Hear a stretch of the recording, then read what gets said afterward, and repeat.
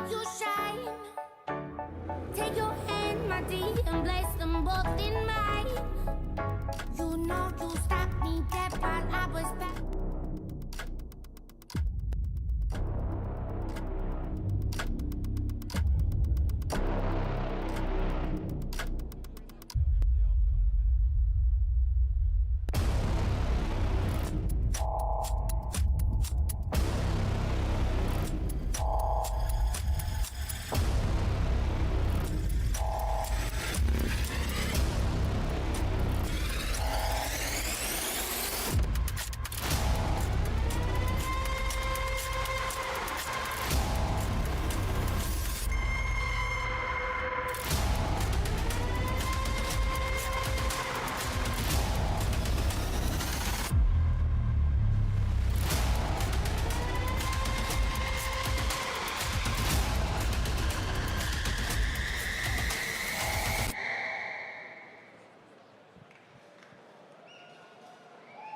Hello and a warm welcome to Versus Fight Night 11 live from the Heartfelt Arena in Pretoria, South Africa for another incredible night of action coming your way. Joined by Joel Smith and Cameron Simon. Cameron, first off, setting attendance records again in our very first event of 2025. Can we just quickly, hello? Can we just quickly hear the attendance record here tonight for Versus Promotions?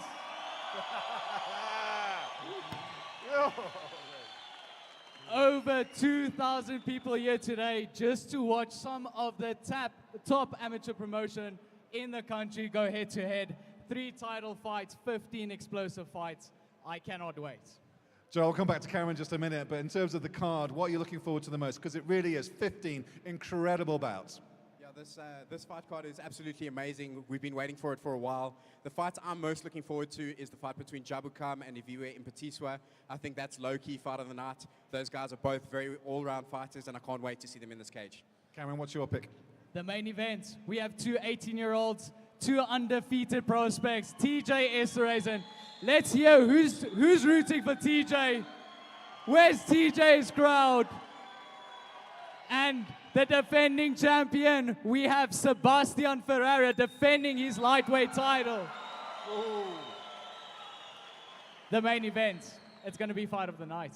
Talk about setting records here. Just give us an idea of what we can look forward to in all the different formats. Just not just Murabur, but versus, from the pros to the amateurs. What we're looking forward to most in 2025? In 2025, we will be hosting 9 events, including Murabur 2, happening in September. Who was at Murabur? Can I just quickly hear who was at Murabur 1? We have 9 events coming your way, with the next event happening on the 1st of March. That headline will be revealed very soon. Well, guys, without further ado, let's get the action underway. Versus Fight Night 11. The action starts right here, live from the Heartfelt Arena, Pretoria, right now.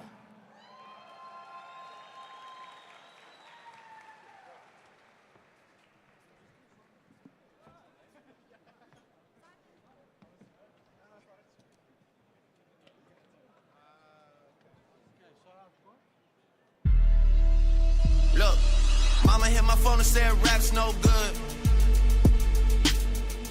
Better than telling me the check's no good. Now they wanna act like I do no good. Funny cause I really did more than I should. I made a decision last night that I would die for it. Just to show the city what it takes to be alive for it. Can't get me on the line, so they hang me out to dry for it. You know 40 wants peace, but I'm down to cut ties for it. And I can't sleep these days unless I take one. If they don't have a story these days, they'll make one. Life is always on, man, I never get a break from it. Doesn't matter where I go, I can never get away from it. Give me loyalty and I don't gotta pay for it. Same way bread's gotta break for it. Keeping people Triple C's. If you ever cross that line, I guarantee you there'll be nothing to save ya. I got a whole bunch of gorillas ready to pull the trigger, and we out for that paper. Coming from a life of crime.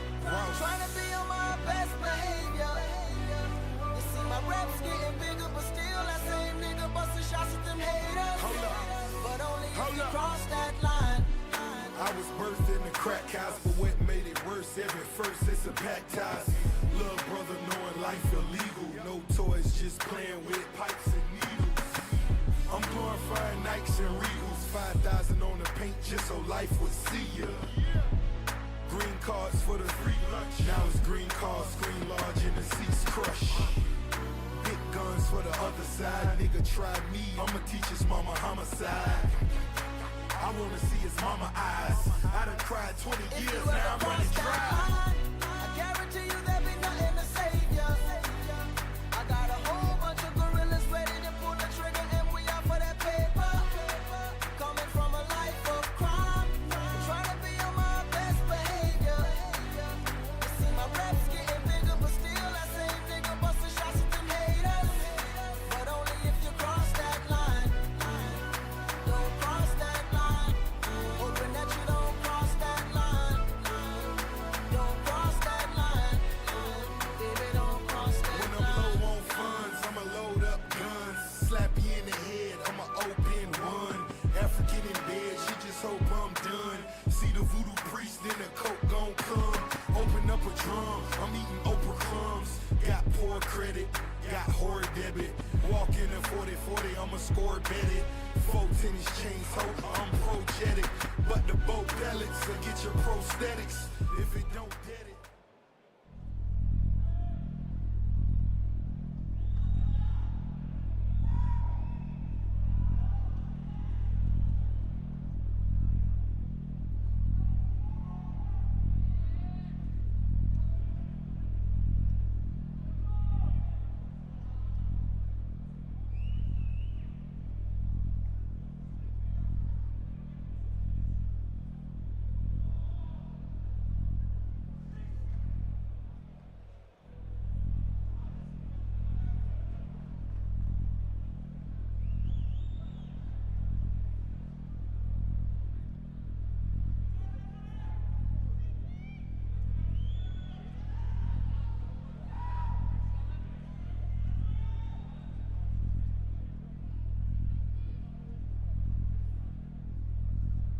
Ladies and gentlemen, our first bout of Versus Fight Night 11 is 3 rounds in the middleweight division.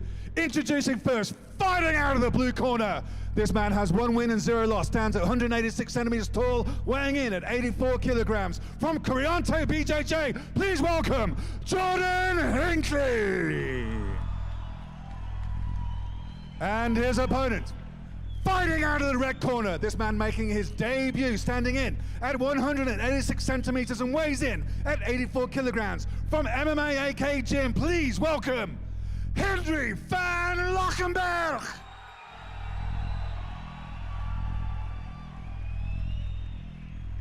And your referee when combat commences is Mr. Cobus Throw.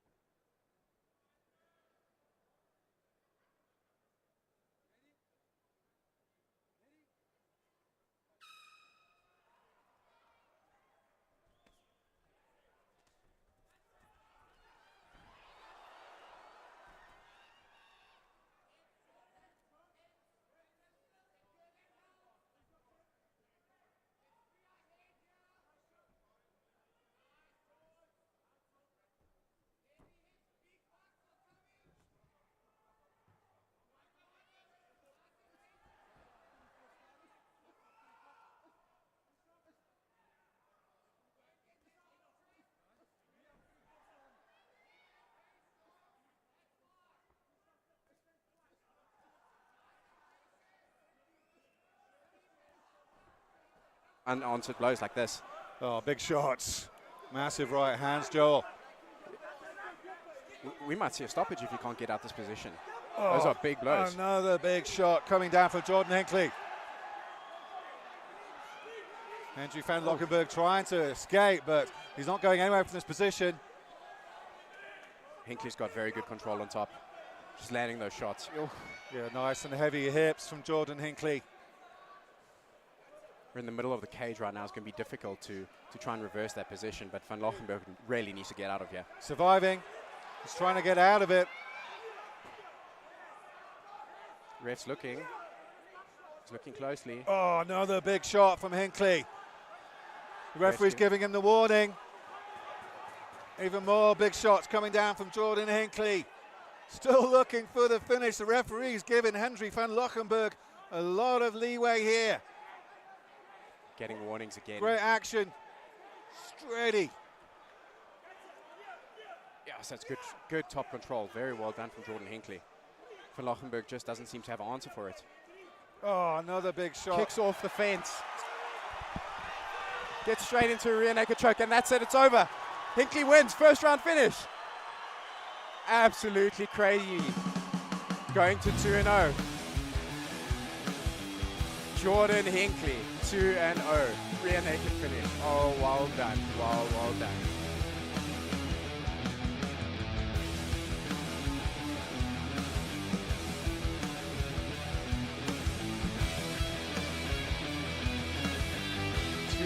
Two first round finishes. Looks like he's a good talent.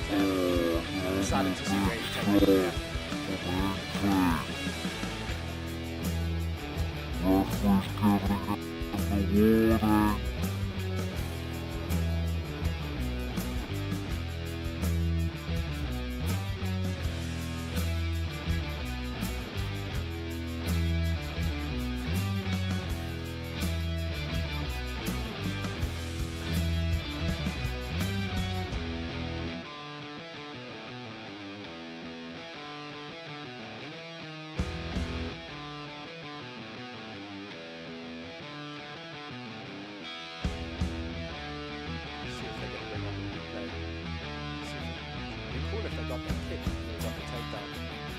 Very well done from Jordan. Ate that kick nicely, got on top. And that was all she wrote. Very comfortable on top there.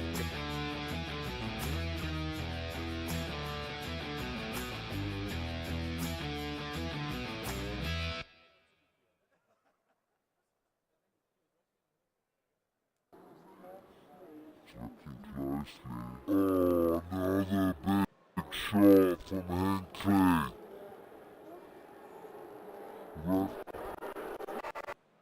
Gets straight into the rear naked choke, then that's it, it's over. Hinckley wins first round. Gets straight into the rear naked choke, then that's it, it's over. Hinckley wins first round finish.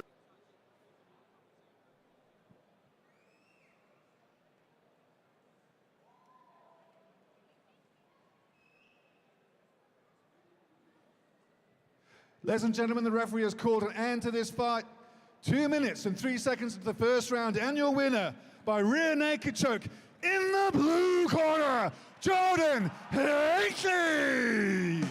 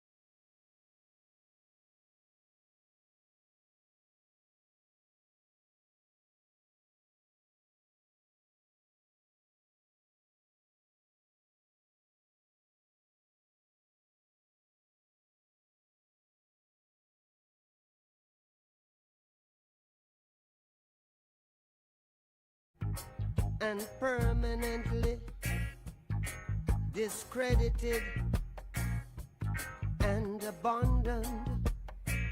Everywhere is war. It's a war that until they're no longer first class and second class citizens of any nation, until the color of a man's skin is of no more significance than the color of his eyes. Miss a war that until the basic human rights are equally guaranteed to all without regard to race. This a war that until that day, the dream of lasting peace, world citizenship, rule of international morality will remaining but a fleeting illusion to be pursued, but never attained. Yeah, sending this one out to my man Killer B. No doubt, indeed. Without weed, you know what I'm saying? That old real shit. There's a war going on outside, no man is safe from. You could run, but you can't hide forever from these streets that we done took. You walking with your head down, scared to look. You shook, cause ain't no such things as halfway crooks. They never around when the beef cooks in my part of town. It's similar to Vietnam. Now we all grown up and old and beyond the cops' control. They better have the riot gear ready, trying to back me and get rock steady. By the Mac 1 double, I touch you and leave you with not much to go home with. My skin is thick, cause I'll be up in the mix of action. If I'm not at home, puffin' live, relaxing. New York got a nigga depressed, so I wear a slug proof underneath my guest. God bless my soul, before I put my foot down and begin to stroll into the drama I built. And all unfinished beef, you will soon be killed. Put us together, it's like mixing vodka and milk. I'm going out blasting, taking my enemies with me. And if not, they scarred so they will never forget me. Lord forgive me, the Hennessy got me not knowing how to act. I'm falling and I can't turn back. Or maybe it's the words from my man Killer Black that I can't say, so what's left an untold fact. Until my death, my goals to stay alive. Survival of the fit, only the strong survive. Yo, we live in this till the day that we die. Survival of the fit, only the strong survive. We live in this till the day that we die. Survival of the fit, only the strong survive. We live in this till the day that we die. Survival of the... Ladies and gentlemen, our next fight is 3 rounds in the versus featherweight division. Introducing first, fighting out of the blue corner. This man has 2 wins and 3 losses. He stands 173 centimeters tall and weighs in at 66 kilograms. From Mighty Warriors, please put your hands together for Julius Ntsasa. And his opponent, fighting out of the red corner, this man has 2 wins and 0 losses. He stands 164 centimeters tall and also weighs in at 66 kilos. From the House of Tinkerbell, Joshua Heyden. And your referee when combat commences is Mr. Jimmy Van Winkle.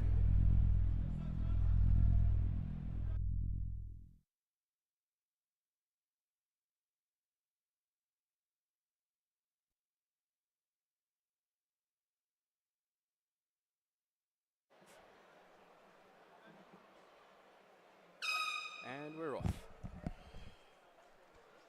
Julius with a nice jab. Ntsasa were trying with a low kick. Coming forward is Joshua. Nice right hand from Heyden. And Ntsasa goes down to the legs. Nice show of sportsmanship there after the low kick. Joshua Heyden is hitting quite hard. He looks like he's got a lot of power there. Julius is seasoned. He's been here before. Background in kickboxing. Oh, big takedown for Joshua. Massive takedown. Gets him down on the fence. He's trying to pass to side.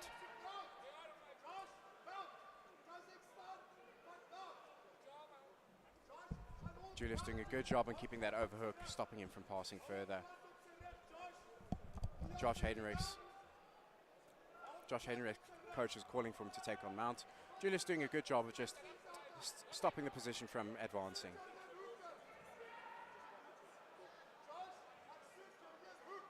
Looks like Josh is gearing up for some ground and pound over here.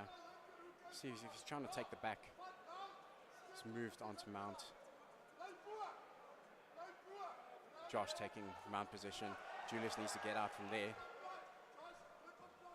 Josh has some good top control over here. He's done well. Julius seems to be building his base back up. Will he get up from here? And Julius is on his feet. Throws a nice knee in the clinch there.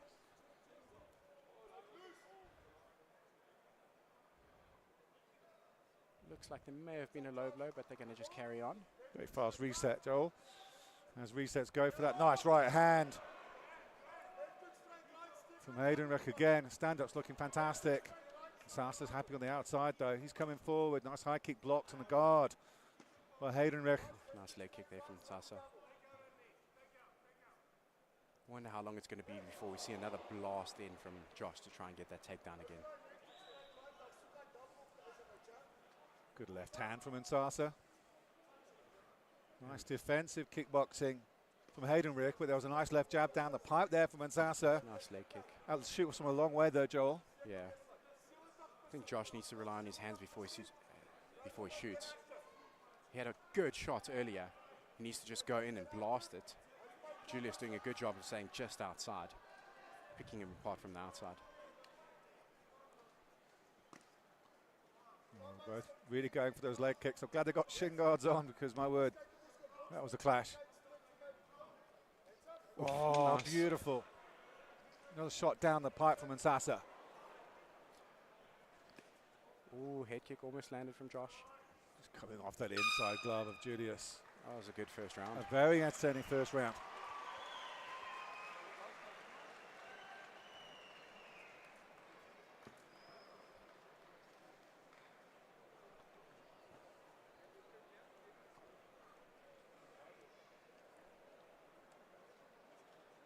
Coach JP giving some nice instructions to Josh there in the corner.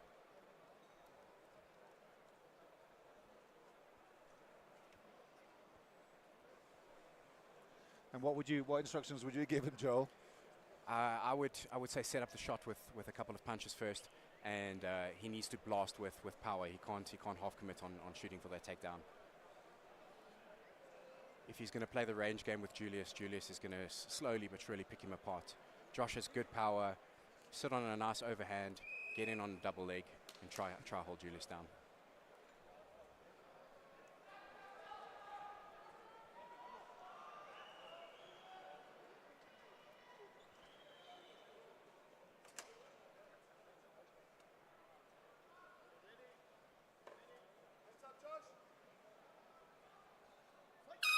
Round two and we're off.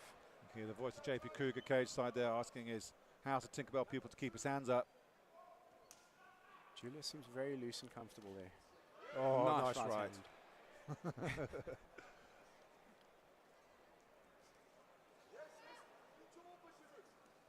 So in those interactions where Josh gets in, that's what he needs to do.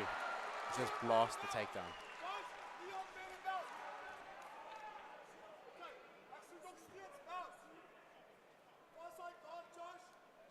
So asking to pass the guard is JP Kruger. Good head control from Heydenrich. Julius trying to get half guard to try and build a base from there. Josh passes to side control. Looks like Josh is going to try and take the back over there. Julius wise to it, turns in.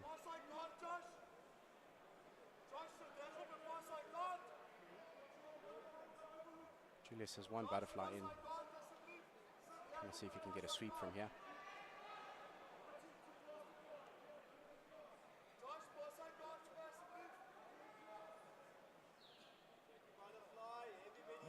Good defense from Ntsasa so far. Heydenrich hasn't been able to pass that much, and he's getting back up to his feet again. Is Ntsasa like that first round? Heydenrich doesn't like it. He's trying to get the takedown again. He's got the double clasp. He's got the double leg.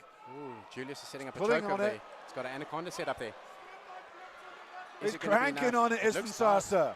That'll be sensational if he gets a tap from here. Heyden doesn't look too bothered there, Joel. Yeah, Julius needs to try and cut the angle, but it does look tight. It looks deep. Full guard on the DOS. Yeah, so Heyden is doing a good job of keeping his left hand behind the back. That's stopping the choke from being, going tighter. It's going to be tough to finish with that arm in that position. And Ntsasa continues to crank on it. Is he going to blow his arms out here? He's just got less than a minute left now in the second round. Oh, it looks like, he needs to be careful on gassing his arms. It looks like they were starting to gas a little bit. He's going to try and move to something else now. Gets up. The crowd love that. The crowd applauding Ntsasa. With nice knees from Josh. Julius needs to try and get that left arm in to try and face him, see if he can turn him on the cage, create some separation. Oh, nice knees from Ntsasa. Heyden complaining that was a low blow there. I think it was that first one. 20 seconds left in the round, but he's got 5 minutes to recover from this. I'm not sure it was low, but obviously I'm not in there. I come off the fence these days, Joel. I've got to be honest with you on these low blows. It looked legal to me, but certainly Joshua felt it. Yeah. But stiff lefts. Inside from Ntsasa, goes up high this time. Oh, another beautiful left from Ntsasa. Coming in with a big right is Joshua. And we see a third round. Yeah, I agree with the low blows. It's an easy out. I feel like there needs to be a little bit of pain, and you've got 5 minutes to recover. It's Thing is, I'm going around a piece on the scoring at the moment. I think it's really tight. I certainly think Joshua took that first round, but I think in terms of some of the more telling blows in the stand-up in the second, as well as the offensive grappling off his back, I think that Julius took the second round. Third round's all to play for. You got 3 minutes now. Yeah, very entertaining fight.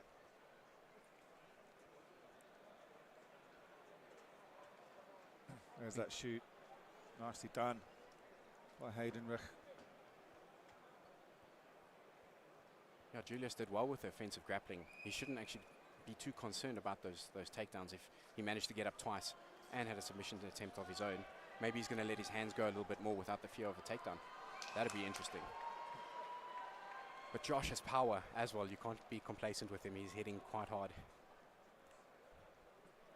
And the fighters are very sweaty. We're here in the middle of the high felt summer, just glorious outside. But so for the fighters, not so much, not sweaty, but that's part of the attraction of African MMA to me. Oh, straight in on the takedown. Julius gets a sprawl, fights back up. Oof. Looked like a nice right hook landed in that exchange. Second bite of the cherry for Heyden.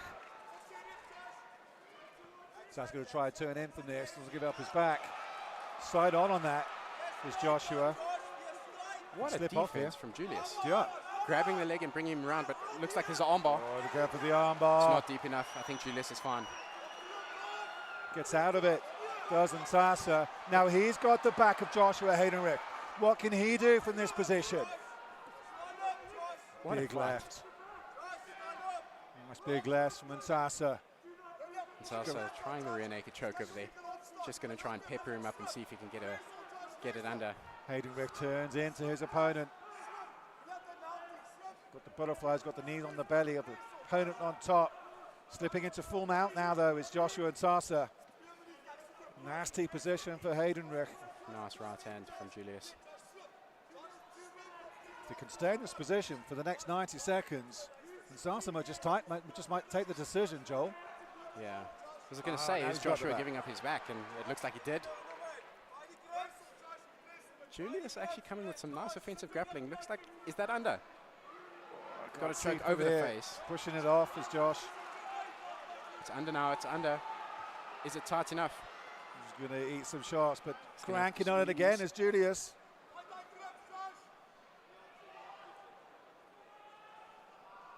That looks very He's tight. tapping, he takes it. Julius Ntsasa takes the tap. Rear And naked Joshua choke. Heyden.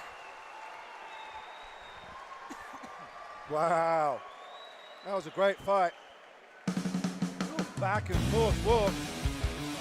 2 minutes 50 into round 3. Again, it goes to that thing about people saying about Athletic Warriors that they're just a kickboxing gym. Yeah. And they are starting to tap people out, Joel. Yeah. Even in amateurs. With a coach like Botha in his corner, he'll have good chits. It's insane. I wouldn't have called this as a finish, but very well done to Julius. Very impressive. It was a nice show of respect between the fighters after that. Very nice show of respect. Well done, Julius, man. Getting it done over the House of Tinkerbell. Good job. Taking it to 3-3. He's going to be a serious contender in this division. He has fought the likes of Liam Schulze, who's former champ. And that went to decision. So I wonder how long it's going to be before we see Julius maybe on the main card or looking at a title contender.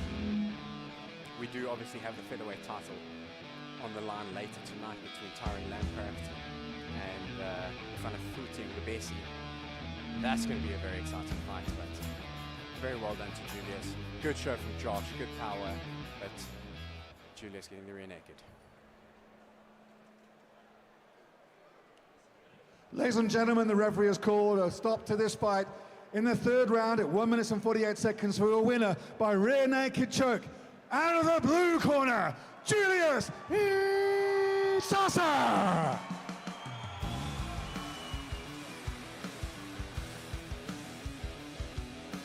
Just taking in the spoils of victory.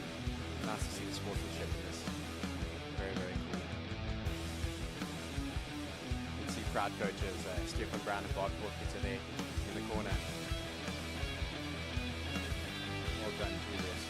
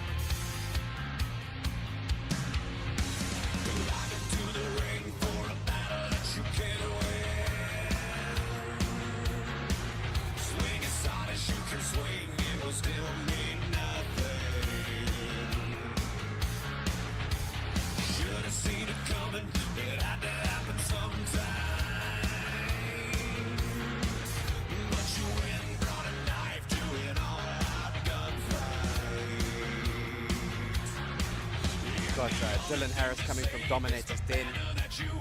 The very experienced coach of Cedric Daoel in his corner, making his debut at Versus, making his MMA debut as well.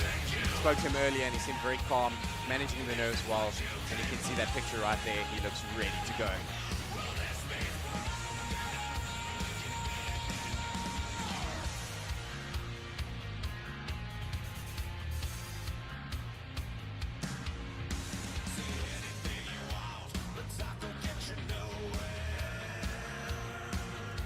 Very exciting to see what Versus is doing and bringing in new talent. You see there's quite a few debutants at Versus on this card, and Dylan Harris coming in, I'm very excited to see what he's going to do.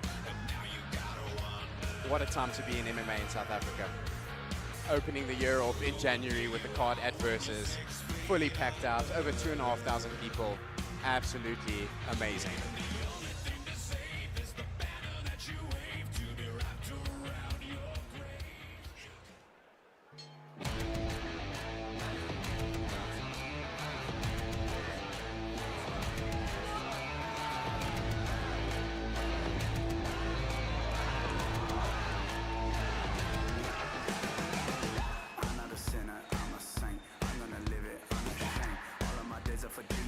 Next up, we're welcoming Ronaldo van Heyden.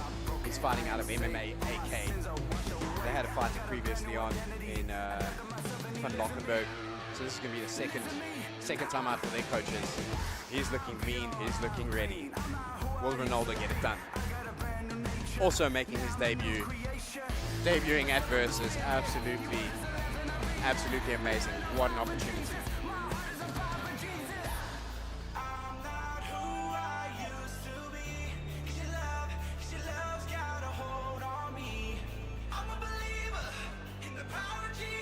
So exciting when you have debutants fighting, because the first 30 seconds to a minute is generally it's chaos.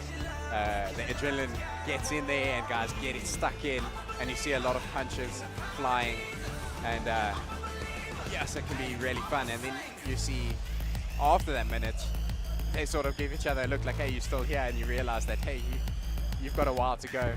Let's see how well they're going to do in managing their gas tanks. But both guys looking absolutely amazing. Our next bout is 3 rounds in the Versus welterweight division. Introducing first, fighting out of the blue corner. This man is making his debut and stands at 182 centimeters tall and weighs in at 77 kilograms. From Dominator's Den, please a warm welcome for Dylan Harris.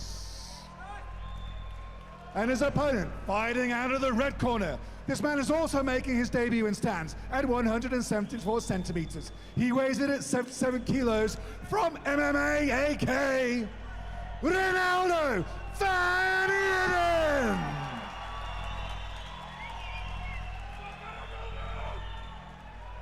And your referee when combat commences is Mr. Bobby Karagianidis. It's nice to see the young guys coming through. I mean, 22 and 24 to be getting into the sport. It's very, very good. I think I only had my first fight at 26.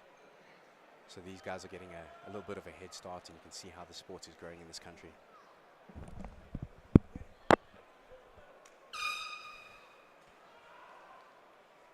And we're off. Nice little glove tap in the beginning.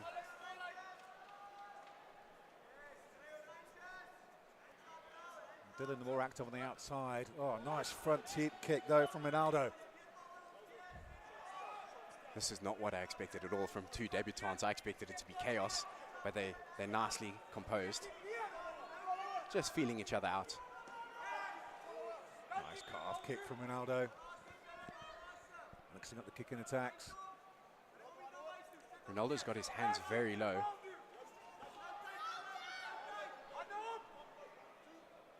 His coach is shouting, get your hands up. Dylan seems comfortable to be dancing on the outside. Not checking out inside leg kickers, Dylan Harris. Oh, nice right shot as he enters the pocket. Dylan Harris, they're clinching up. Good knee from Ronaldo van Heyden. Good takedown from Dylan Harris. In a half guard.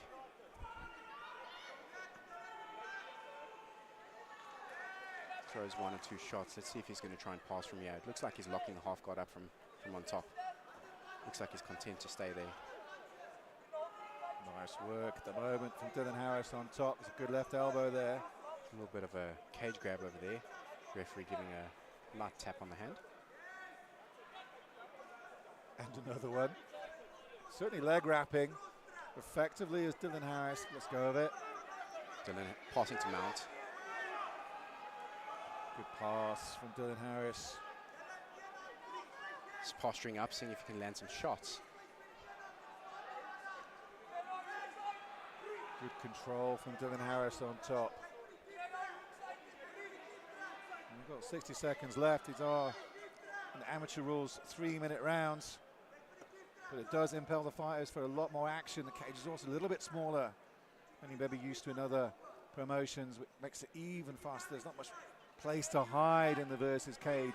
Dylan using that nice cross face to try and posture up and land some shots. He's landing some shots now. Ronaldo just grabbing, doing a good job to stop him from landing some more punches. Very difficult position for Ronaldo to be in right now.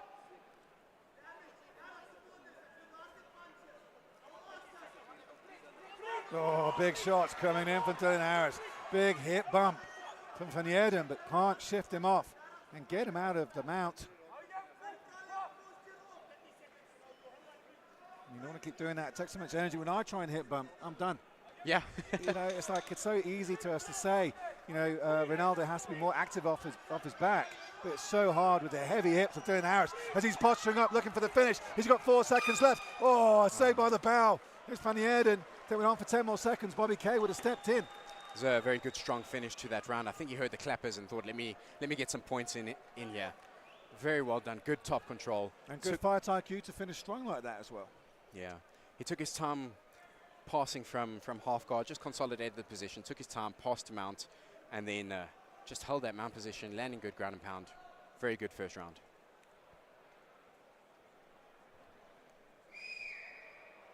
Well, plenty of action coming your way here tonight versus Fight Night 11.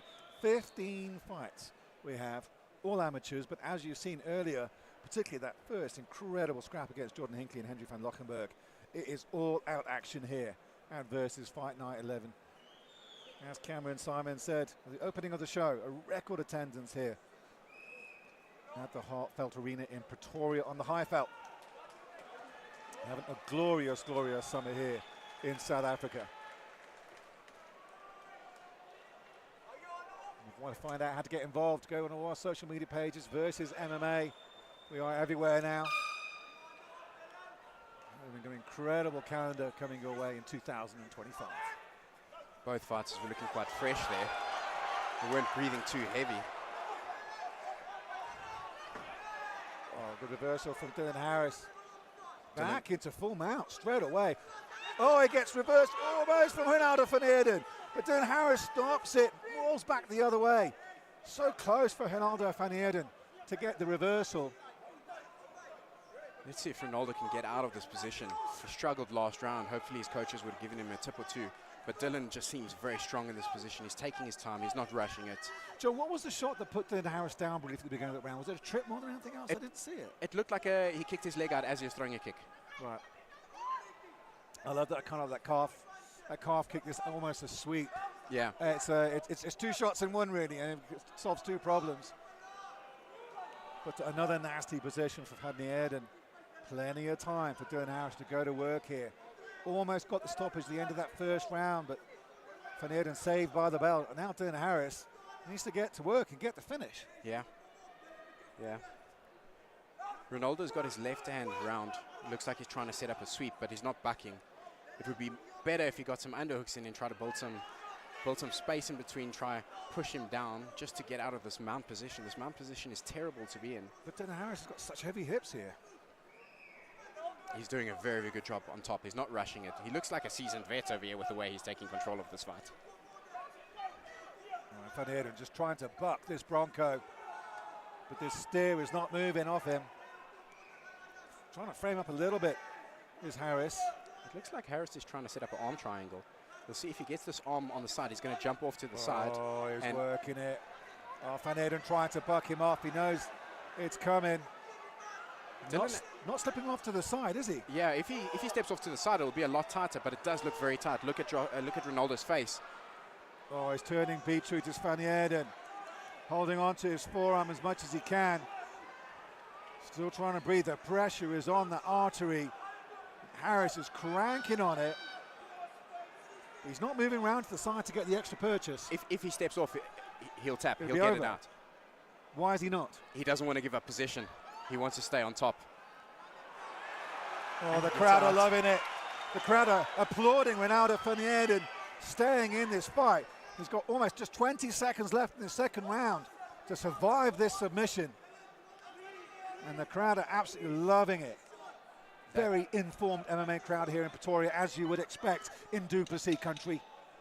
Yeah. That choke was really tight. Even though Ronaldo got out of it, I'd like to see what the effect is going to be later on in the fight, because he was struggling to get oxygen to his brain there. You could see that his whole face was going purple. Ronaldo van Heyden is made of stern stuff. Certainly a man fan style by surviving that arm triangle. Whoa. A lot of people would have tapped in that position. A lot of people would have moved down to the side and taken the risk, Joel, perhaps. I mean, Dylan Harris is looking sensational when he's in top, in full mount, those heavy hips. but would you not go for broke? No, you would go for broke, especially if you've showed such a strong wrestling game over your opponent. If you've dominated him so well on top, take the risk and see. I mean, at the worst is you're on bottom. Maybe you can get out. The finish is there. Go for it. That's a great fight. It really is. But now Ronaldo van der Heyden is going to come out all guns blazing. Yeah. So just going back to the trip earlier, it looks like Dylan threw a kick and actually ended up losing balance. Yeah, I think just Van der Heyden didn't check it, and he's rather sturdy, timber-legged. Van der Heyden man wouldn't go down, and it put Dylan Harris off balance. And then when he went down to the ground, Dylan Harris got him down. Van der Heyden almost reversed him. Oof, Ronaldo's arms are very wide. He's inviting a kick to those ribs. It's a leg kick was a nice right from Van der Heyden. He's coming forward. He knows he has to look for this finish. Big shots from Van der Heyden. Hunting for the takedown. Is over the neck, jumps the guillotine. That looks tight. That looks tight. He's locked up the guard. He's pulling on it. It is in so deep. He's cranking on it. It's Van der Heyden. It'll be a sensational come from behind win if he takes the tap for Dylan Harris. Yes, he's looking close. Dylan Harris is grimacing as he's still in it. He's able to breathe. Van der Heyden still cranking on it. It's not readjusting in it, it's Van der Heyden. Does Ronaldo have enough gas in his arms to actually get the finish over here? He needs to change the angle. He needs to get his elbow a little bit more in. I don't think he's going to get a finish from here, but he might gas his arms out if he doesn't adjust the angle. But letting go, he will give up that position. And Dylan Harris will be in his guard. Dylan doing a good job reaching with his right hand, trying to just get some counter pressure on the squeeze from Ronaldo. Readjusting now is Ronaldo van der Heyden. But looking relatively out of danger now is Dylan Harris. Both these lads finding themselves in very deep submissions in this fight, and somehow both are able to survive. Ronaldo grimacing from that squeeze. Wow, the crowd love it. Dylan Harris escapes. So Dylan was doing quite well on the stand-up there. He grabbed the guillotine, he took guard. It was close, it was almost on, but he's now stuck at bottom. Well, don't listen to me, folks. I was there asking him to take a risk. Hey, don't be silly, jump for Gilly. And he did, yes, exactly. Dustin Poirier would be proud. Classic. Classic, got to be careful of the triangle. Dylan Harris playing in the guard now with Van der Heyden. He's got that rubber guard up, he's got the body lock on now. He's got the arm, that's Van der Heyden. It's not extended though. You can hear the MMA AK team shouting out instructions in his own corner. There is Ronaldo van der Heyden. Defended the armbar well as Dylan Harris. It's a very tricky position to be in for Harris. You can't get triangled, you can't get armbarred, but you need to get out of the position at the same time. He's got 20 seconds left now as Van der Heyden. If he pulls this off, it would be something sensational. No, Dylan Harris pops out. Into side control. Again, Dylan Harris escapes. Van der Heyden looking a handful off his back. Yeah, throwing some knees to the midrib. I mean, he's a beast if you're in his guard. Not so much if you're fully mounted, but then that's the case for everybody, isn't it? What a fight. Very good fight, wow. Sure. Goes the distance. Both guys in very, very tight submission, seeing it through. Just showing how much heart they have, not giving the tap. Love that fight. Oh, very, very cool. Fighters looking a little bit tired afterwards, as you would be. 3 rounds of war. It's absolute draining effort, but very, very well done. Doctor's doing a good job there, checking that the fighters are fine afterwards, looking after the athletes here at Versus, making sure everyone is okay. That look says it all. He is tired. Dylan looks good as well. Both guys, deep breaths, just trying to get some energy back as they await the judges' decisions. Both guys debuting 0-0. That was a very, very good fight for debutants. Very, very well done.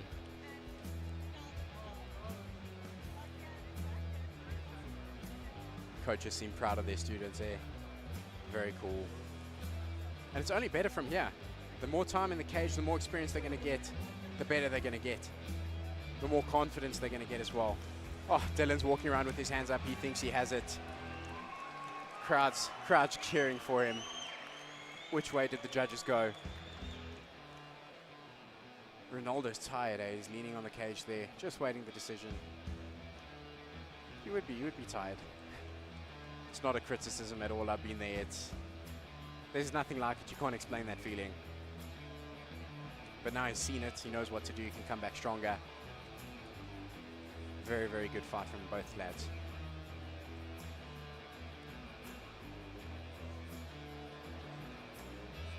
The judges taking their time with the decision over here.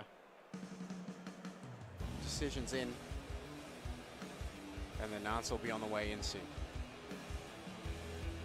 What an amazing opportunity to debut at Versus. I mean, to be in front of a crowd this big, to be at a stage this refined, absolutely amazing.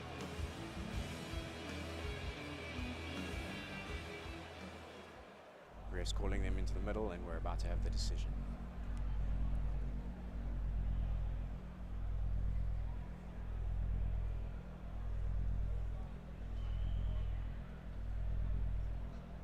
Ladies and gentlemen, after 3 rounds of incredible action, all 3 judges score it 29-28 for your winner by unanimous decision. In the blue corner, Dylan Harris. Dylan Harris taking the win. Very strong 2 rounds. The first 2 rounds, in my opinion, he did extremely well, getting on top, just controlling it, almost having the submission. Did well in the 3rd round not to tap to that guillotine. It was quite tight. Saw it to the end of the fight. Good fight, Dylan. Congrats on your win. Well done, man. The smile on his face says it all, eh?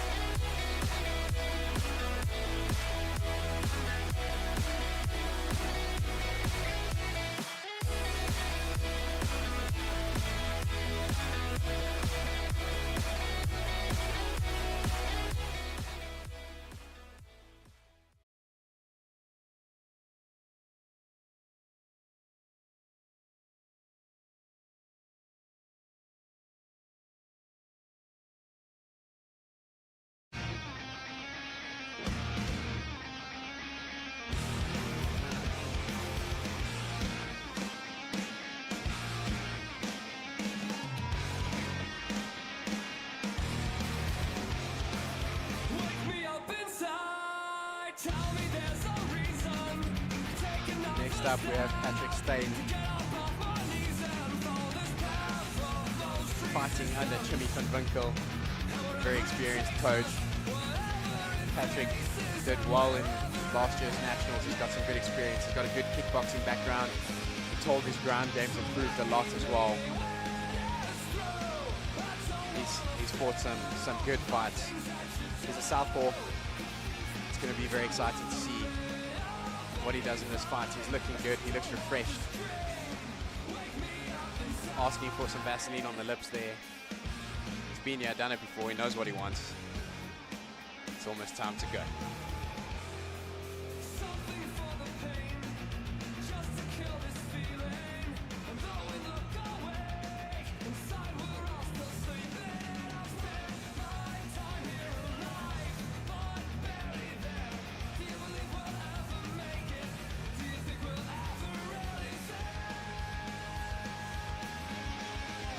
Takes a knee as he enters the cage. ready to go. Skipping around the cage, just making sure he's familiar with the distance. He's looking good, he's looking in shape. Last I saw him, he was fighting at welterweight. He's come down now to lightweight. Excited to see the performance he's going to put on today.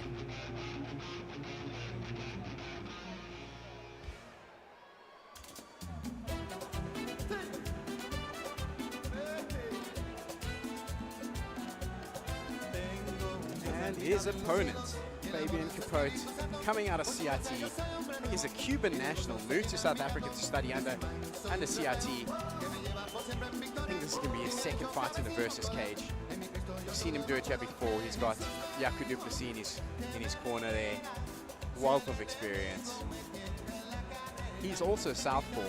It's not often you see two southpaws fighting each other at this stage of their careers. Did very, very well in his last outing as well. He's got a very good striking game, very solid left hook. He's got a good ground game as well. He's he's got a challenge in front of him with Patrick Steyn, and it's exciting to see what's going to happen over here. He's looking very calm, ready to go, just taking in the moment, looking at the crowd,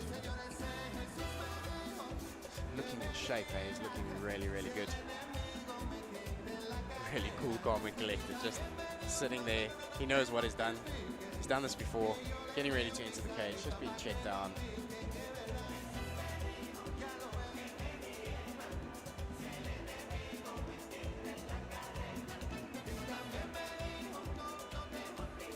Enters the cage so casually, so cool.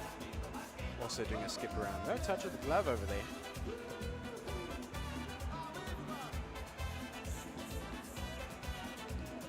Listening to his coach in the corner.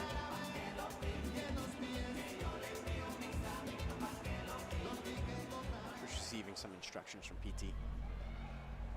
Referee PT. Ladies and gentlemen, our next fight is 3 rounds in the versus lightweight division. Introducing first, fighting out of the blue corner. This man has 0 wins and 2 losses and stands at 178 centimeters. He weighs in at 77 kilograms. Fighting out of Fight Street MMA, Patrick Steyn. And his opponent, fighting out of the red corner. He has a record of 1 win to 0 losses. He stands 175 centimeters tall and weighs in at 70 kilos. Fighting at a Team CIT, Fabian Capote.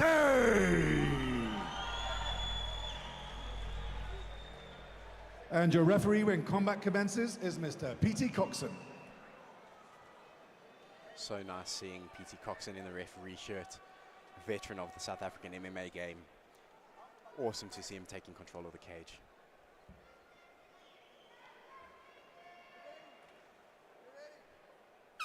And we're off. We've got a nice glove touch. Both guys starting out in southpaw. Wonder if they both expected that. Capote taking the center, keeping Patrick on the outside. Steyn hitting a couple of jabs. Capote with that big left hook. Left, right. Massive left hook to open that combination from Fabian. And Patrick finds himself around the outside now. Eyes wide for Steyn.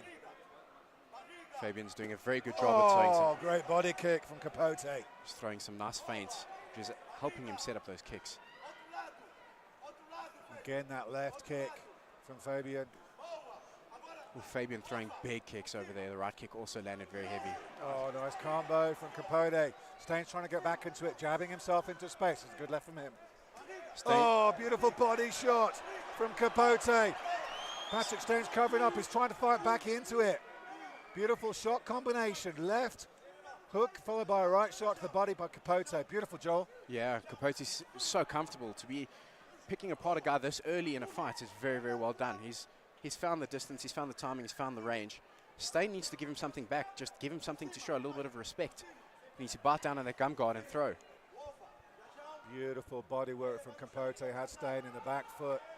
Capote wouldn't let him off the hook. Came forward, hooks to the gut repeatedly. Steyn's right hand has dropped low a little bit there. Decent right jab there from Steyn. That's what he needs to keep coming out. Put Capote on the back foot for the first time in that fight, that right jab. Needs to keep pumping that one out. Left kick off the guard. Capote hunting down here. Wonder if we're going to see a takedown attempt from Steyn, just to try and change up the sway of things. He takes the center and then he gives it back to Fabian. There's that left body kick again from Capote. Goes down low this time, misses with a right hook. Oh, Nice nasty leg kick. Really getting behind the calf. Good technique from Capote. He is looking, oh, beautiful left from Capote. Steyn ate it though. Spinning back kick now from Fabian Capote. Capote set that up so beautifully. He hit 2 hard leg kicks. He saw Steyn was ready to check it, faked the leg kick, hit the left hook, lands clean. Very, very well done. Steyn ate it very well though. This lad's got a chin. Just nothing coming back from it. Again, that left body kick for Capote. It really is the money at the moment. There's the takedown, Joel, that you've been asking for. Yeah. Just easily stuffed, however, by Capote. It's a little bit too late on that takedown. He needs to try and implement that a little bit earlier. Just try and change it up a bit. Oh, great round for Capote. In full flow. He is delightful to watch, Joel. I'm so surprised at how well he got the distance and the range and the timing. And he was just able to start to pick Patrick apart. He's fighting at will over here. He's using his feints, using those kicks, the leg kick and the body kick. Where's it going to go? Then you've got the left hook, which comes in like a rocket as well. I wouldn't want to be standing across the cage from him. There's the body work from Capote, just merciless. Coming back, just covered up, did Steyn. Just punches and bunches coming from all angles. Where the shot's going to come back from next. Look, to be fair, Patrick did try and fight his way back into the fight. Where's that big left that you're looking for? Oh, more body shots. It's a different angle from earlier, but and those will pay dividends as well, eh? Just great combinations and good angles from Capote. He has the left hook. Oh, what a shot. Oh, the right just misses. What a chin on Patrick. Yeah. And we're off on round 2. Let's see if Patrick is going to change something. I wonder what advice his corner has given him. Fabian doing a good job on cutting that cage off. He's not letting Patrick circle out round. Very good cage control from Fabian. Look, I'm a big fan of Fabian's coach, Marino Kutendana, in the corner here. But as always, when Marino corners, he's speaking out in Portuguese to Capote, so we've got no idea what he's saying. Yeah. One of the most delightful guys in the fight game, Marino Kutendana. Capote going back to that leg kick, just eating that leg up. Oh, outside this time from Capote. Again outside. Steyn tries to get some leg kicks of his own off. How long is it going to be before Patrick has to swap to orthodox? Because that leg is taking a beating. Yeah, it's welling up behind the knee joint. He's only eating quite a lot of them. Looking for the counters of Steyn, but Capote's movement's causing him the problems. Yeah. Oh, another nasty leg kick from Capote, goes up high this time. That left kick from Capote is just like... Oh, nice right into the pocket. Just keeps firing it like a piston. He's got the range perfectly on it. Patrick has to do something to cross that space. Just change the distance of this fight. Good head movement from Fabian. Using it to set up some feints. Are the hands coming or the legs coming? You don't know. Gets an inside leg kick from once from Steyn.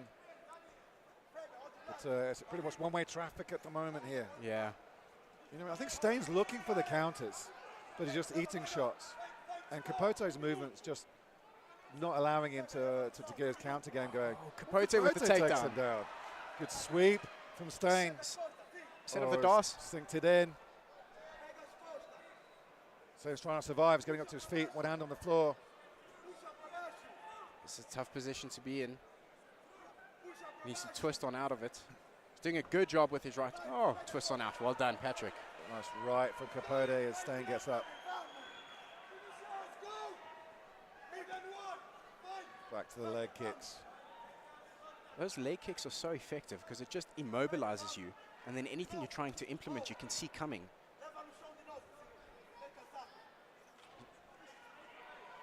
Both overhand rights missing. Patrick trying to work on the jab over there. Capote's head movement is just... Nice right hook to the body.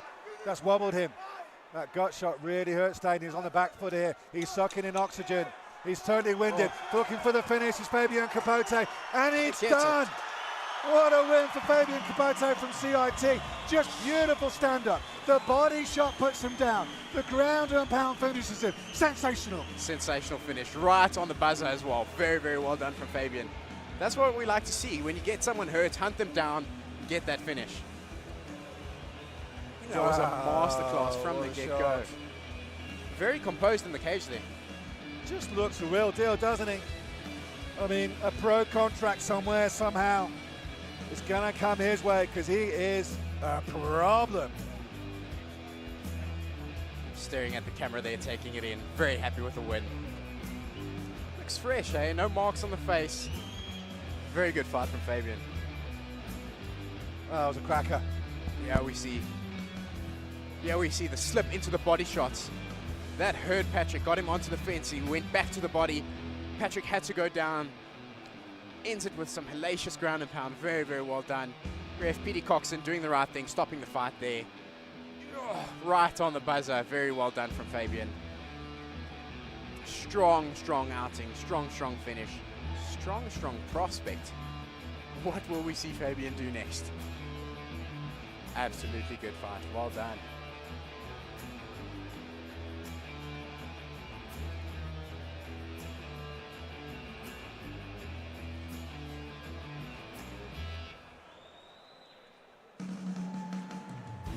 Patrick a little upset with himself over there. It was a good show. Good outing. Always tough when two southpaws meet because generally southpaws have an advantage of seeing an open stance. But seeing a closed stance would have been a little bit foreign for Patrick, but well done, Fabian. Ladies and gentlemen, referee Coxon has caused a stop to this fight. 2 minutes and 55 seconds into round 2. And calling your winner by TKO in the red corner, Fabian Capote.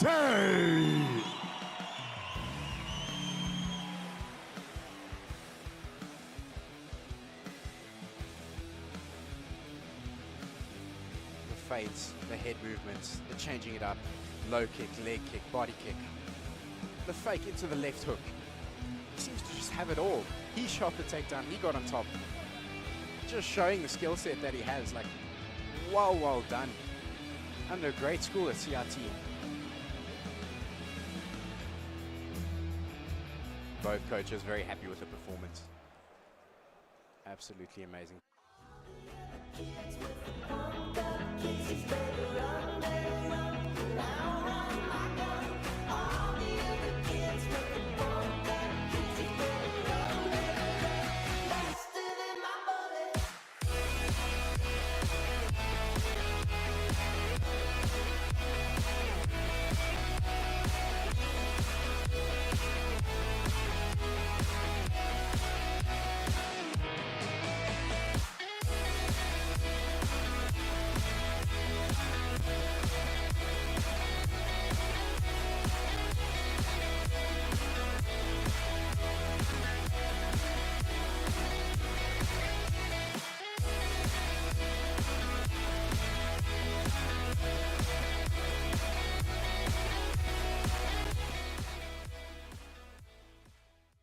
What do we say to the bad spirits? What do we say to crawling spirits? What do we say to the flying spirits? You, come here. Are you sure? Don't worry, I am sure.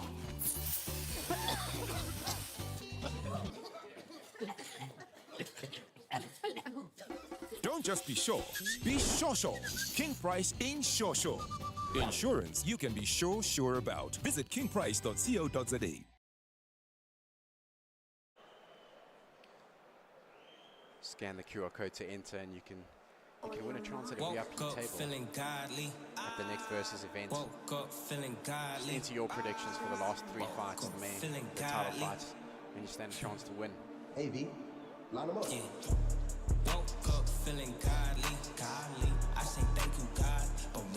Next Next up, we have Rapaelo fighting out of Pandemonium FC. You can see behind him Dwayne Meredith, very seasoned coach. Does a very good job in the amateur field, bringing people up. He's got some good pro fighters on him as well. Tabang, very experienced fighter. He's got a kickboxing background. You see Alistair Kinene, EFC fighter there. So Tabang's comes from a kickboxing background. He's been with Dwayne, he's touched up his ground game, and he's got a very, very complete game. Looking very cool, calm and collected. He looks like he's ready to get in there. He's very explosive. He likes to move forward with his shots. He hits really hard. He's not scared of a wall. This is going to be a really good fight. Also another young one coming up through versus.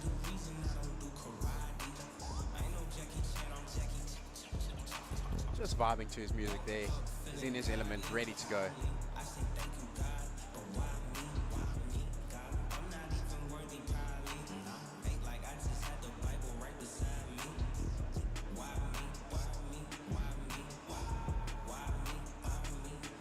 He enters the cage. It's time to go. There you go, switched on, skipping around, just getting a feel. Feeling the fence.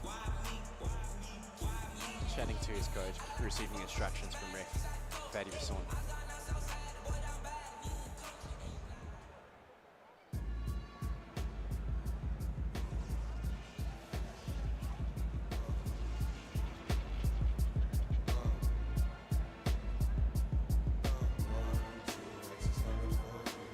Next comes out Tida, fighting out of Fight City Gym.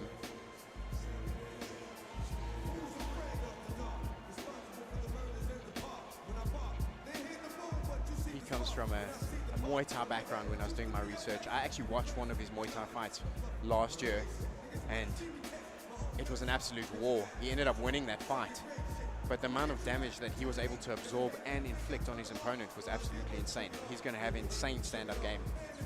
He's going to have a never say die attitude. He's going to try and walk through the shots. It's going to be a very good fight. At Fight City Gym, you'd expect him to have a good ground game as well, under the likes of DeMar Pena. Very excited for this fight. This is also a very, very good matchup in the Bantamweight division. I think in the Flyweight division. We'll hear now.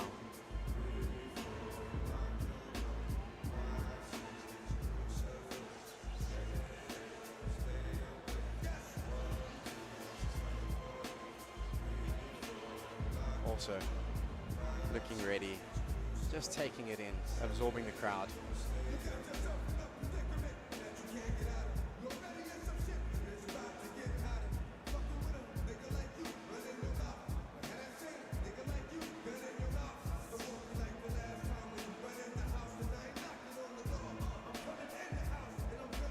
He's got Ntando Zondi in his corner, does David Tida. That's a versus veteran, now EFC fighter as well.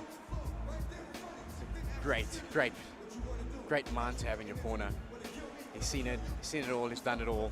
Good experience to lean on. David also just skipping around, gives a nice glove touch. We're ready to go.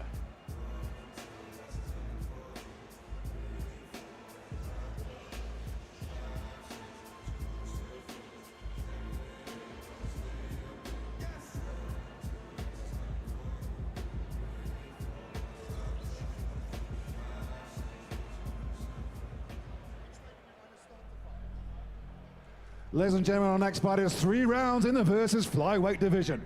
Introducing first, fighting out of the blue corner. This man is undefeated with 2 wins and 0 losses and stands at 172 centimeters tall. He weighs in at 57 kilos. Fighting out of Pandemonium FC, please welcome Tabang Rapaelo.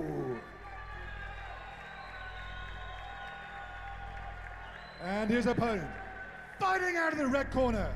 This man has a record of 3 wins and 2 losses and stands at 172 centimeters tall.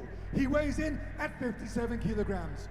Fighting out of Fight City Gym, David Tida.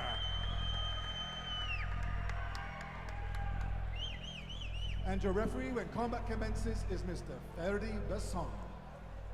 David definitely not shy of the lights, taking in this moment, just absorbing all the shots the crowd has to give for him.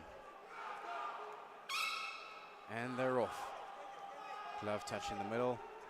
Both throw inside leg kick, clashes in the middle. Tabang using some feint head movement. Tabang lands a nice left hook. David landed with a jab at the same time.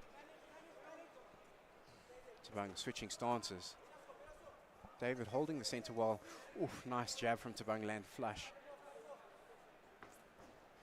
David takes a kick, ends up slipping. Tabang throws a nice knee in the clinch over there. David's got Tabang on the fence. Tabang reverses the position on the fence, throws a knee of his own. Oof, nice knee from Tabang. Well, good clinch work from both fighters, Joel. He's got that overhook. On the one side is Tabang Rapaelo. Oh, David landing some nice knees in the clinch there as well. Great to see the technical level of these amateurs in the clinch work up against the fence. Certainly going to test their cardio. Three-minute rounds in the amateur rules here. But these lads certainly do give it anything.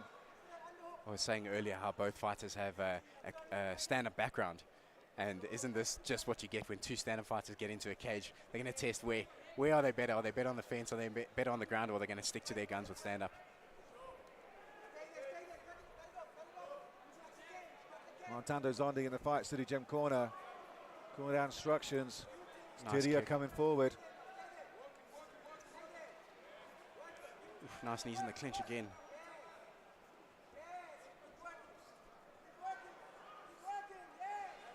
Oh, big shots from both. Good left off the fence from Tabang. Good leg kick as well from him. David checks that one. Oh, big swings. There was a nice left jab there from David, but he's a big right hook from Tabang. Nice front kick from Tabang. Superman punch. Good head move from David coming in. Good guard though from David. From Rapang. Both fighters looking very comfortable in the cage right now. Tabang on the outside this time. David looking for different flavors. Good head movement from Tida as he comes in. I was just going to comment, his head movement is very, very good. Makes it very difficult to hit him. No, he's complaining of a low now. Low blow now as David Tida. Is it a low blow or is it a cup malfunction? I don't know. I'm not going to go in there and check right now. Talking about checking, that was a nice check there from David. He's coming forward, gets an inside leg kick of his own. Tabang comes forward. Nice big right hook, misses. Oh, nice combination coming forward from Tabang Rapaelo. Oh, beautiful nice right from Tabang. Oof, nice knee as well. Oh, and another big right hand. Oh, and he looks to finish as well. Rapaelo certainly likes Tabang. Yeah, 100%. I see what you did there.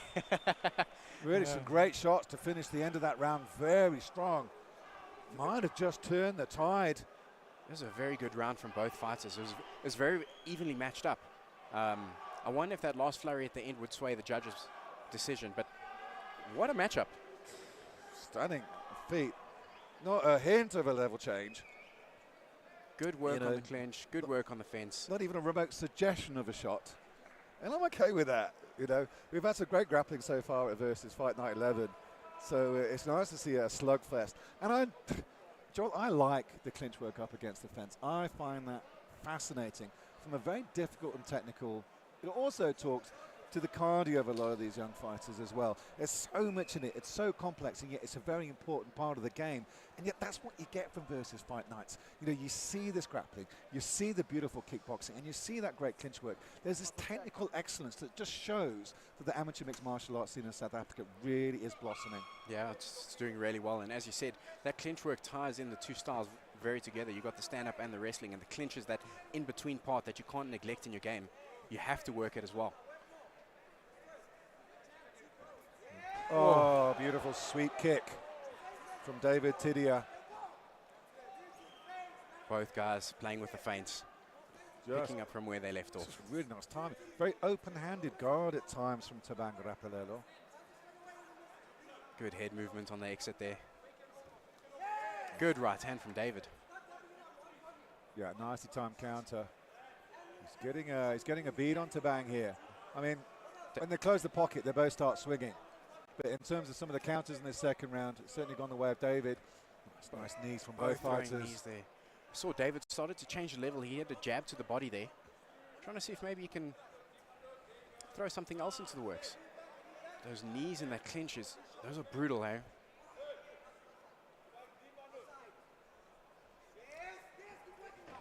David trying the outside trip to get the takedown. He gets the takedown. The overhook on the one side wasn't enough for Tabang to defend the takedown. Tabang straight up to his feet. Just well to pop back up. Oof, that right hand just missed. Oh, it's a nice right at the end of that combination from David. But it's Tabang coming forward. Nice little short left from Tida. Back to the clinch. Some nice open hand strikes from Tabang there. Tida going for the takedown again. Outside trip. Is he going to get it? Good takedown defense from Tabang. Reverses the position on the fence. Is he going to try a takedown of his own now? Ref just checking if that knee was a little bit low. It looked like it could have been a bit low. I think the cup did its job there. Low was certainly low, but the cup did its job, and I don't think David complained too much, but good check by referee Basson. And we're right back at it. Oh, nice right roundhouse from Tabang. Eats a nice little left from David. David's corner asking him to go forward. Put a bit of pressure on Tabang. Both exchanging leg kicks. The right cross from Tabang just misses. Again, nice leg kick check by David, though. Gets inside this time, does Rapaelo. Tabang firing a 1-2, just missing with the right hand. Throws a high kick. Nicely blocked from David. Nice leg kick there from David. Oh, nice 1-2 from Tabang Rapaelo. Oh, another right as well. Puts David off balance, does Tabang. Another strong finish as well from this young lad. Yeah, it was a solid knee from David at the end there in that clinch. But Tabang, yes, the last 10 seconds, it looks like he comes out strong, just trying to see if he can sway the judge's opinion and try and win that round. Just a great two-piece combo, 10 seconds towards the end. There's that beautiful sweep kick. It's a very tough fight to judge, hey? I wouldn't want to be a judge in this fight. It's very close. That right just short from Tabang. Good left from David as he exits the pocket. That cross just missing from Rapaelo. Really great fight. Tando Zondi from Fight City Gym in the corner of David Tida. This young man 3-2, coming up against the undefeated Tabang Rapaelo from Pandemonium. Tabang up and ready to go. Just getting wiped down by He's got a big grin on his face as Tabang Rapaelo. He likes the fight. He likes the bang. He likes the war. He likes it. Yeah.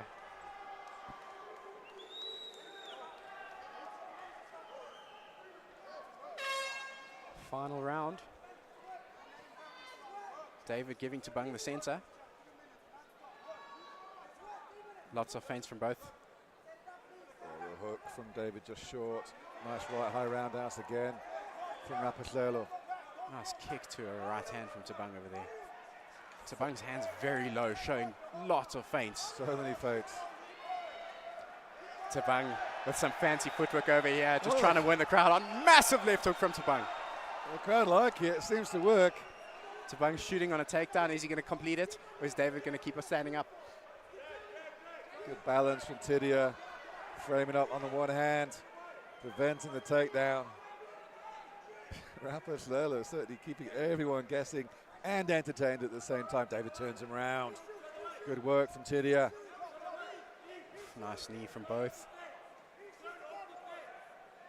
So there's been some really good clinch work in this fight. I'm impressed from the clinch work on both fighters.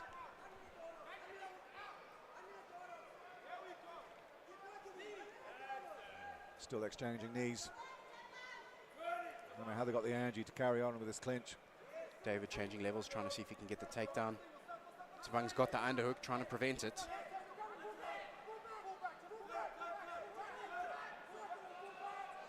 Good defense from Tabang. Some open hand strikes. Nice outside trip from David. Oh, and straight full into mount full as well. mount. Oh, going to half. Good retention of the guard by Tabang Rapaelo, but not enough. As Tida passes again. Pass to full mount. Now he's going to try and posture up and land some ground and pound. Some nice shots from Tabang Rapaelo to finish strong, and he's still got 70 seconds to take this round in the judges' eyes. Tabang's legs are close to the cage. Let's see if he can think to try and run on the cage and reverse the position. He's giving his back up. It's very dangerous to do. David seems a little bit high. Yeah, it's going to be difficult to get it from there. Doable though. He's holding on, is David, but I don't think anything's there in terms of the submission being on. As I said, Joel, he is quite too high up, and he's going to get reversed here now, Tida. Gets reversed. Tabang gets on top. Oh, some nice dirty boxing position over here. Just got the hand around the waist, letting that left hand go to work. And back at the clinch position again. Nice reversal from Rapaelo. Good dirty work as they get back up to their feet. Tida did well to get his opponent down to the ground after that clinch work up against the fence. A real back and forth war, that one, Joel. It's a very nice fight, that. We saw it all. We saw stand-up clinch work, groundwork, phenomenal from both fighters. Great feints, great combos, very, very good fight. And this is amateur level, eh? Seeing the replay of that left hook that landed from Tabang after a little bit of showboating. Yeah, just feeling at home in the cage, trying to get the crowd on his side. Did it very well. Very good job. David did a great job as well. I mean, he was in that fight the whole time.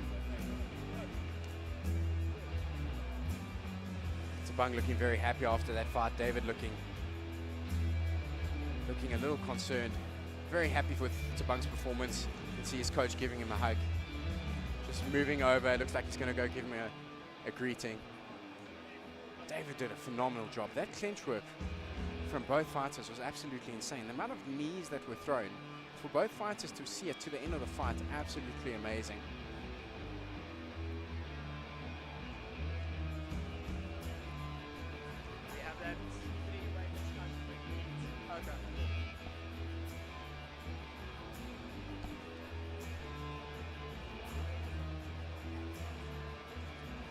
Referees taking their time on the decision on this one, and as they should. That was a very, very close fight. So we don't know which way it's going to go.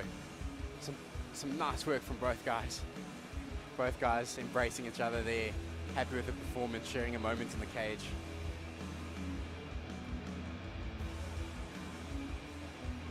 I don't know which way this is going to go. Judges are still deliberating. Referee's ready to do the call, but we're still waiting on the judges' scorecard over there.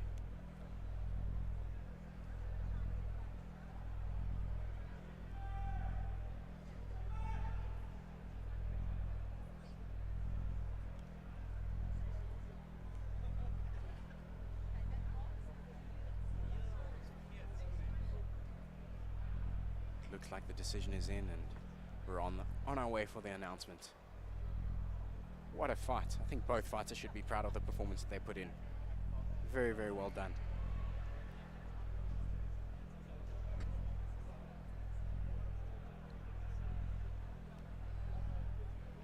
Ladies and gentlemen, we have gone to the judges for a split decision. The first judge scores it 29-28 Tida. The second judge scores it 29-28 Rapaelo. And the third judge scores it 29-28 for your winner by split decision. In the blue corner, Tabang Rapaelo. And that, folks, is as close as it gets. A split decision. One judge seeing it one way, two judges seeing it the other way. Very, very close fight. Both fighters should be proud of the performances they put in. Spunk very, very happy with his performance. David a little bit shocked. But it was a very, very close fight. It could have gone either way. Great performance from both fighters. Wow. Yes, this one. What? This thing? Yes, this one. Are you sure it's this one? Yes, I am sure. Sure. Sure. You sure? Sure. Sure. Sure. Yeah, man, you sure? Yes, I am sure. Look at this thing. It's presidential. What if we get caught, man? Nobody gets caught in South Africa, man. That's true. Now lift.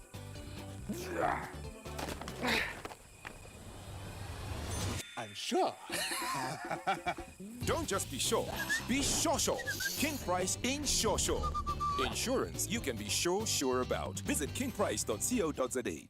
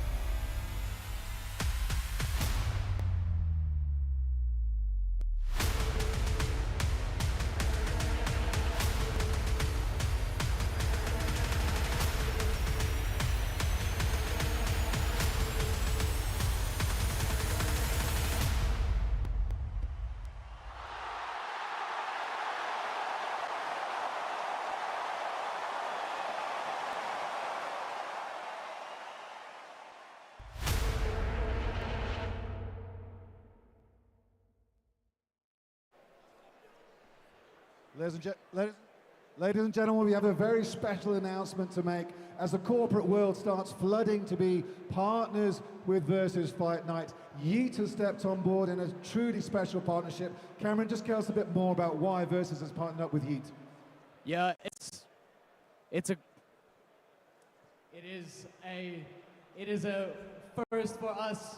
You know, 11 events in 2025, now doing 9 events this year, and we can't think of a better partner than Yeet Marketing. They have taken us, just look at this crowd. Can we just check?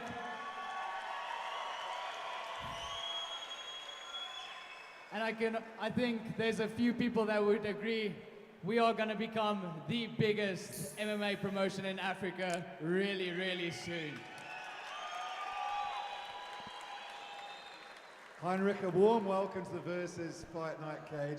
And a similar question to you. What was it about Versus that made you want to jump on board as a partner? First of all, thank you very much and congratulations on a massive turnout tonight. I think Cameron took the words out of my mouth. We believe Versus is going to become the biggest and the fastest growing promotion out there. So what more as a disruptive agency to partner with the most disruptive guys on the fighting scene. Oh, we're here for all the disruption, Minnie, I can tell you that. Cameron, let's talk about that growth and just give us an idea of what we can expect in Pretoria in the Heartfelt Arena next month. Sorry, this thing isn't working. Hello. Starting on the 1st of March, we have 2 winners at Murabur, Nasifi Velam and Kanyu Makam, coming back to defend their unbeaten streak as well. Then we have a double up event in April, and then for a first, we can announce the date for Murabur, right? We can announce the date for Murabur. The date for Murabur is the 20th September 2025. And out of the bottom of my heart, I want to thank Yeet for joining us on this journey. It's going to be amazing. Ladies and gentlemen, we present to you Yeet Marketing. Disruptive marketing. Innovative content. You've probably heard about an elevator pitch. What about a skydive pitch? Here we go!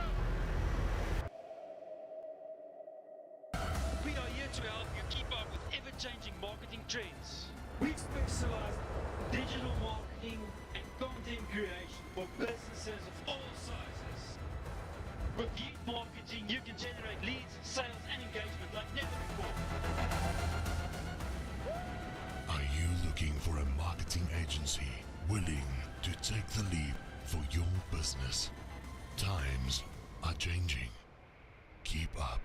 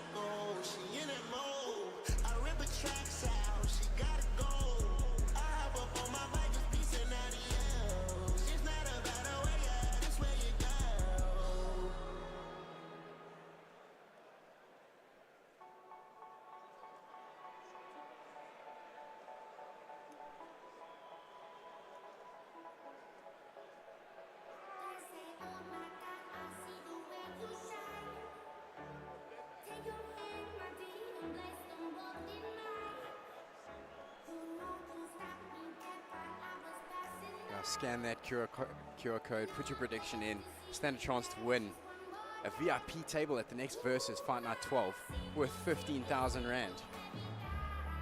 Just go in, fill in the form, it's very easy to do. Tell us who you think is going to win each of those 3 fights and what round you think it's going to be in, and you stand a chance to win. Wouldn't it be amazing to actually spend the night here at a VIP table and experience Versus?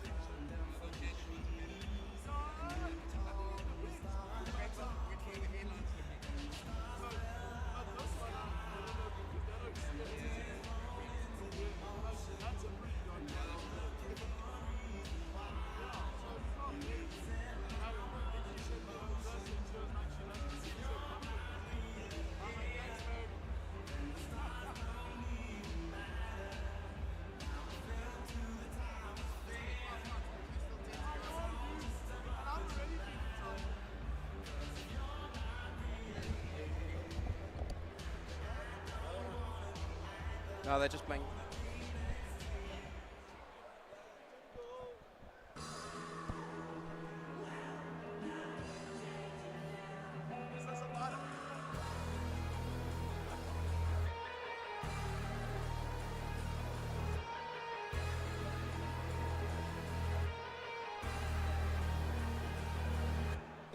Out walks Capote Mateta, fighting out of Mighty Warriors under the tutelage of Stefan Brown and Bob Portisa.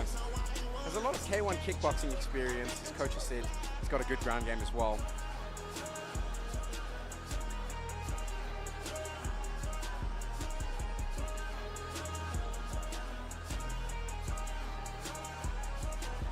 Mighty Warriors also have a fighter later on in the main event. They've got Brandon Santos taking on Sisa Jangula.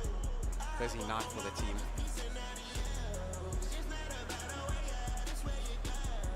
They had the win with Julius Ntsasa earlier. I'm sure they're trying to see if they can make it 3 from 3. 3 from 3. Actually, it's going to be 4 from 4. The next fight also is Mighty Warriors. Very busy, these guys today. Got Seko Fato looking ready as he enters the cage.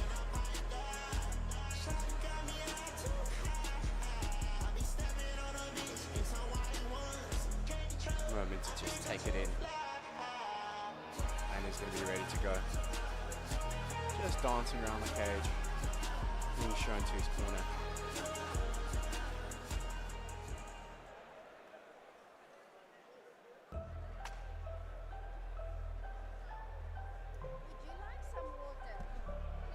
Yeah, I'm all good, thank you.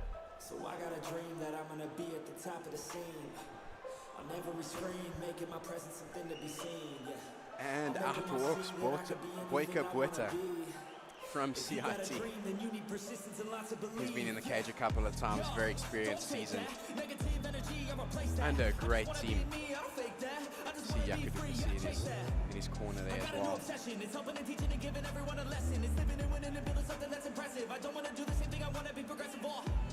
He's ready to go.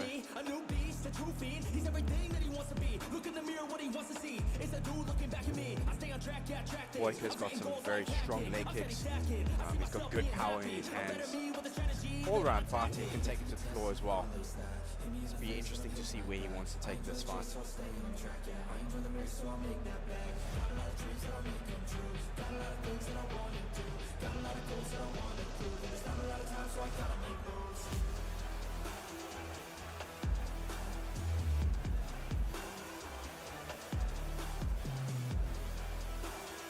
Walkout getting ready just before he enters the cage. Last checks from MMA before this bout is official.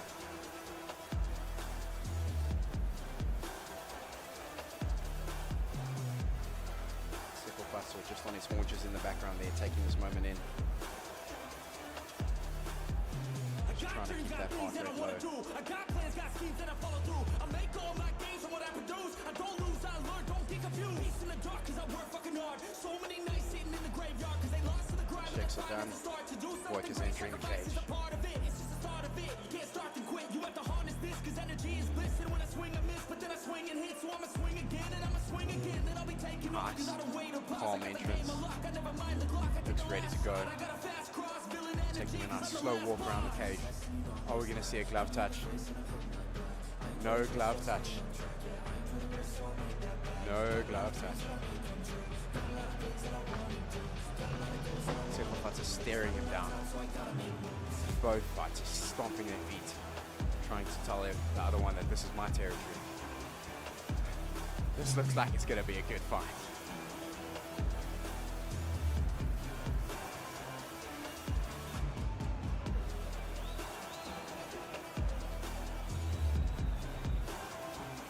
Both fighters on their haunches, staring each other down now. Ladies and gentlemen, our next fight is 3 rounds in the versus welterweight division. Introducing first, fighting out of the blue corner. This fighter has 2 wins and 1 loss and stands at 178 centimeters tall. He weighs in at 77 kilos and fights out of Mighty Warriors. Please welcome Capote Mateta. And his opponent, Fighting out of the red corner, this man is undefeated at 2 wins and 0 losses. He stands at 165 centimeters tall. He weighs in at 77 kilograms and represents Team CIT. Please welcome Botha!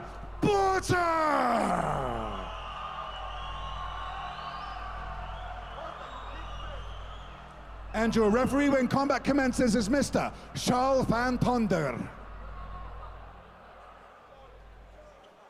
If you're joining us on stream, we're into fight number 6. 5 fights down, 10 to go. And we're off. Both fighters taking their time. Ooh, a fake of a glove touch from Botha. Lands a nice inside body kick over there. Lita's got some good head movement going on. Botha standing firm in the middle. Good leg kick from Tsegofatso. Oh. Great return from Botha. Nasty inside kick from Botha. Botha goes up high, just misses.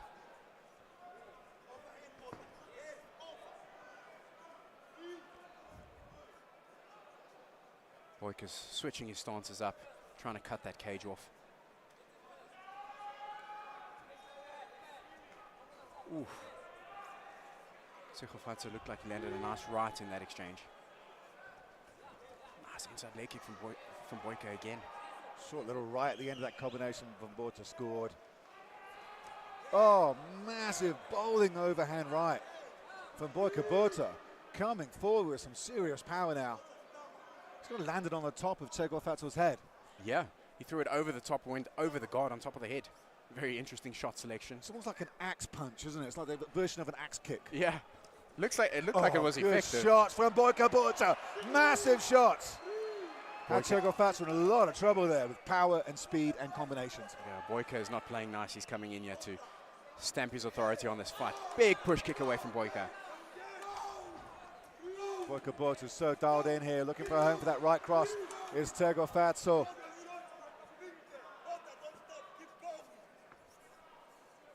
Botha's hunting him down, cutting off the angles, both trade kicks. Oh, big left hook. Oh, huge left hook from Botha. Mateta is on the back foot, trying to get away from the power. Botha's looking for the finish, trying to turn him in now is Mateta. Good job on clinching up, because that was almost a finishing sequence. Nice knee from Botha. Thinking about the trip is Tsegofatso. Botha being warned about grabbing the cage there by the ref. Referee is trying to stop it. I think to give the warning about the fence grab perhaps. Charles van Tonder sending Tsegofatso Mateta to a neutral corner. Yeah, there were 3 warnings in there, so I think that's exactly what he's doing.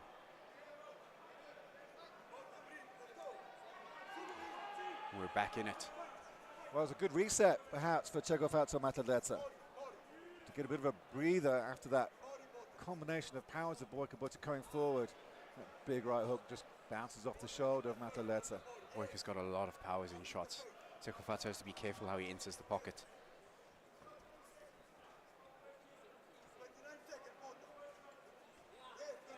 Trading jabs.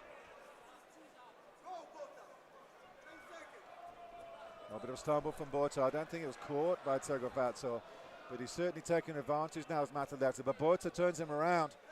Only 10 seconds left in this first round. Well, just ragdolls him away, but it's a good separation. Mateta get out of trouble.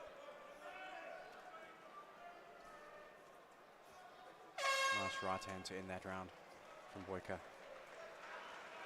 That was an explosive round from Botha. Botha, just like you said, he wasn't coming to play, was he? He was coming forward with a lot of power, some really nice combinations. It was a very heavy left hook that he landed in there. And those leg kicks, those inside leg kicks as well, he's doing a very good job with that. It's going inside and outside like a coat on the cupboard. Really nice movement from Botha. There's that axe punch. Sorry if technical inaccuracies, if it's called by anything else, I don't care. It was a great punch and a big shot.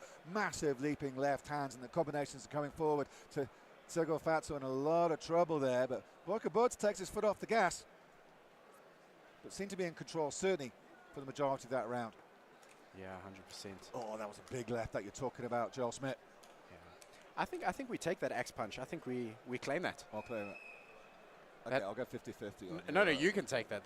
That axe punch is interesting. I've not seen a strike like that. If your dad is happy that I'm calling you Joel, then I'll take the patent pending and copyright for the axe punch. It looks like a quite effective strike landing on top of the dome. On top of the head, yeah. But certainly, Tego Fatso's got to find something to negate that kind of like powerful offense in the stand-up of Botha. He looks in fantastic form. That was a good left in the middle of that combination from Mateta. Botha comes forward like a raging bull, doesn't he? Tego Fatso got under that punch. Two very well-conditioned athletes. Oh, beautiful calf kick right behind. Gives Botha the impetus to come forward, punches and bunches. Matlatse on the back foot, spinning back elbow, misses for Botha. Just got underneath that spinning back fist. Clinched him up, see if he can try and control him on the fence. Just try and change the way this fight is going. Looks like he's got some good control over there. Has an advanced position, landed a couple of knees in the clinch there. And Botha fights him off.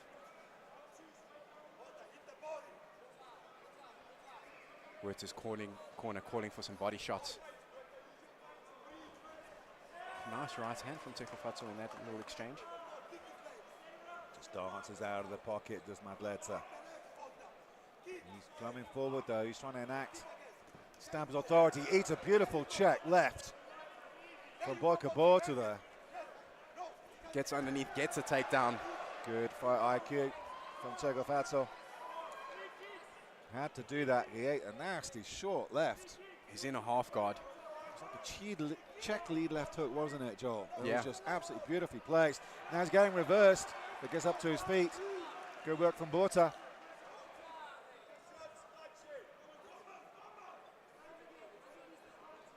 Botha still making use of feints. Oh, nice little right there from Mateta.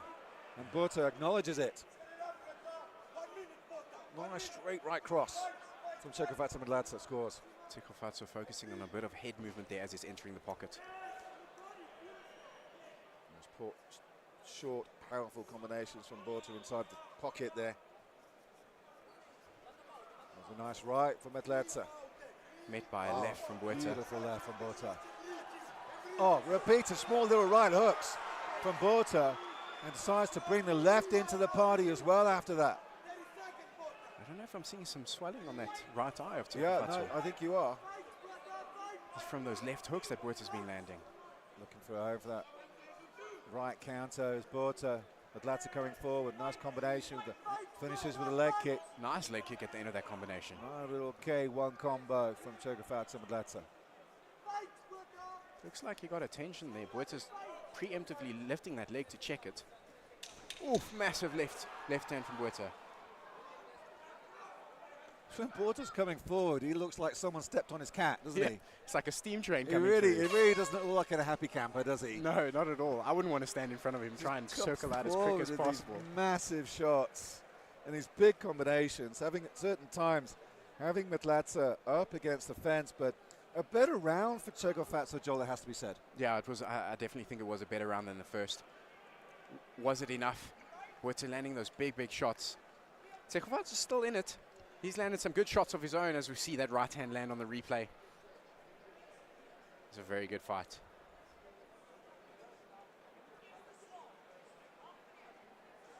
Glancing right hand lands as well. That's the one that Botha acknowledged, saying that was a good shot.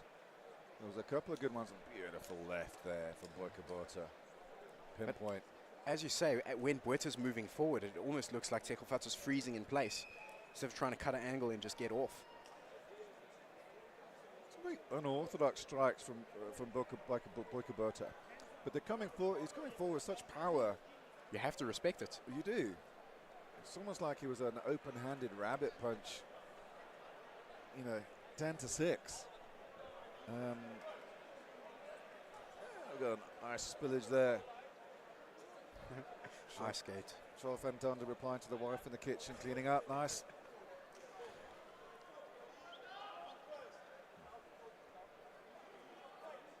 We're still looking at the ice over here. Just making sure that canvas is nice and dry and we're not going to see any slippages. Certainly plenty of slippages in the Heartfelt Arena tonight, though. There's plenty of people enjoying their food and their drink. Sold out crowd at the Heartfelt Arena, 2,500 people, setting an attendance record for Versus here tonight in a very first fight night of 2025. It bodes well. Hear the roar of the crowd as both fighters chant the crowd on to get some chanting in. Here's Mateta coming forward and beckoning his opponent on. Oh, good right from Segofatso. That speed on that right hand was very quick. Botha's about power. Mateta's about timing. Nothing going on the closing in the pocket. Oof, that uppercut almost landed. That would have. Massive right uppercut. Good hand speed from Botha. Shoots the takedown. Shoots well Nice stuffed. Oh, nasty right hand from Botha as he stuffed the takedown. Segofatso Mateta in trouble on the back foot. Botha bit down on his gum guard and just came forward. Massive combos of power flurries. Nice switch kick from Botha. Very nice. Lands a right hand from Segofatso. Nice inside kick from Segofatso.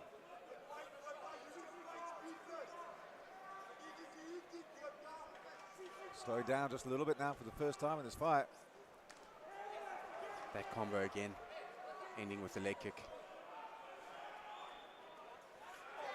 Going up high is Walkout, just off the Segofatso shoulder. is taunting Walkout. He's not biting on it, to be fair. Here's Botha. He's staying level-headed, trying to remain in control over here.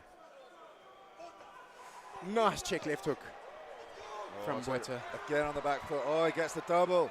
Does Botha. Good defense at the moment from Mateta. Good sprawl from Segofatso Mateta. Just got the single leg now as Botha. Botha's coach calling to disengage. They want him standing up. They don't want him doing the takedown. Looks like there's an anaconda that's been set up there. It's going to be very tough to finish from that position. He's going to have to go to the ground. Nah. Into side now for Botha. Just pops out pretty easily from that. Time to get some ground and pound. Just cause no doubt in the eyes of the judges as they write down the scores with just 40 seconds left in the third and final. Botha nice in control of top half guard. He's got 35 seconds to work. Just control this fight. Some nice hammer fists. Oh, big right from Botha. What does Segofatso Mateta have left here? Not really escaping much. See that tight overhook on. Just trying to keep Botha close to him so he can't land too many heavy shots in this position.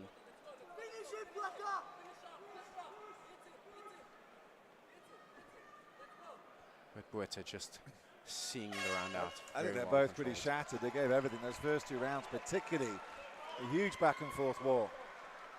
Well, Botha stands over him and gives his victory salute. And Segofatso Mateta gives his own off his back. Very impressive for Botha to maintain that power output throughout the whole fight. While into the third, he is still landing those heavy shots. Very good conditioning from his side. Segofatso doing a good job in staying in that fight as well. Trying to play a little bit of mind games and taunt Botha on, see if maybe he can catch him with a well-timed counter, but Botha just not biting.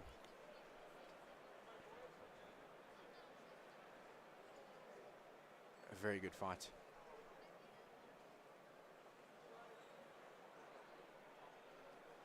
And we're going to have to go to the judges' decision.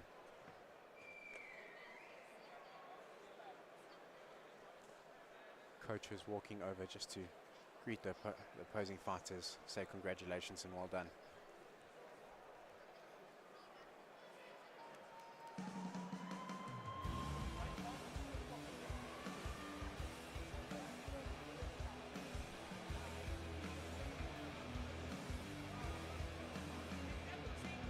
So nice back and forth in that fight. Some nice clean shots from both fighters. Botha landing the heavier blows. Segofatso landing a bit crisp and faster blows. Will it be enough? Going to the judges' scorecards for a decision. Witter's got his hand up thinking he's done his enough. Time will tell.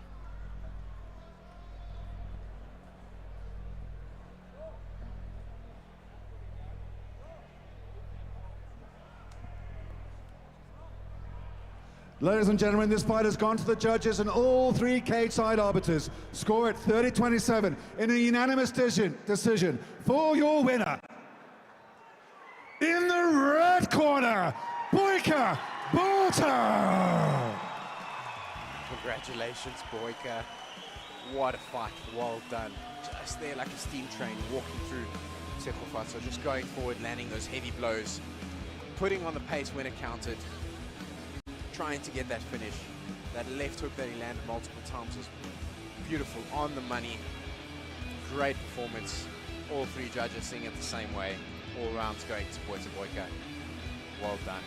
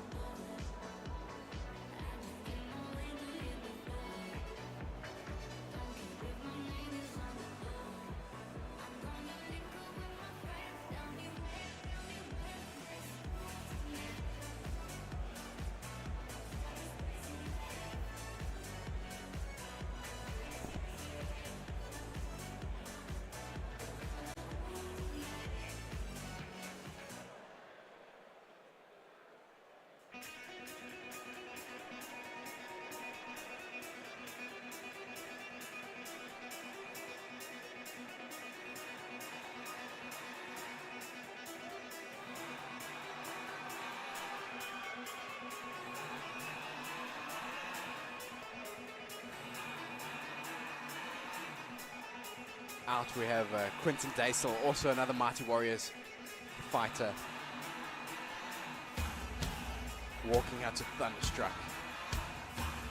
Coach Bart giving him a last little piece of advice before he enters the cage. Looks game, he looks ready to get in there. Told he's got some good grappling. Likes to land that leg triangle. Be interesting to see if he can get that in this fight. Wonder if taking it to the ground is going to be the game plan for them in this bout. This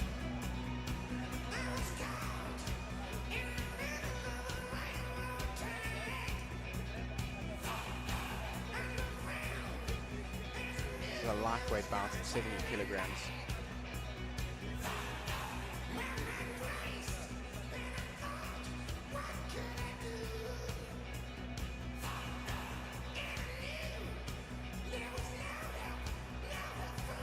Checked up and ready to go. Taking a moment before entering the cage.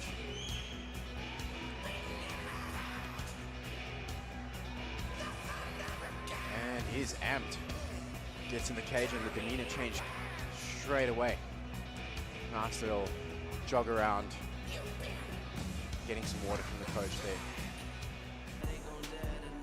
And out comes his opponent, Bruce Mayasi. Fighting out of Fight City Gym. He's got the likes of Demar Pena and Ntando Zondi in his corner. The minds of those to be in your corner is absolutely insane. What a wealth of experience to rely on and to be sort of supported by. Bruce Mayasi recently changing gyms to Fight City to be under the tutelage of Demar Pena. Very game fighter is he. Great stand-up. Makes use of his reach and his range. Some good boxing combinations. Always game to fight. Has quite a chin on him, can take 1 or 2 shots. He looks ready to go.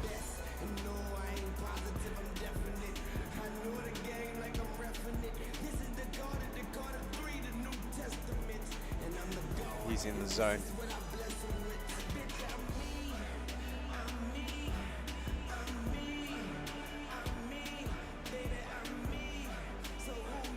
Looking good. Looking really good as he walks into the cage tonight.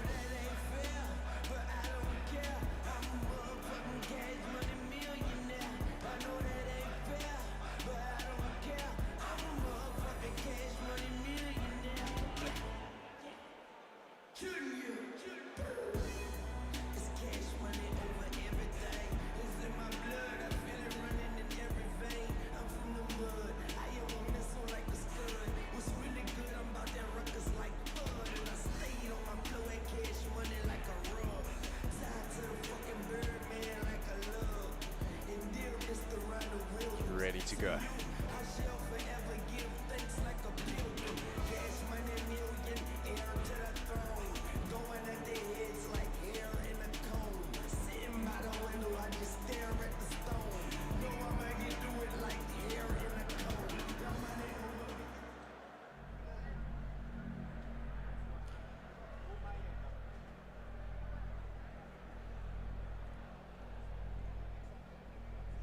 Ladies and gentlemen, our next fight is 3 rounds in the versus lightweight division.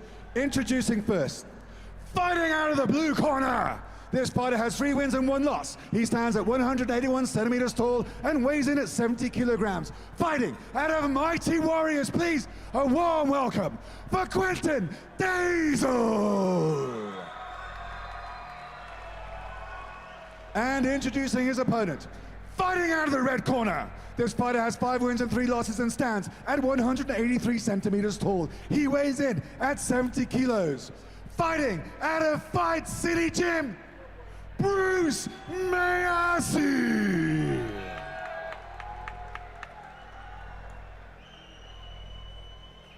And your referee when combat commences is Mr. Bobby Karagianidis.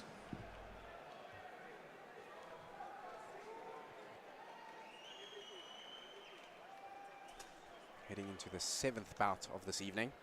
Still on the prelims.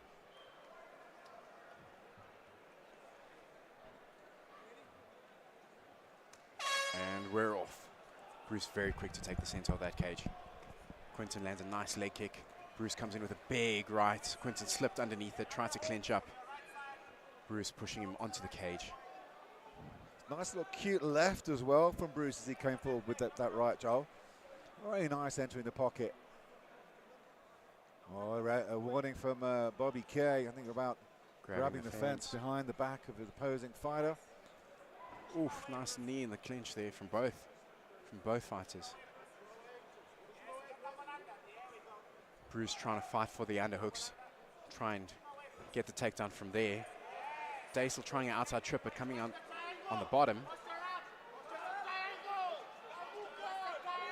Oh, there it is. Oh, there's Quinton Daoel with there's that the signature triangle. Is he going to be able to lock it out? Fight City Gym corner was telling us to be careful of that triangle. DeMarc Penner there screaming out to watch out for the triangle, and Quinton Daoel's locked it in. Quinton Daoel has won his 3 fights by triangle. So this is his go-to submission. Will Bruce be able to withstand it and fight a way out? It looks really tight. It's a good setup. He's got a good angle on it. Certainly looks in deep, but Bruce still surviving it and taking shots now for that position. But Bruce Mayasi made a stern stop, trying to escape. Cooking the leg nicely as Daoel. Oh, this lad looks a handful on the ground. He really does. Bruce is doing a good job to stack his hips. Gonna go for the armbar. Oh, Mayasi's able to ride the way out of it. But is it in? He's tapping. Oh, what a win for Quinton Daoel. Quinton Daoel is ecstatic after that victory. Mayasi holding on to his arm in pain. But this lad looks like a handful on the ground. Didn't see much of the stand-up, man. This kid's the real deal. His coach was saying to me earlier that he's got a very good stand-up game, but he's so confident in his ground game, that's where he likes to take the fights. They called finish by triangle, they almost had it, but that armbar was beautiful. Shane Bruce really tried his best. He writhed out of it, went one direction and the next, but it was so hyperextended.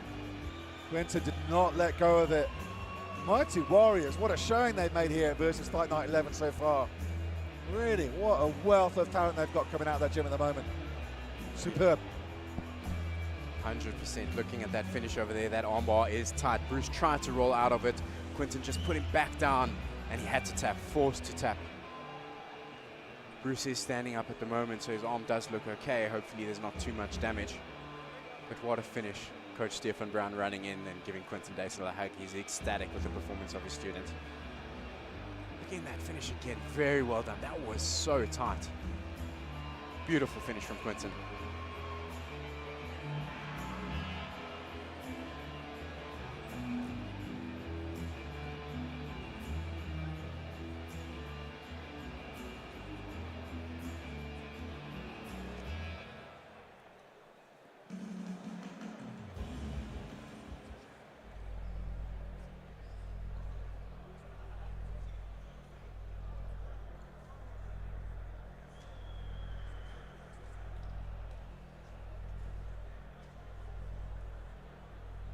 And just checking on Bruce to make sure he's okay there. Bruce not too happy with himself, but that's the nature of the game. You get caught in a submission that tight, you have to tap. Great show from Quinton.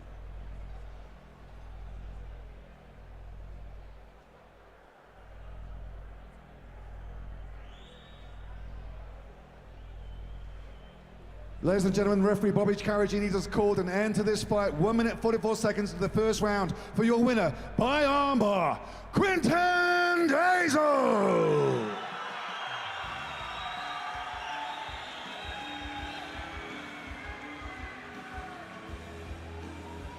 Quinton Daoel happy with his victory, giving a little bit of a show to the camera over there.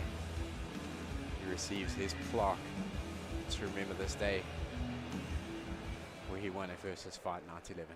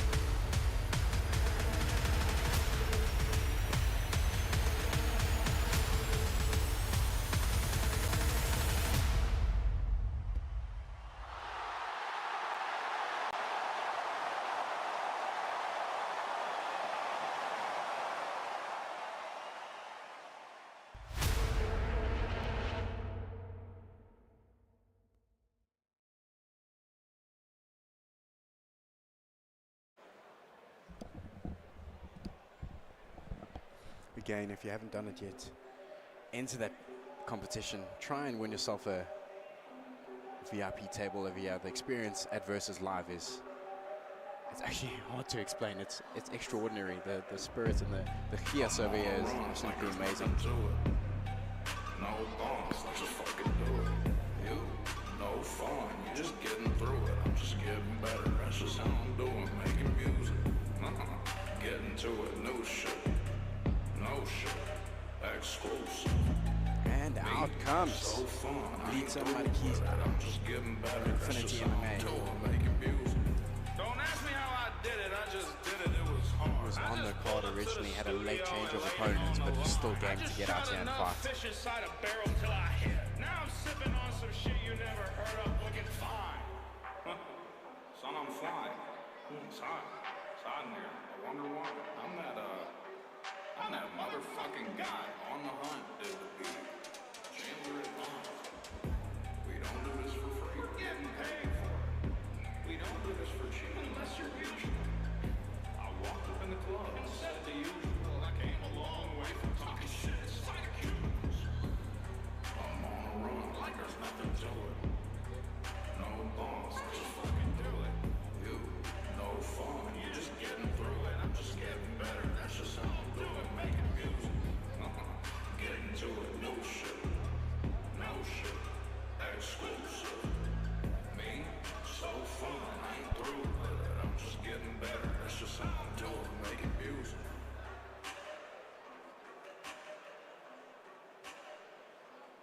And Lita is ready to go.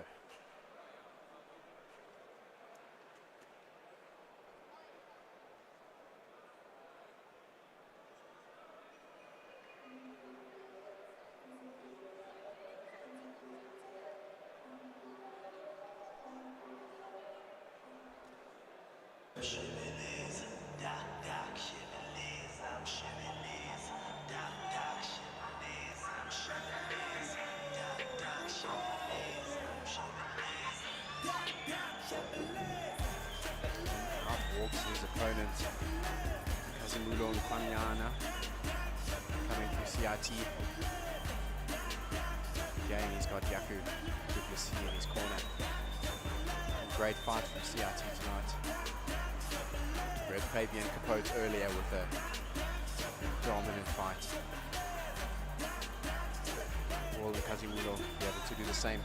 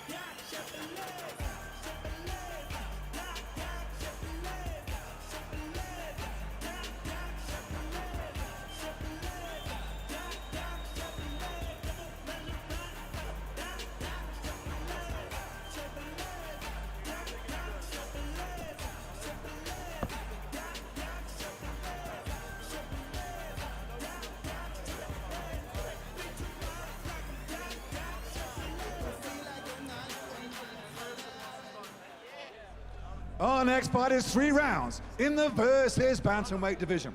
Introducing first, fighting out of the blue corner. This fighter has 4 wins and 7 losses. He stands 175 centimeters tall. He weighs in at 61 kilograms and he represents Infinity MMA. Please welcome Lita Madakiza. And his opponent in the red corner has 1 win and 0 losses. He stands 165 centimeters tall and weighs in at 61 kilos, representing Team CIT. Kazimulo Nkwanyana.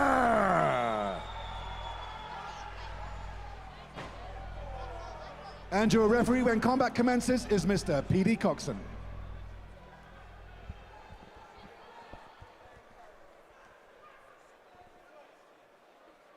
Mr. P.D. Coxon's second assignment of the night.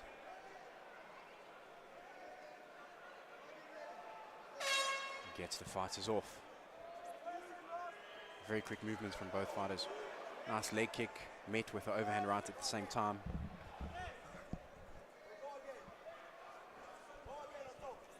Nice right hand from Kazimulo over there. Lita comes running in and throws off a leg kick. A running leg kick from Lita.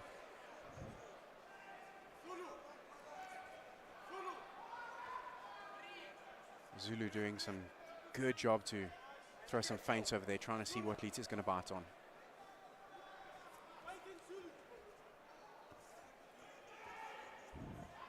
Very high guard from Nkwanyana. Keeping Madakiza on the outside, targeting that lead leg. Very light on his feet. Nkazimulo. Looks like Nkazimulo's trying to counter Lita whenever Lita throws that leg kick. He's firing that right hand straight down the middle. Oh, massive right hand from Nkazimulo Mkwanyana. Huge right hand. And to be fair, Lita Madakiza ate it for breakfast. He's coming forward now. Goes for that side kick. Looking for the kick and attack to bury it, to keep his opponent at bay. But that was a massive shot.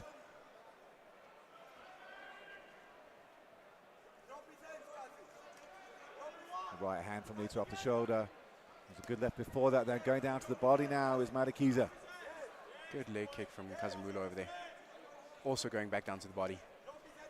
Another big right for Nkazimulo Mkwanyana. Lita Madakiza has to do something about that, Joel. Can't keep eating massive shots like that one as well. That's the third.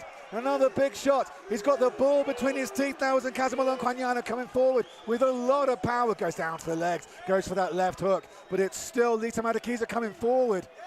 Nice body kick there from Nkazimulo.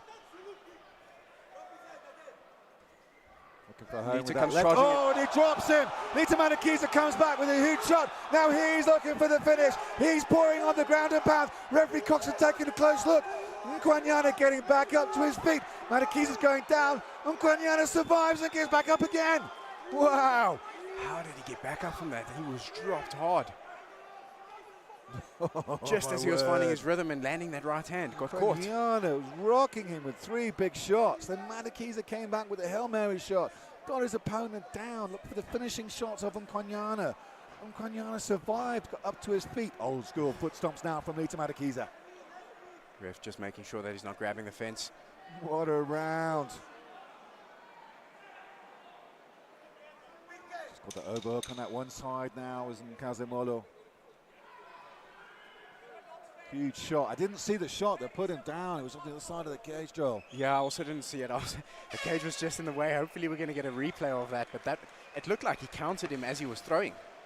Must have landed just on the chin. Perhaps he was just timed that. He ate that right hand 3 times, did Madakiza.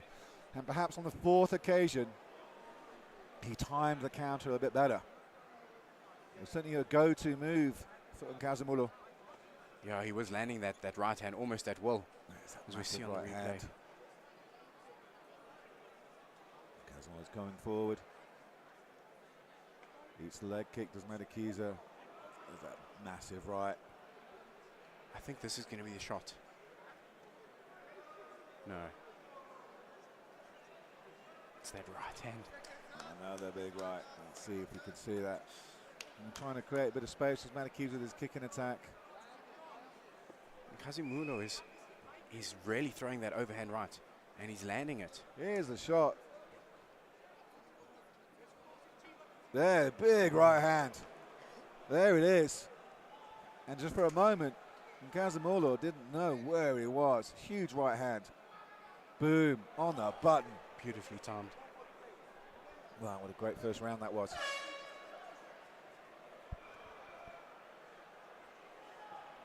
Second round starts and Nkazimulo takes the center, starts putting pressure on Lita straight away. Firing that right hand. Massive overhand right again from Mkwanyana. Oh, nice body kick from Lita. Oh, replied by Zulu. Good shot from Zulu there. Well Lita. stuffed. Some big knees in the clinch. Lita doing a good job in just holding Mkwanyana on the fence. Some foot stomps again. Yeah, he does like those foot stomps, doesn't he? Those are not nice. Foot stomps are really not nice. Big knee. Good control. Nkazimulo doing the outside trip. Eats a jab on the exit. But he's off the fence. Comes in with a massive right hand. Lita just gets underneath it. Guys are testing each other over here. These guys are swinging big. They don't want to play nice with each other at all. Oh, catches the kick, does Madakiza. Returns a leg kick from Lita. Pace has slowed down a little bit. Casemiro shooting there, Lita getting the underhook and stuffing the takedown. Trying to see if he can reverse it. Zulu gets a hip throw. He's got the neck. Oh, he thinks he's got it. Can't see it from here. I think it's underneath. That looks really deep. Stepping over now isn't That's Casemiro hard. Kwanyana. He's pulling on it so hard. He's thinking about tapping his Madakiza. Casemiro Kwanyana really blanking on it. Think about taps and he gets it. A great win from Casemiro Kwanyana. What a finish. Wow. What a finish. Reverses it, gets onto the neck, gets into the position to get the guillotine straight away. Clinical finish. What a fight. Yeah, that fight had it all. Some great stand-ups, some big shots, and we see a submission at the end. Fantastic.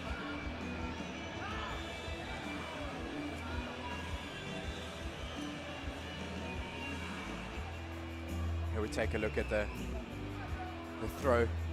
Gets in, throws over the hip, gets straight onto the neck, into a position to just get that crank on, and finishes the fight. Great finish by Casemiro Kwanyana.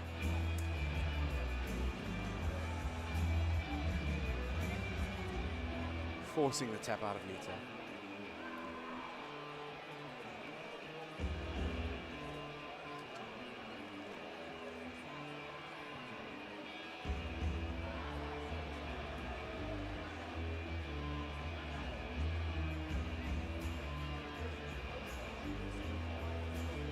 Fighter showing a show of respect after that fight.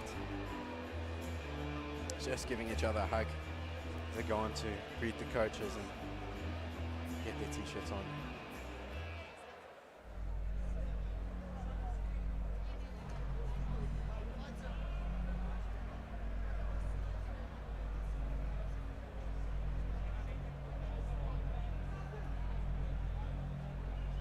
Ladies and gentlemen, referee Coxon has caused a stop to this fight. 1 minute and 55 seconds in round 2 for your winner by guillotine choke.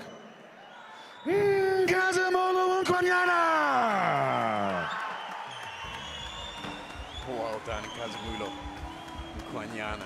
Very happy with himself over there. Great performance. Came back from a little bit of adversity. Ate a massive shot that put him down in the first round, but weathered the storm. Came back, got the finish. Absolute amazing performance.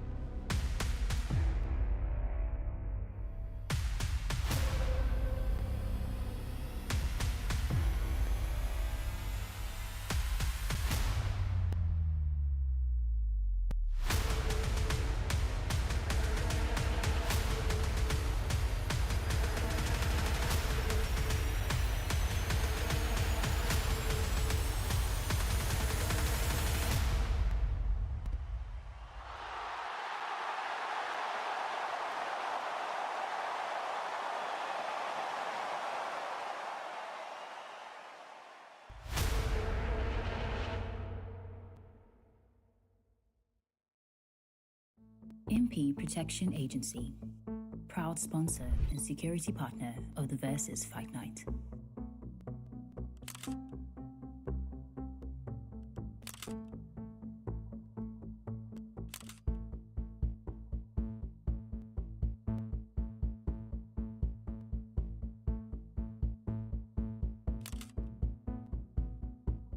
MP Protection Agency, proud sponsor and security partner of the Versus Fight Night. Van Dijk. So is that MMA okay? Yeah. Did they win? They lost the first one. Did they win the second one? Who was their second fighter?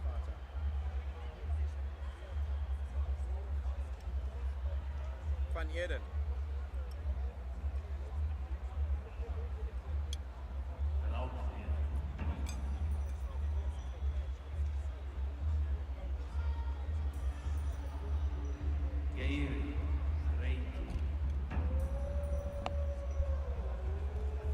This? Cap versus Van Dijk. and out walks Cap. We've seen him in the versus cage, I think 4 times before. He's a really game fighter. He's moved down divisions. He's got a never say die attitude, a lot of heart. He lives to fight. You can see it on his face. He's excited to get in there. Andre Cap. Check him chanting along with his walkout song over there as he receives the last little bit of advice and instructions from his coach, taking it all in.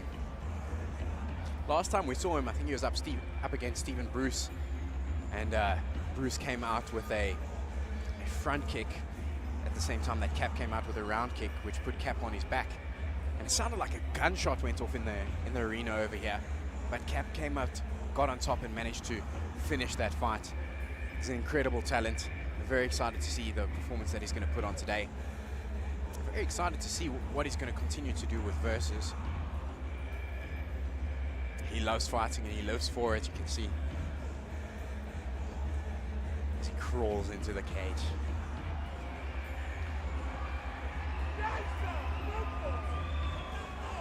It's absolutely amazing as you get to see people become their own in the cage and you can follow their story. You can see all of his previous fights on the previous streams.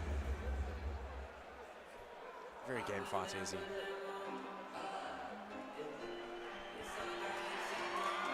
And outwalks his opponent.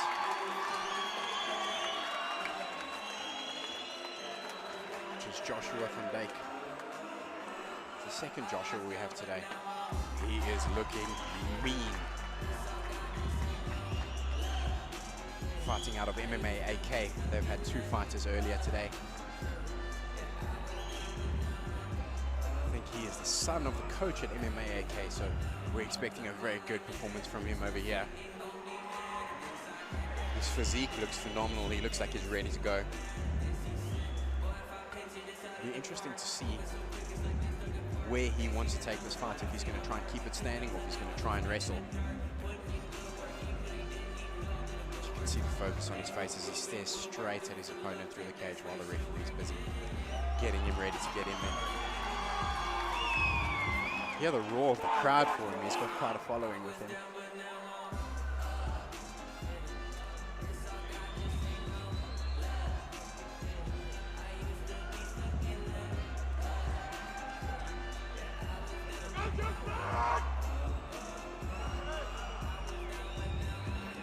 And he's in, ready to go, walk straight to the corner. No need to jump around or stretch it out. Receives the instructions from the referee. Turns back, gives the coach one final fist bump. We're about to start round 1.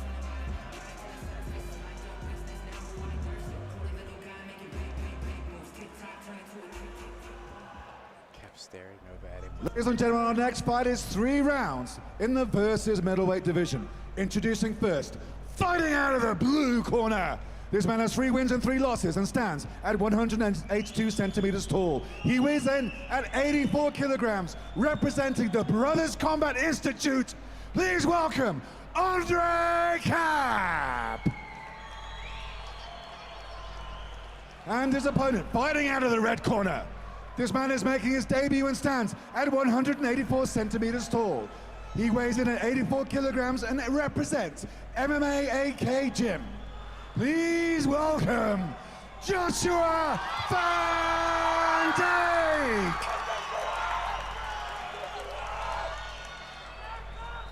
And your referee when combat commences is Mr. Ferdi Basson. To hear the roar of the crowd as they announce Joshua van Dijk's name, it's absolutely amazing. Having goosebumps over here. Making his debut, his MMA debut and his versus debut up against the seasoned Andre Cap. 18 years old. Nice and calm start to this fight. Cap going, changing levels, trying to get a takedown straight away. Massive knee from Joshua landed in that exchange. Joshua landed another knee in the clinch over there. Breaks loose. Oh, big shots from Van Dijk. Still determined on this takedown is Cap. Cap is on the leg, almost got the outside trip. Joshua just looking over, receiving some advice from his coaches on how to defend this takedown. Very wide base. He's got an underhook. Going to try and reverse the position over here. Will we see another knee? Oh, does it nicely. Yep, there he called it, Joel. Joshua looks extremely strong. Massive left hook. Cap still bearing in. Cap's made his intention clear that he wants to wrestle this fight. Got the single. Finally gets Van Dijk down. Van Dijk back up onto his feet. Looks like he's going to try and take the back. Got a hook in now as Joshua Van Dijk. Got the back of Andre Cap. Didn't see that happening, I must admit. Andre Cap looks like he's reversed the Turns position. in. Cap's going to try get under the hooks and pull him away from the fence and get him down. But Joshua doing a good job to stand back up to his feet. He's listening very well to his coaches, to their advice on how to stuff these takedowns. Gets the reversal. Andre trying an outside trip. Oh, denial of the trip from Van Dijk. Puts Cap's back straight up against the fence. He's got a decent head position. Cap's trying that outside trip, lands up on bottom. Oh, full mount for Van Dijk. Got less than a minute now. See if he gets a ground and pound going. Trying to wall walk. Here's Cap. Big ground and pound from Joshua Van Dijk now. Cap is covering up. The crowd are absolutely going mad with his ground and pound barrage. Some explosive movement, trying to use the fence to get out from underneath there. Van Dijk keeps him at the bottom. Just consolidating the position for a bit before we see another round of ground and pound. Cap doing a good job on trying to use that cage to walk out. Just not enough. Shots down the middle through the guard now from Van Dijk. Cap's trying to escape. He's curving up. Big hooks. 20 seconds left in this round. Still Cap gets out. out. He gets out. Is he going to give his back? Well done by Andre Cap. Eating a couple of big lefts as he does that though. Joshua Van Dijk looking over to his corner for advice. Not much advice needed there, just finish strong. Yeah, land some shots for the end of that round. Oh, big shots as well. Massive shots from Van Dijk to finish the round. There's a big cut on the forehead now of Andre Cap.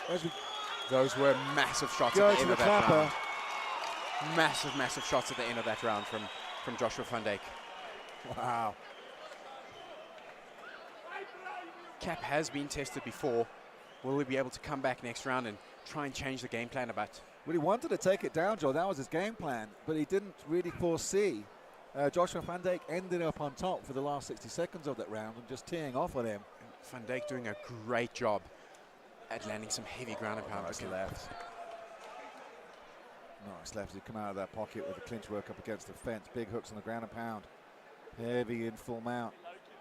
Great hammer fists over there. Cap did well to escape towards the end of that round. But a lot of that ground and pound caused that cut on his forehead, which is being looked at the moment. There you can see Source Probelar with his pupil. Meanwhile, in the other corner, Joshua Van Dijk from MMA AK. Going to come forward again in that second round. Kid looks sensational. At 18, he looks mean. Wow, 18 years old. It looks like a young Dolph Lundgren. Yes. From Rocky. I was trying to think who I was remembering earlier. I was thinking maybe a bit of a Sage Northcutt, yes. but I think you've got it better. No, I think you're right. I think you're closer with the Sage thing. 100%. A talented prospect nonetheless. But as you said before, Andre Cap has been put in difficult positions and he's come back and he's hurt his opponent to take the win. So don't count out him either. Both fighters with just a little bit of a tentative start before the chaos ensues. Cap looking to dance into the pocket. Jumping front kick from Van Dijk. Oh, massive knee inside the clinch from Cap. Cap trying again for that takedown. He needs to step in with his knee to get a little bit closer to Van Dijk's hips. He's got a bit of a high crotch over here. May be able to finish it, but Van Dijk doing a good job and just not letting that happen. He's gone around the neck. Landing some Some shots to the side of the head there. Oof. Cap is in a very bad position right now with his head between the legs, just eating shots. He needs to move on out.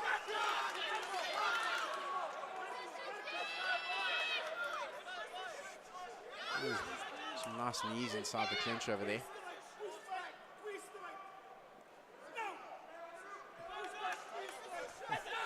Oh, Van Dijk breaks, tries to get a shot in. Cap gets underneath, shoots for the takedown. Van Dijk sprawls it. Nice work from Van Dijk with the fence grab behind the opponent's back, and then referee 30% moves to the other side.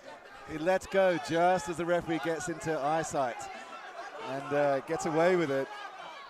Good fight IQ in a certain way by Joshua Van Dijk. Veteran tricks in his debut, eh? Hey, unbelievable, 18 years old, looks sensational. Good position now, good in top, half guard. Top half, trying to pass into Mount. Oh, big right hand from Van Dijk. Cap needs to buck, he needs to move. He can't take too much damage over here. Those are Cap's big got his shots. guard up. Trying to finish hard as Joshua Van Dijk. Oh, that's done. Referee Basson calls an end to that. What a debut. Sensational. Absolutely superb. Looks fantastic.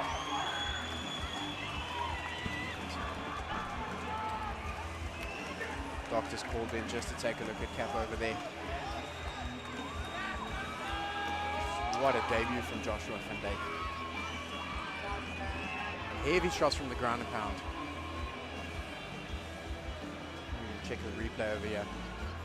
There's that jumping front kick that he tried to land. Cap going straight for the takedown.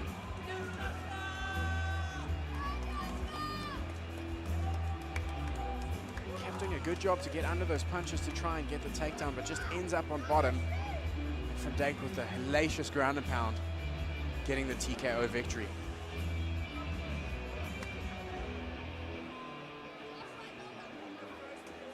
"18 years old. This guy's got a bright future ahead of him."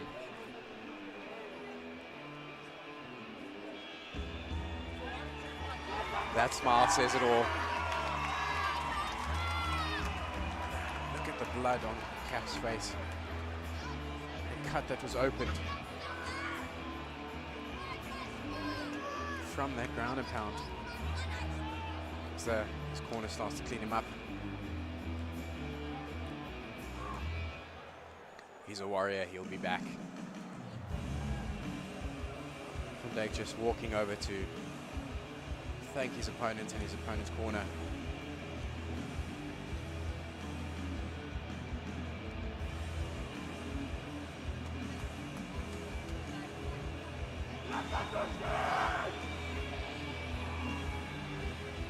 Special moment shared between fighters at the end of a fight. There's nothing like it. Once warriors, then brothers.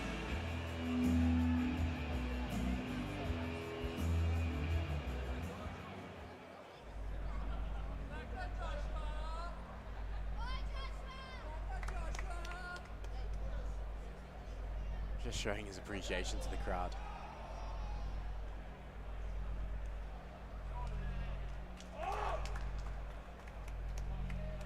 Referee Basson has caused a stop to this fight, 1 minute and 56 seconds into the second round for your winner by TKO, Joshua Van Dijk. Sensational performance. What a debut. 18 years old to come in and put a performance on like that. He's got a bright future ahead of him. Good work. Fighting and stuffing takedowns, making sure he landed on top when it hit the floor. Some great ground and pound. Solid shots. Opening a cut up, forcing up. Protection Agency, proud sponsor and security partner of the Versus Fight Night.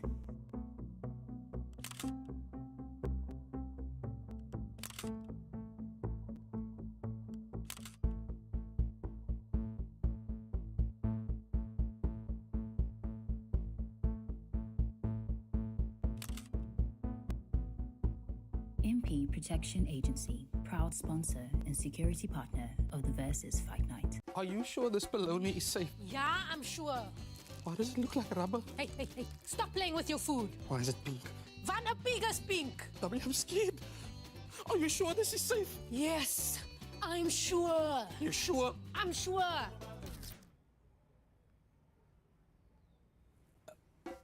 Don't just be sure sure. King Price Insure. Insurance you can be sure about. Visit kingprice.co.za.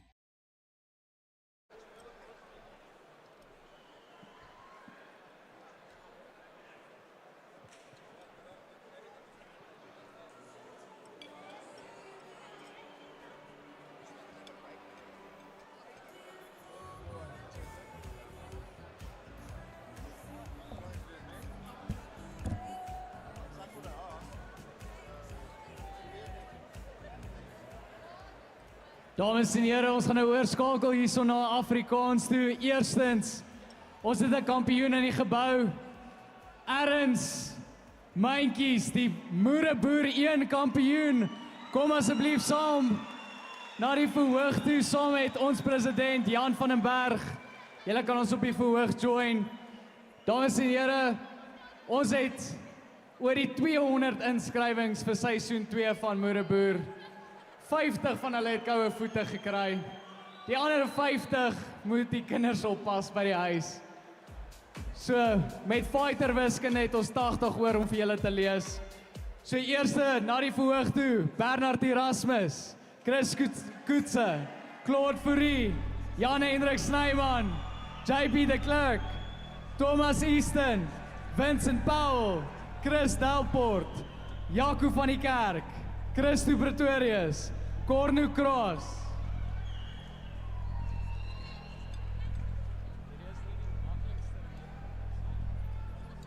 Gareth Edwards, Anu van der Linde, Anu Mong, Ian Jansen van Vieren, Jansen Du Plessis, Louis de Beer, Michiel Pretorius, Rowan Johnson, Zandrey Pretorius, Arno Fourie, Christo de Kok.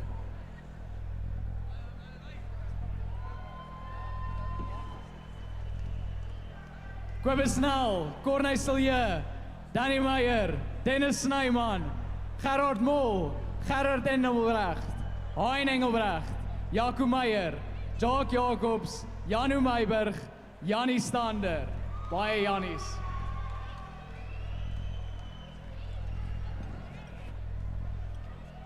Junior Berger, Pieter van Dijk, Armand van der Walt, DeMarco Zuli, Freek Kloppers, Hannes Boorman, John van Skalkwyk, Louis Grey, Marinus Gous, Marnus Ensler.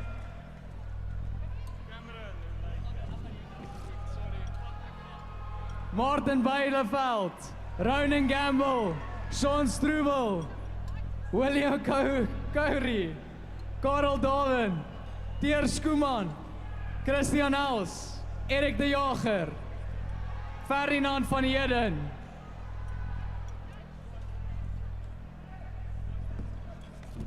Julle moet my verskoon, ek het lanklaas so baie moes lees. Franco Kasselman, Jannie van der Merwe, J.W. Derksen, Mark Cockcroft, Martin Nel, Richard Henry,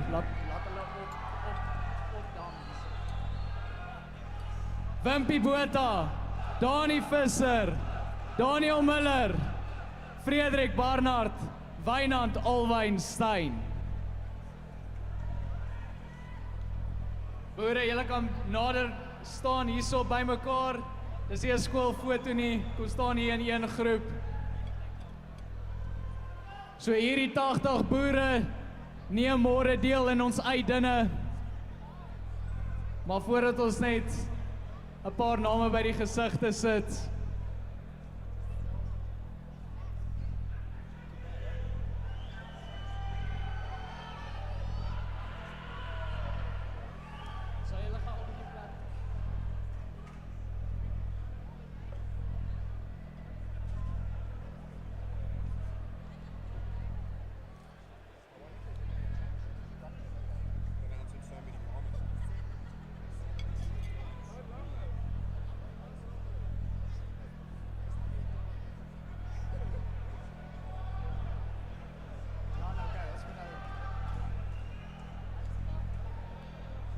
En die man hier bo langs ons seisoen 1 kampioen van Moereboer. Dames en here, Erns Myntjies. Ek oorhandig aan Jan. Dit is die eerste keer in my lewe wat ek 'n ring gee vir 'n man. Maar hier is die ring van Karel af. Jy is wenner bekroon. Baie geluk. Ernst, dit was 'n amazing geleentheid saam met jou laas jaar. Ek wil vir jou vra, hoe het jy laas jaar beleef? Nee, dit was erg geweest. Ek meen om soos die ouens van die plaas af te kom en geen agtergrond van die goed te hê nie en in 6 maande gehad om voor te berei. Dis erg. Boys, ek kan nie weer lieg nie. Julle weet nie waarof julle self inlaat nie. Maar ek wil vir julle sê, as julle mentally reg is jou kop reg, dan is jy deur. Maar ja, sterkte vir julle ouens. Ek is seker die res van die ouens sal ook vir julle sê, fiks genoeg is nie fiks genoeg nie. Gee alles in wat julle het en sterkte vir julle. Ons kyk vir julle. Dames en here, ons kandidaate vir 2025 se Moereboer 2. Hier's hulle nou. Baie dankie. Moenie te veel brandewyn drink nie.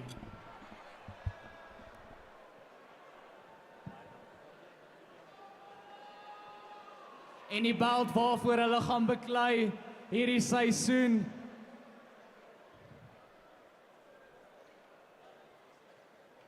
Baie op die spel vir Moereboer 2. Ons sien julle gou weer met datums van die reeks en van die show. En nou oorhandig ek na die volgende fight van die aand.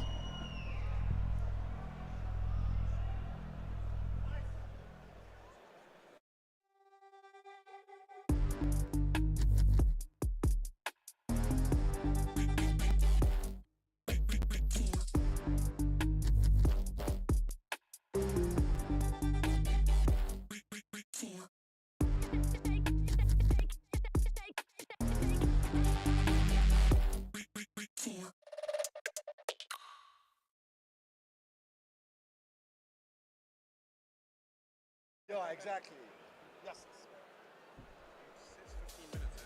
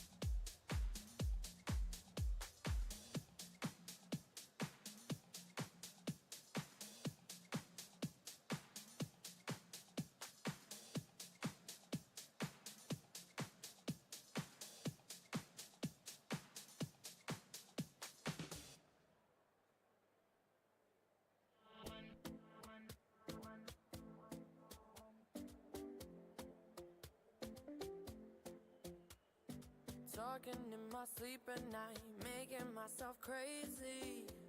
Out of my mind, out of my mind. Wrote it down and read it out, hoping it would save me. Too many times, my love, he makes me feel like nobody else, nobody else. But my love, he doesn't love me, so I tell myself, one, don't pick up the phone. You know he's only calling cause he's drunk and alone. Two, don't let him in. You have to kick him out again. Three, don't be his friend. You know you're gonna wake up in his bed in the morning. And if you're under him, you ain't getting over him. I got no rules, I count him. I got no rules, I count him. I gotta do it for myself. I got no rules, I count him.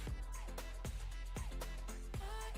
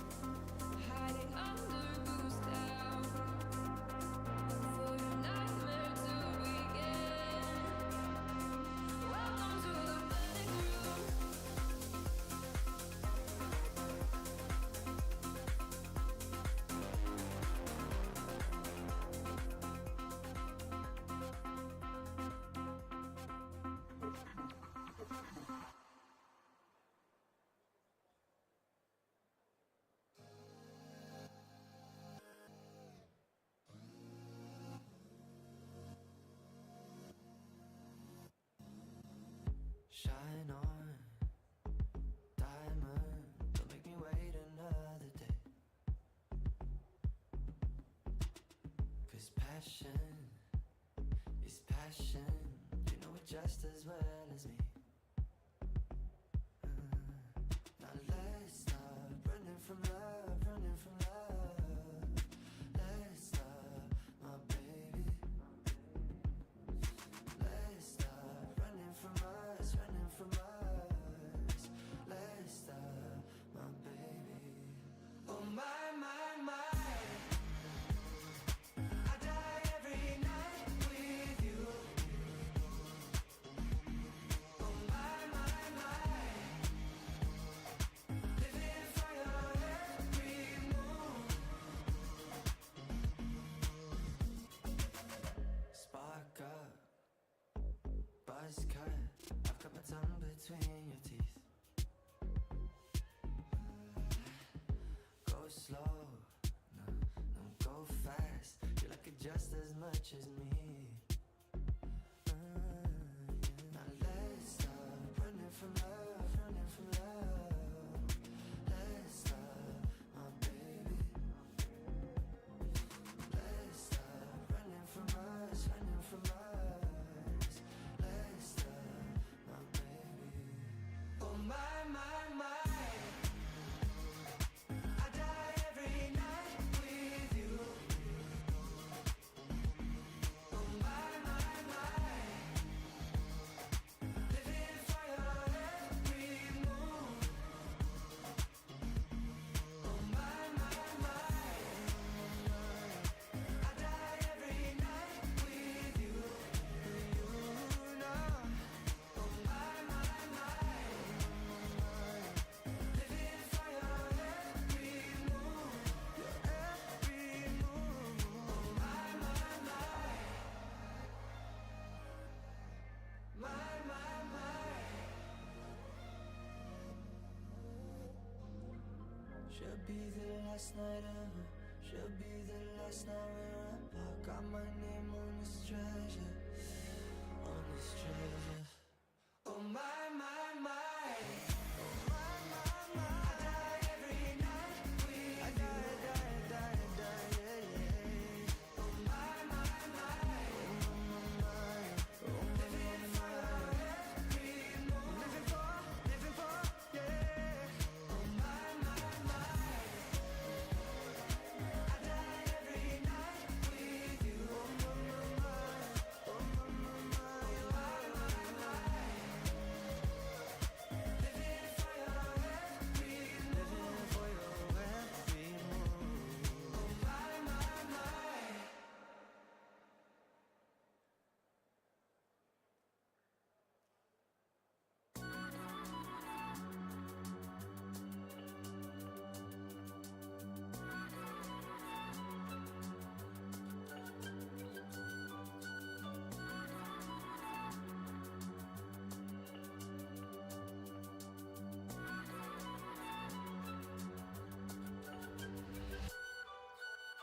Traveling in a freighter combi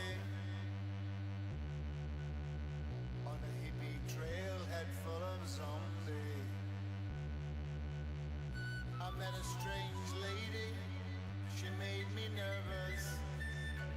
She took me in and gave me breakfast.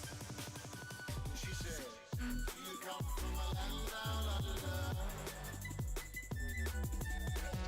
where women glow and men wonder?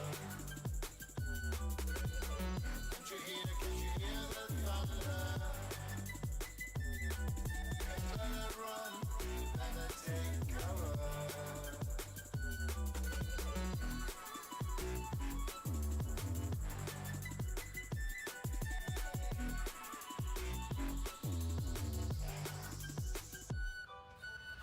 Buying bread from a man in Brussels. He was 6'4" and full of muscle. I said, "Do you speak my language?" He just smiled and gave me a Vegemite sandwich. He said, "I come from a land down under, where beaters flow and men chunder. Can you hear the thunder?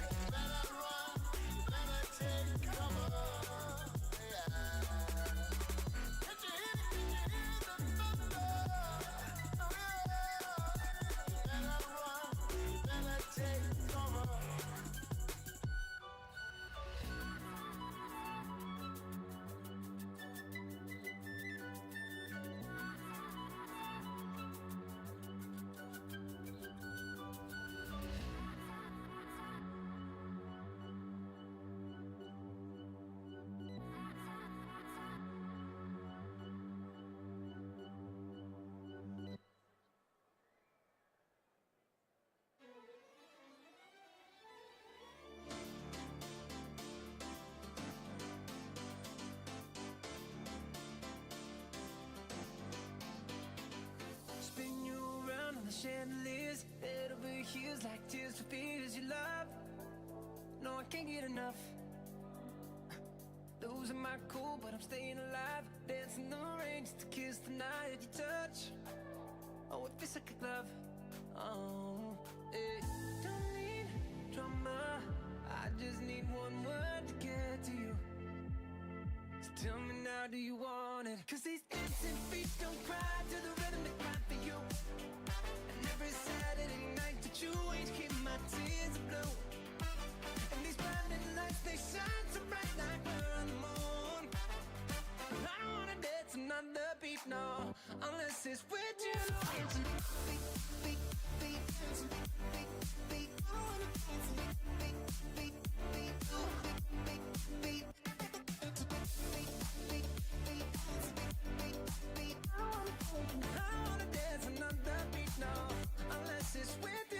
Tell me, who do I call when I lose my mind? 4 in the morning, I'm on fire with you. I'm running too. You got a diamond heart, you work hard, nothing compares when I'm in your arms. Don't go, 'cause you'll never know. Oh, hey. Don't need drama, I just need one word to get to you. So tell me now, do you want it? 'Cause these dancing feet don't cry to the rhythm they cry for you. And every Saturday night that you ain't hear my tears are blue. And these blinding lights, they shine so bright like we're on the moon. I don't wanna dance another beat, no, unless it's with you. Dancing beat, beat, beat. Dancing beat, beat, beat. I wanna dance beat, beat, beat, beat, oh, beat, beat.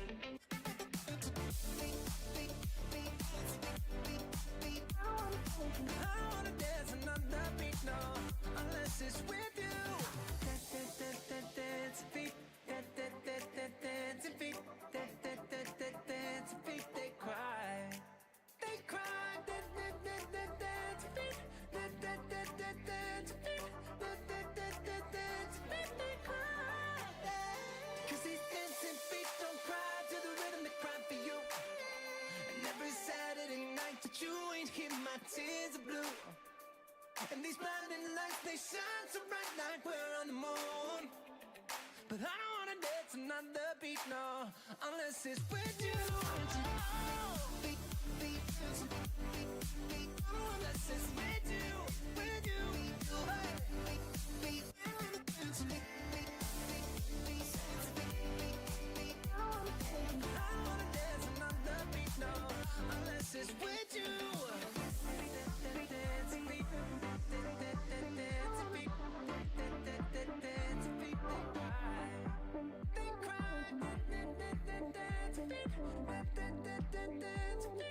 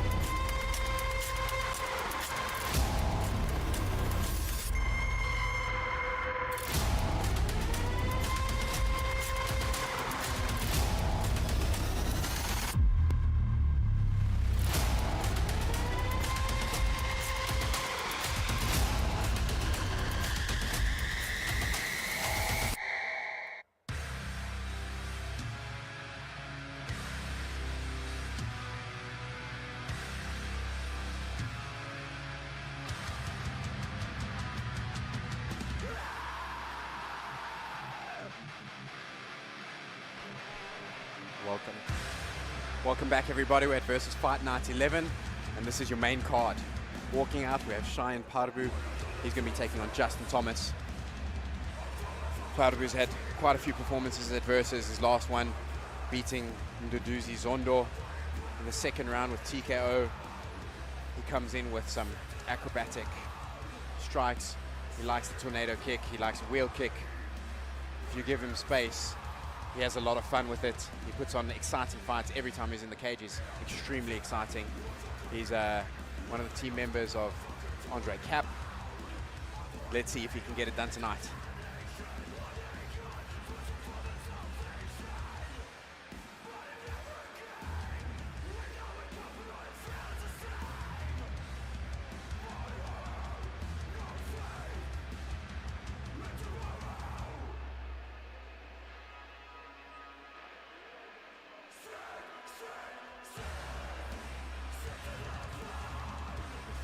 Before was up against Kenneth Golden, and that went the way of Golden via disqualification. Parbu throwing a knee to the head, which is not allowed in the amateur rule set. He came back and put on a fantastic performance. Hoping he can put another one like that in tonight.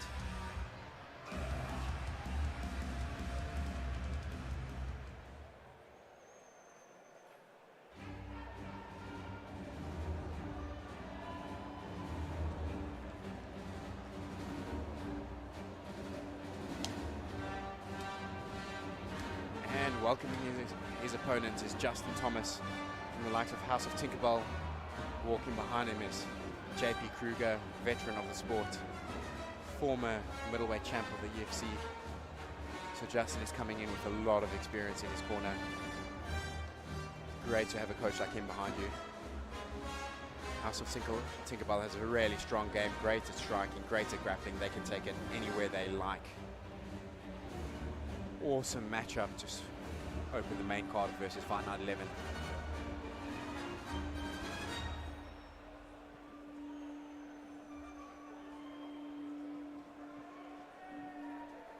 And we're just about ready to go.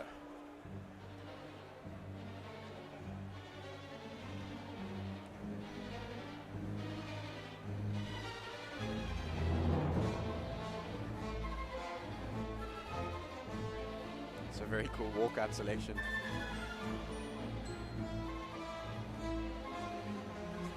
Strikes back. Don't quote me on Star Wars references, but very cool. Nice touch of gloves from fighters. Referee Bobby Karajanides heads on over to give Justin his instructions, and then Simon will take it away.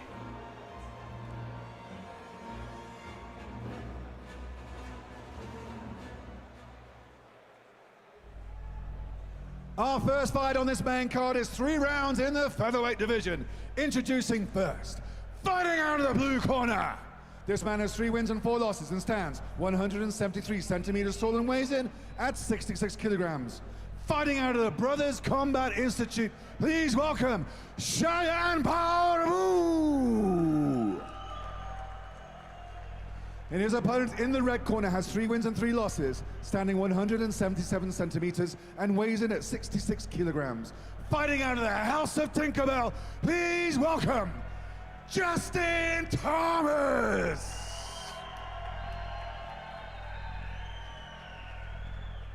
And your referee when combat commences is Bobby Karajanides.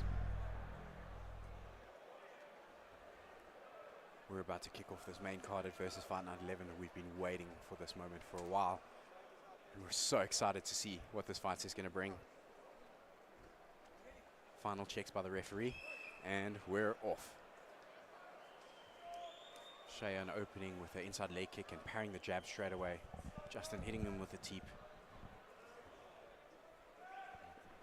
Justin coming in with a nice straight right, lands flush on Parbu's face. A nice counter right as well. Oh, another big right, repeated rights from Justin.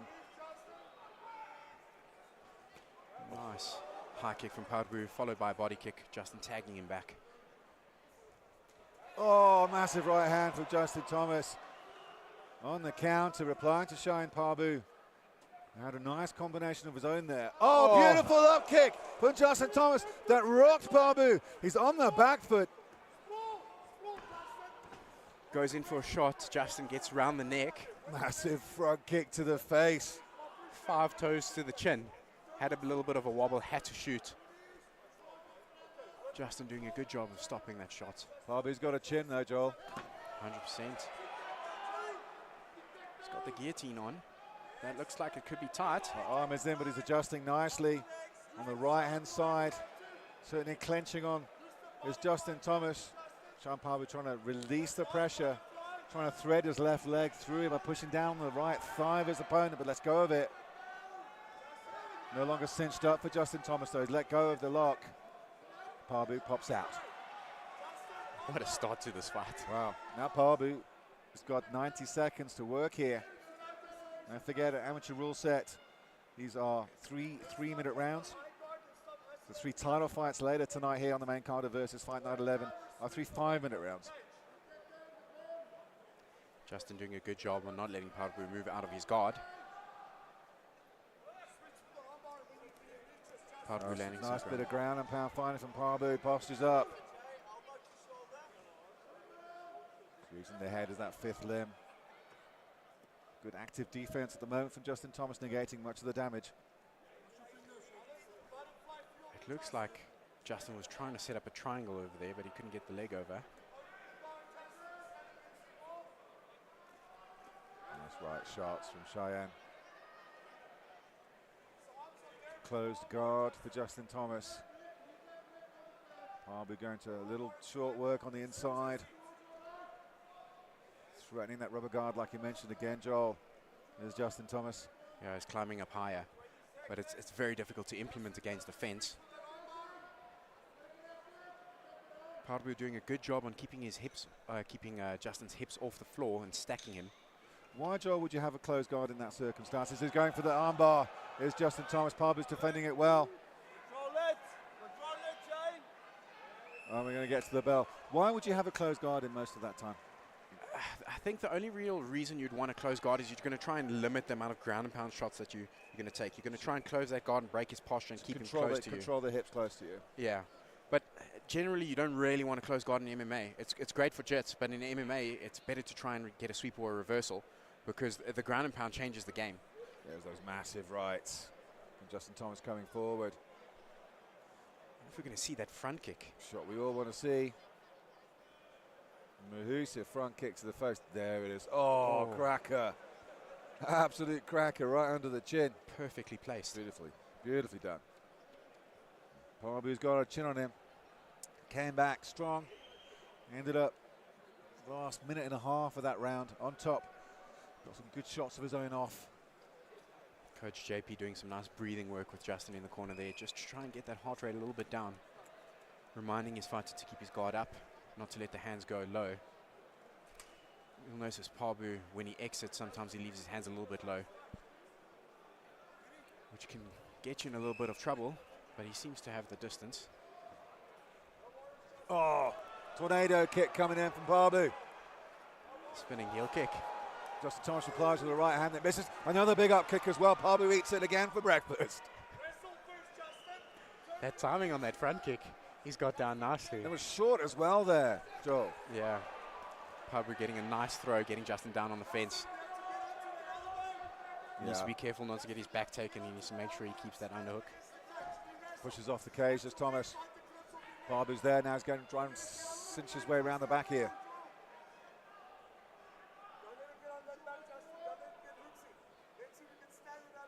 Babu landing some hammer fists over there. Justin looks like he's trying to invert.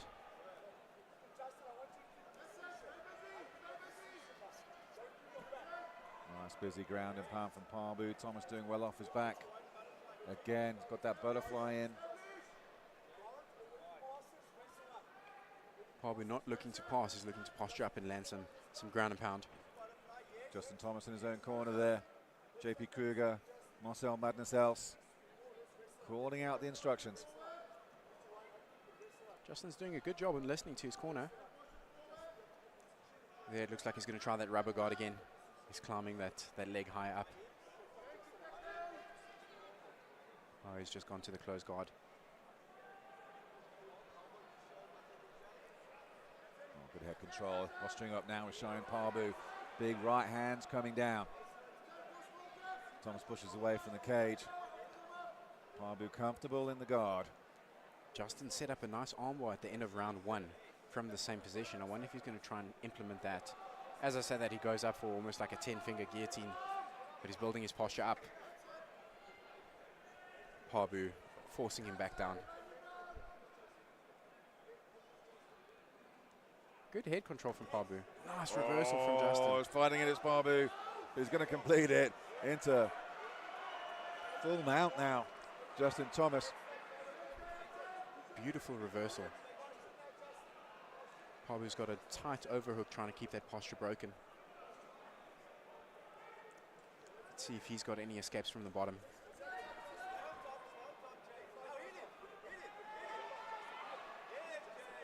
Justin's corner calling out for some ground and pound, and he obliges. Parbu just trying to defend as much as he can. Referee Bobby Kay trying to get his toes out of the cage. Parbu does that. Going for the armbar. Literally with seconds left. Frankenite well defended by Parbu. Went the right way. He went the right way. Looked like it was going to be tight for a second, and Parbu just turned the right way at the right time. And he reverses Thomas in the last 3 seconds of the fight, of the round. Interesting back and forth war. Good respect shown between the two. Tough one to score, Joel. It is a tough one to score. Justin landed some nice ground and pound when he's on top. Parbu did the same, but very back and forth. Yeah, very, very good round. Nice reversal from Justin. Forced his way over at the end. Shots off the bottom. Second attempt at an armbar. He's probably landed that a lot in training. And he almost got a triangle at the end, just time didn't allow for it.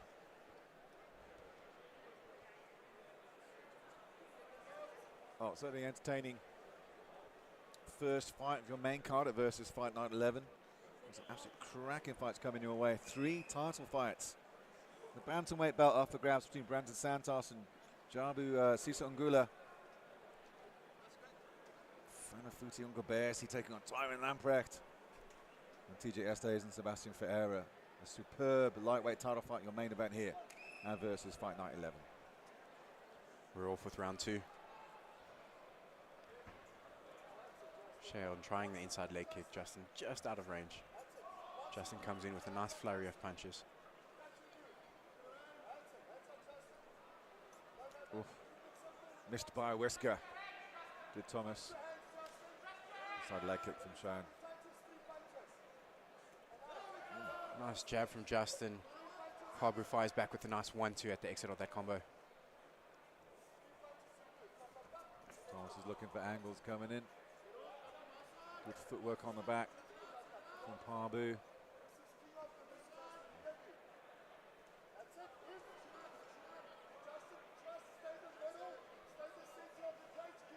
Thomas coming forward. Parbu looking for the counter. Goes inside again to Sheon Parbu. Parbu using a little bit of feints before that kick. Looks like Justin landed that right hand over there. I think he ate one to give one at the end of it, yeah. Nice inside leg kick followed by outside. Sweet movement from Parbu coming forward.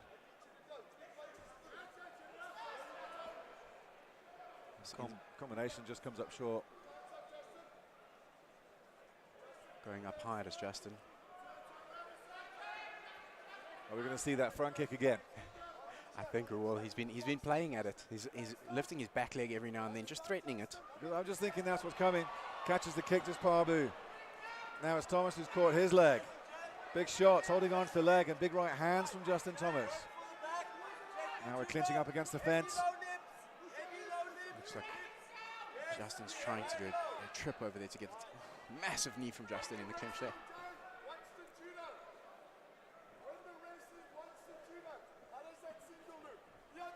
Justin pulls him down and Parbu ends up on top. Parbu's trying to switch his hips just to consolidate that position. He gets there onto full mount. Lands 1 or 2 shots in ground and pound. Justin turns sideways. Is he going to give up his back? Oh. No. A good position for Pabu to finish this round strong. With ground and pound in full mount now. Little pity power shots coming through the guard. Thomas holding on. Posturing up now is Pabu.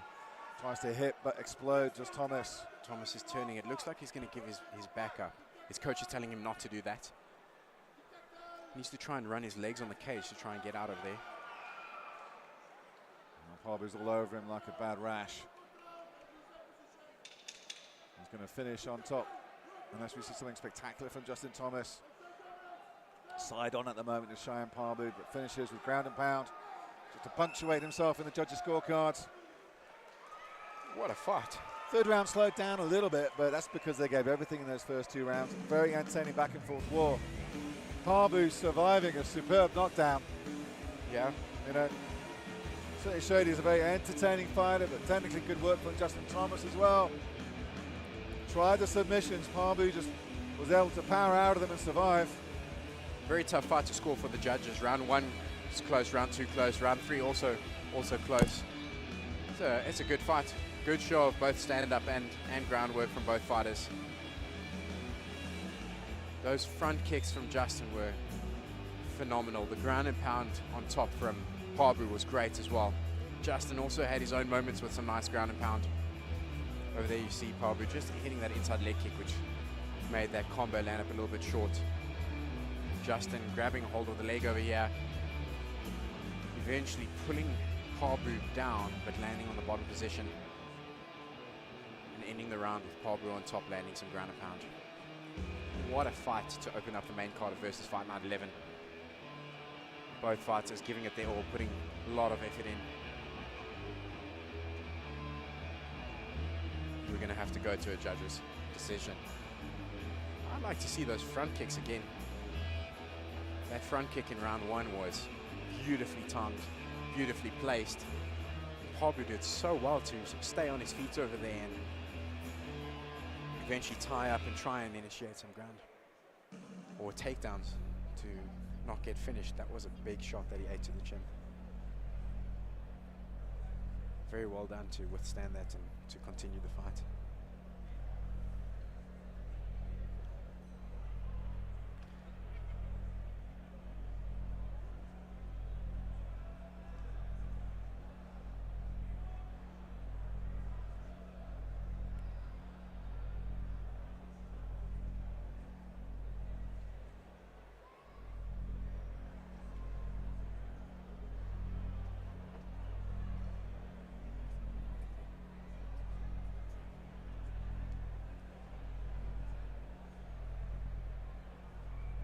Ladies and gentlemen, after 3 rounds, we go to the judges. The first judge scores at 29-28, Thomas. Judge 2 scores at 29-28, Pabu. And the third judge scores at 29-28 by split decision. Your winner, Justin Thomas. Sure, well done, Justin Thomas. Split decision is as close as they come. One judge seeing it Pabu's way, 2 judges seeing it Justin Thomas's way. What a fight. Those front kicks that Justin landed must have done it for the judges. The #1 scoring criteria is damage. And that front kick in round 1 was a lot of damage. Very well done from both fighters. Great performances from both sides, and that's as close as you get today, split decisions. Well done, House of Tinkerbell taking the win over there. JP just heading on over and congratulating Cheyenne.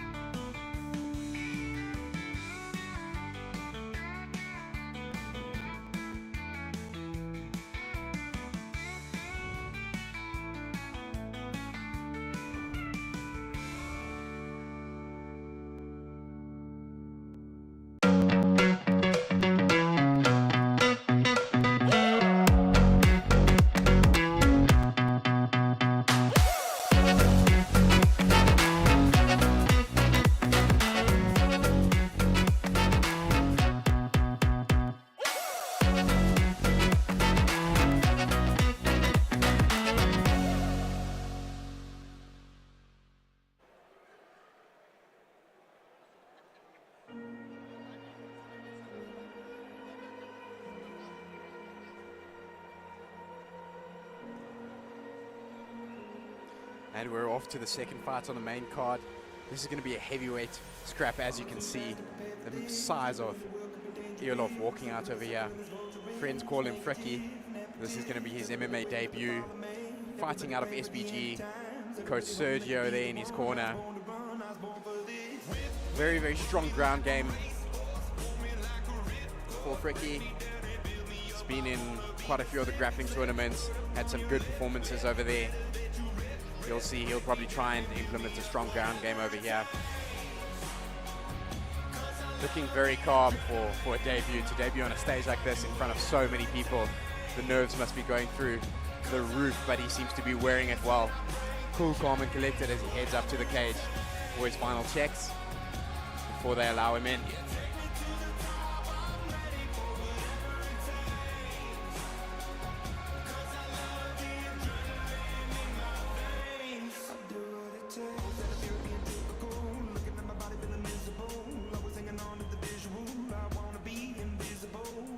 We love a heavyweight scrap.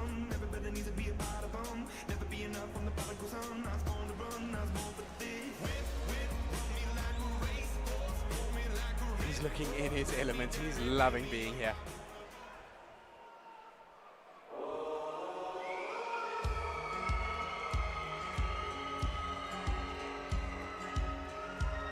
And his opponent, Tino van Eerden, fighting out of CIT. Also making his debut for MMA in the versus cage. Got Jabu in the corner with him there. Looking mean and ready to go.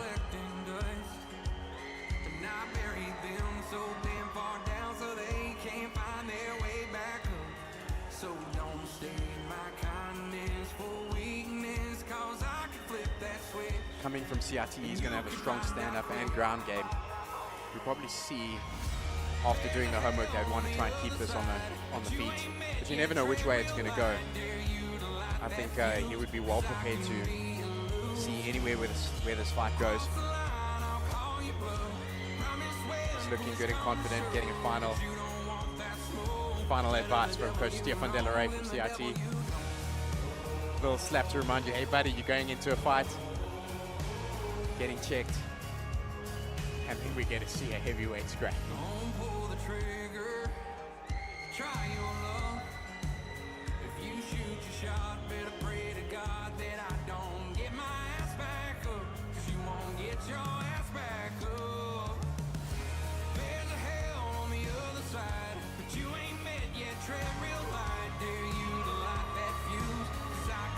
Nice calm demeanor as he enters the cage, goes straight to the corner on his haunches, staring down his opponent.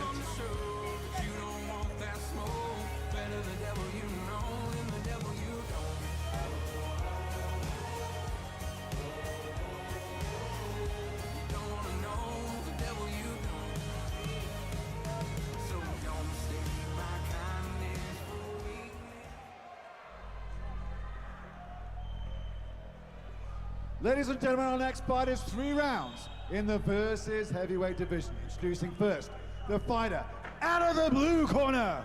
This man's making his debut and stands at 185 centimeters tall and weighs in at 120 kilograms. Fighting out of SPG Bedford View, please welcome Frederik Jacobus Elof. And his opponent, across from him in the cage, standing in the red corner. This man is also making his debut and stands at 191 centimeters, weighing in at 120 kilograms. Fighting out of Team CIT, Tino Valiente.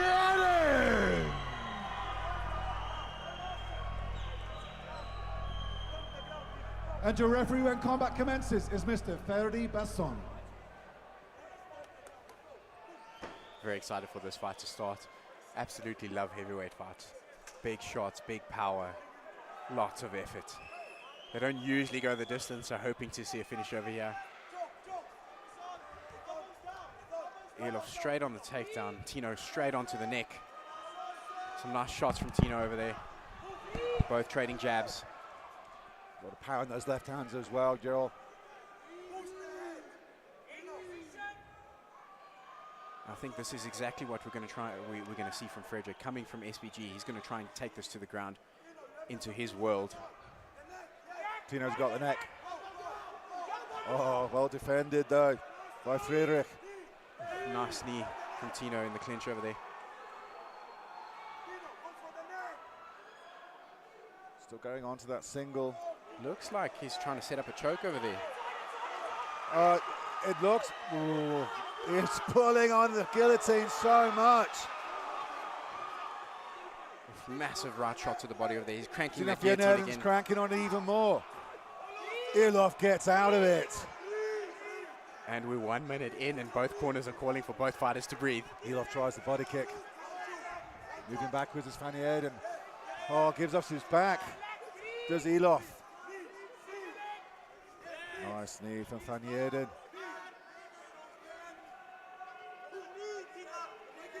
The fighter's back in a lot of power. Nice knee again from Van Eerden over there. Oh. Some solid left hands. Big left shots. Big left hands.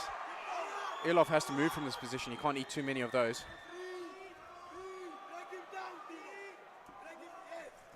Well, goes for a single. Just maintain balance. Does Elof. Elof got around the neck. Doesn't look like it's too tight. He's pulling on it. Rolls back. Well, does Van Eerden. FJ Elof still's got the neck though. Don't think it's in deep, but it's just a form of control more than anything else, Joel. Yeah, he's fought so hard to get this takedown for 2 minutes. Now let's see what he can do with it. Good recovery from FJ Elof out of that nasty position. Van Eerden. Elof moving around, trying to see if he can take the back. It's going to be difficult to do with the fence there. Tino doing a good job on having wrist control, preventing Elof from moving around.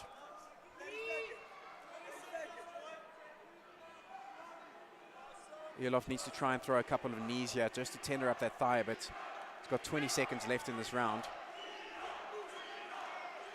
Landing some big shots with that left hand.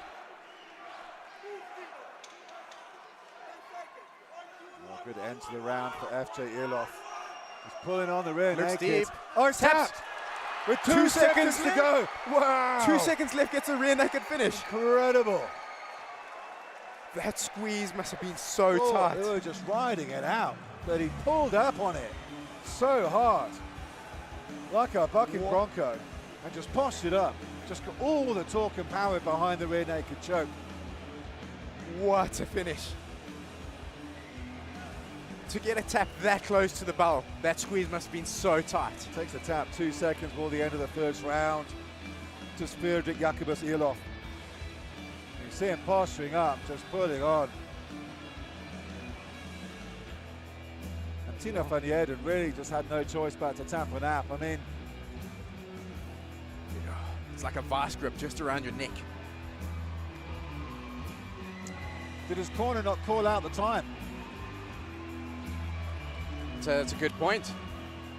I mean, with 10 seconds, you get a 10-second clapper if you know there's 2 seconds left. It's so hard. There's so much going on in that moment. But man, great come from behind win for Frederick Jacobus Elof from SBG Bedfordview. Crazy, crazy comeback win for him over there. You saw from the get-go, he made his intention clear. He wanted to get that fight down to the ground. He got it down with a minute to go on the clock, and he needed 58 seconds to lock in the choke. Crazy, crazy finish to this fight.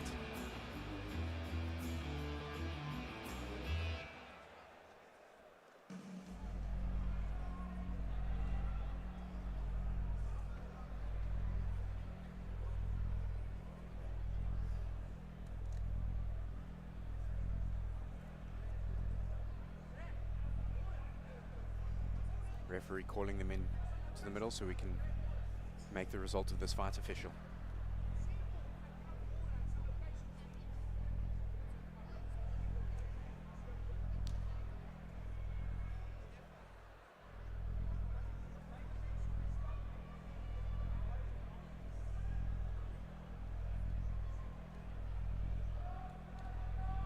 Ladies and gentlemen, the referee has called a stop to this fight. 2 minutes and 58 seconds into round one. For your winner by rear naked choke, Frederik Jacobus Elof! Well done, Frecky. Getting it done in your first time out, 1-0. Submission in the first round. Great performance.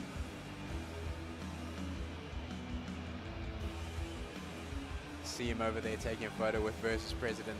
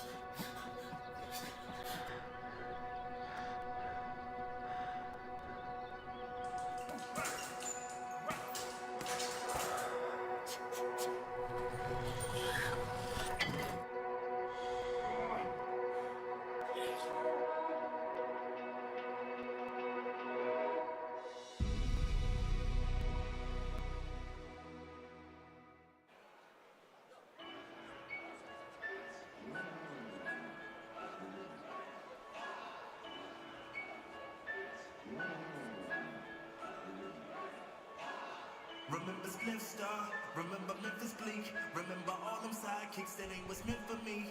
Big shadows, I think I need more sun. Big shadows, remember Lil C's, remember Murphy Lee. No disrespect is meant, but dog, that ain't what's meant for me. Big shadows, I think I need more sun. Big shadows, I was a young and late bloomer. Moving on to the third fighter versus Fight Night 11, we have Ifiwe Mpatiswa fighting out of Pandemonium FC, walking down, making his way under the tutelage of Coach Dwayne Meredith. Ifiwe goes by the Southside Ninja, and there are talks of him going pro after this fight. This is also a #1 contender fight, so if he gets the win here, that might put a stop in his plans and he might come after that versus title.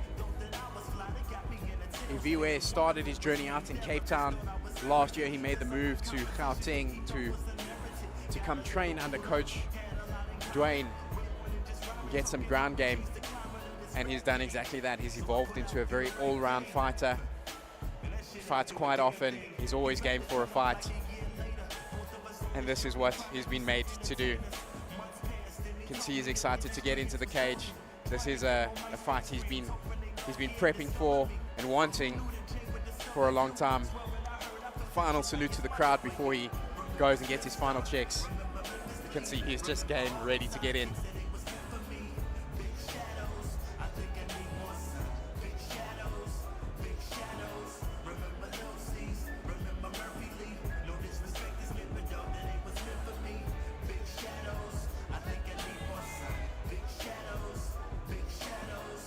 He's really excited to get into this cage.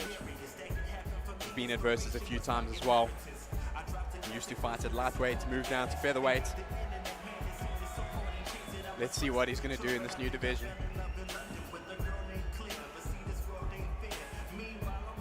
He's fought the likes of Kanyo Makam, very experienced fighter. Gods, kings, and introducing his opponent, no other than Jabu fighting out of Siati. He's also been in the Versus cage a few times. He's a household name. He's a favorite. He's always game to put on good fights. Also very good all-round fighter, great in the stand-up, great ground game. Getting final instructions from Coach Yaku. Ready to go. This is a very well-matched fight. Both fighters very well experienced, both fighters all-round. This could go anywhere. It could be a wrestling fight, it could be a kickboxing fight, it could be chaos. I can't wait for this fight to get going.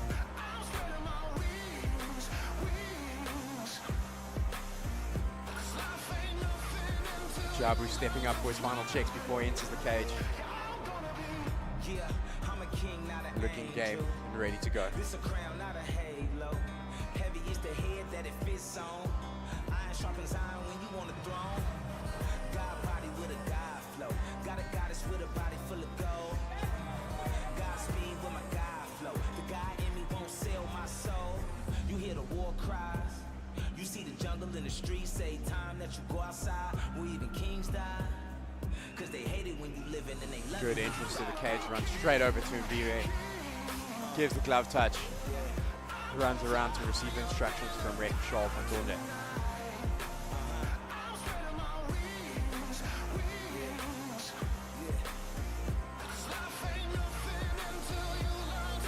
Mviwe looking very calm on the other side. Jabu getting one last sip of water before the action begins. Ladies and gentlemen, our next fight is 3 rounds in the versus featherweight division. Introducing first, fighting out of the blue corner. This man has 11 wins and 7 losses. He stands 182 centimeters tall and weighs in at 66 kilograms. Fighting out of Pandemonium FC, please welcome Mviwe Mbatiswa. And his opponent, fighting out of the red corner. This man has 6 wins and 4 losses. He stands 174 centimeters tall and weighs in at 66 kilos. Fighting out of Team CIT, please welcome Jabu Khan.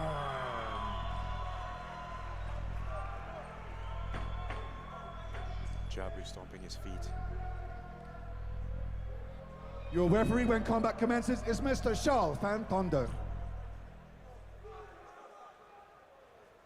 Both fighters looking ready to go.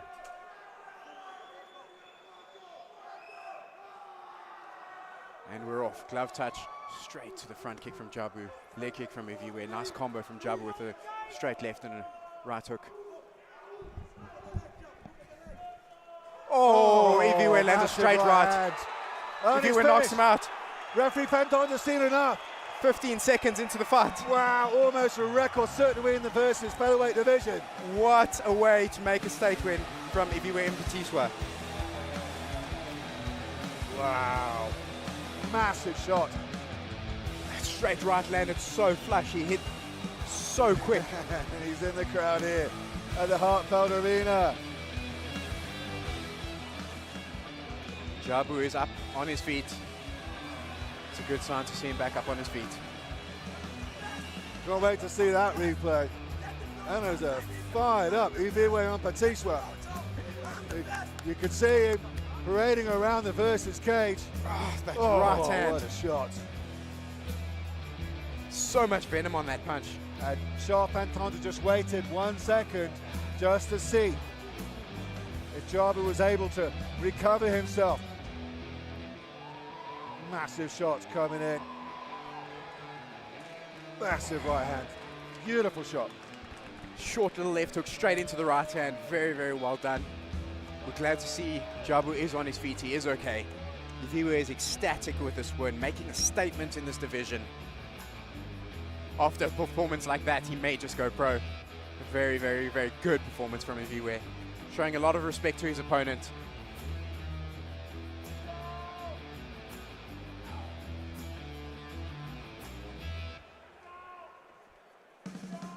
What a finish. What a fight. I definitely did not expect this fight to end that quickly. I think it was either 15 or 16 seconds into the first round. It was so quick. The fastest finish of the night. We'd have to go into the record books to see if it's the fastest finish of versus history. In featherweight, it must be. Well done, Mviwe, the Southside Ninja in Mbatiswa. Ladies and gentlemen, the referee has caused a stop to this fight. A mere 16 seconds into the first round. And your winner by knockout, Mviwe Mbatiswa. There you have it, folks. 16-second knockout. Absolutely insane. We've seen Mviwe in higher divisions. He must carry that power down. In featherweight, he looks like he's going to be a problem. This Southside Ninja has made a stamp. He's made a name for himself.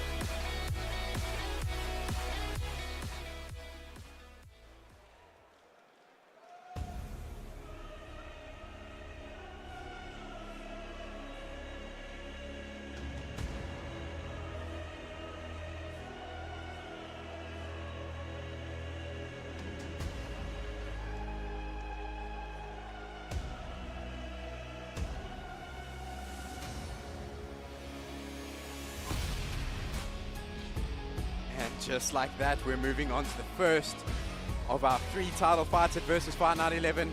Introducing first, we have Brandon Santos fighting out of Mighty Warriors.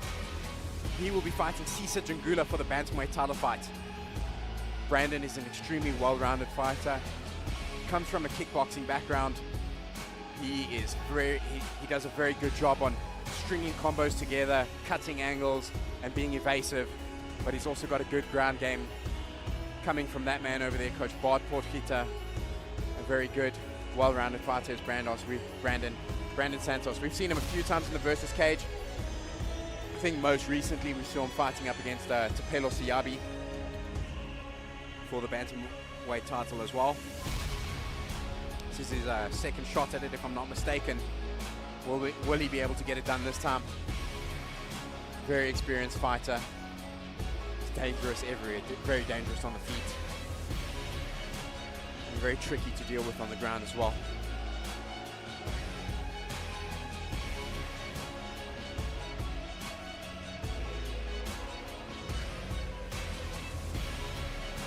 This being a title fight will be 5 3-minute rounds if there are no stoppages. Will that change the way the guys fight? Will they pace themselves? Will they come out guns blazing? We're about to find out as Brandon enters the cage.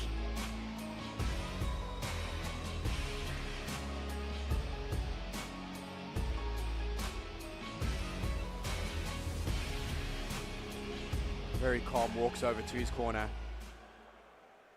as we await the entrance of his opponent. Introducing Cesar Jungula, fighting out of Pesva.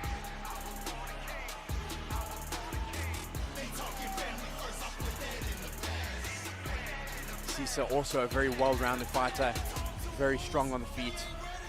He's got some good grappling as well, coming from Pesva Academy under Chris Wright. He's got Atinkosi Mongwe there in his corner with him.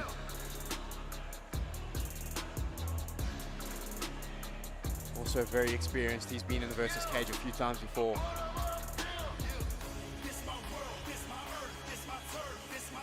Looks ready to go. Can't wait for this fight to start.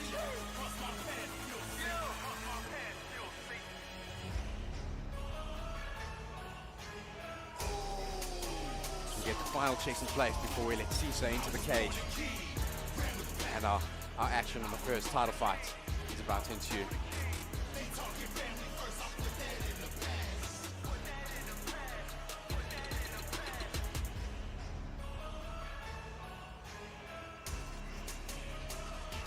Cesar entering the cage. Going straight over to the corner.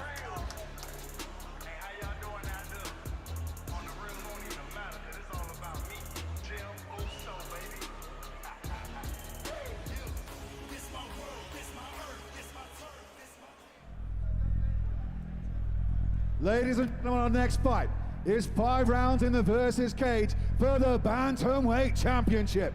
Introducing first, fighting out of the blue corner. This man has 10 wins and 4 losses. He stands 178 centimeters tall and weighs in at 61 kilos. Fighting out of Mighty Warriors, put your hands together please for Brandon Santos. Fighting out of the red corner is his opponent. With 14 wins and 4 losses, he stands 162 centimeters tall, weighing in at 61 kilograms. Fighting out of Pesva, please welcome Cesar Jungula.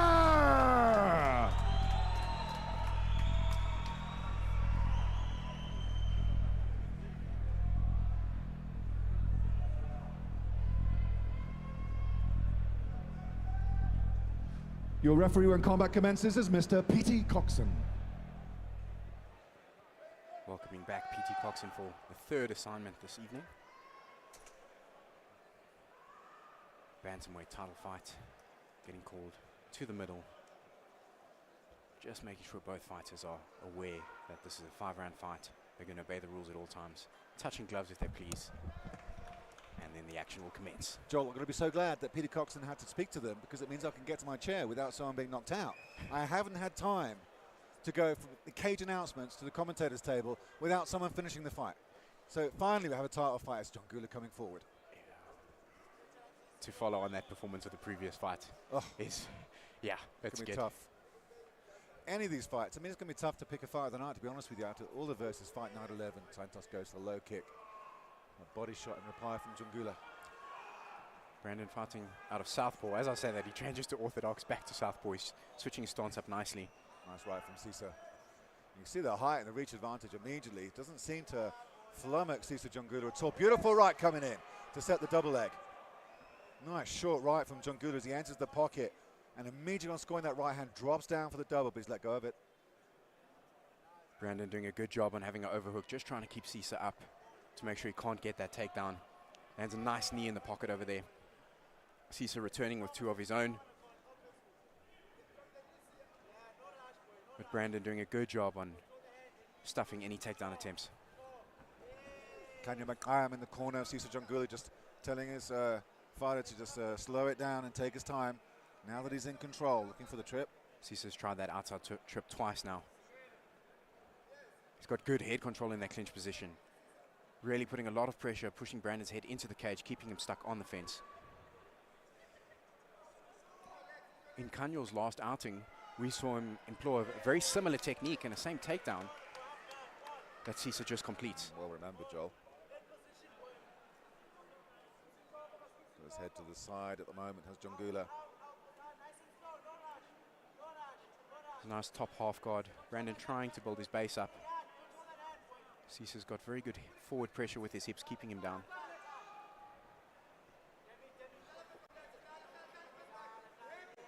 Santos squashed up. Jungula takes him down again. Just pushes him forward. Close guard from Santos. Cisa's going to do a good job on squaring up Santos's head to the cage so that he won't be able to use his feet to run it. And I think he's going to be happy to sit here and control and land some ground and pound for the next while. 5-round fight for all these titles. 3 title fights coming your way here tonight versus Fight Night 11. Cisa doing a good job and just controlling the posture of Brandon, not letting him move his head off that cage. Just doing a good job stepping up to a combat base, lifting Brandon's hips off the floor, making it even more difficult for Brandon to get any movement. Brandon going back to the closed guard. 10 seconds left of round 1.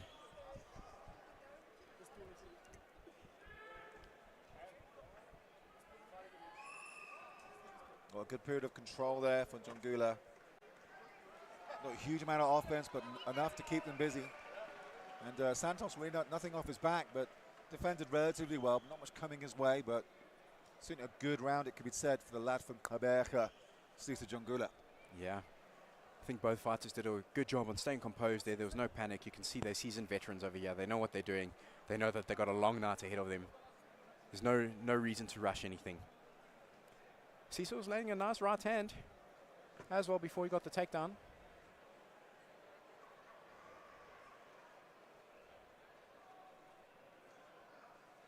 You can hear the arena's super focused on this fight. Yeah, it's the quietest I've seen it all night. We've still got the lightweight title and the featherweight title fights to come after this.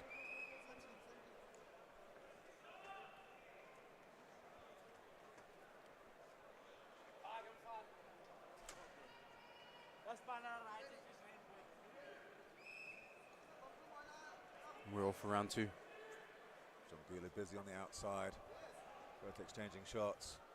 Just good movement. Santos doing a good job on just peppering that jab out, trying to just keep Cisa busy. Oh, Cisa lands a nice straight right down the middle. Nice inside leg kick from Brandon.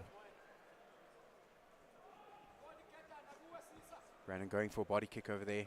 Cisa just gets out of the way. Oh, nicely ducked down for the single. Did Cisa. Santos finds himself defending the takedown again up against the fence. Brandon doing the same thing with the overhook. Cisa about to clasp his hands together and possibly complete this takedown. Good balance from Brandon to not get taken down over there. Certainly got the elevation, did Cisa, and the foot speed. Now just gets him down.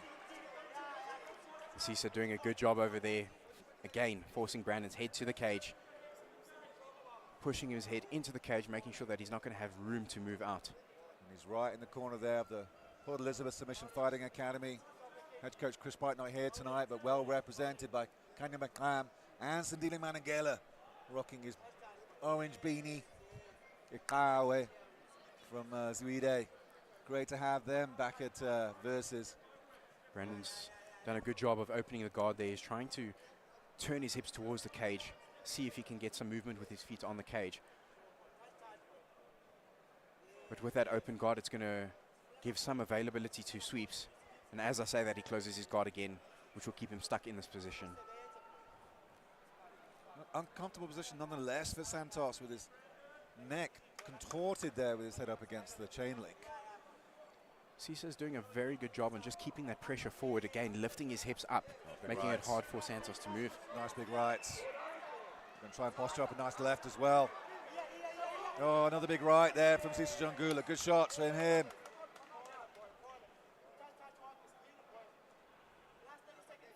Good work from Jungula. Just putting on the ground and pound and putting on the grind. Not taking any risks, but certainly being very active, getting some good shots off. Keeping it nice and tidy, keeping his elbows in tight as well, not giving Santos any excuse to throw up and see if he can isolate any kind of limb off his back. And keeping in that very uncomfortable position is Ntsasa Jungula, just keeping that head up against the chain link. This is extraordinary control from Ntsasa. Very difficult to get out of this position.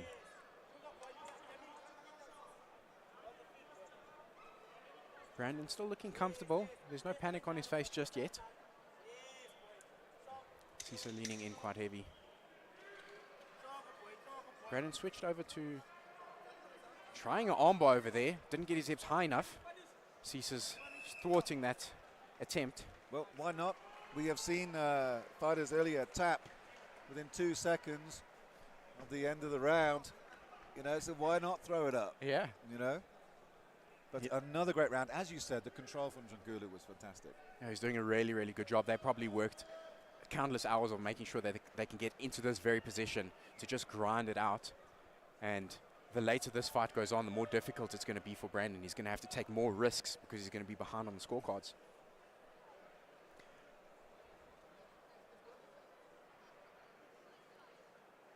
Brandon listening very intently to what Coach Bart is telling them there in that corner.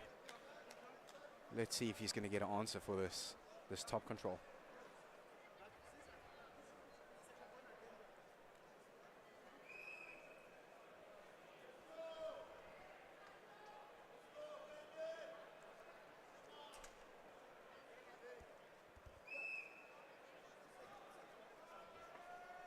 Third round begins. Nice body shot from Santos.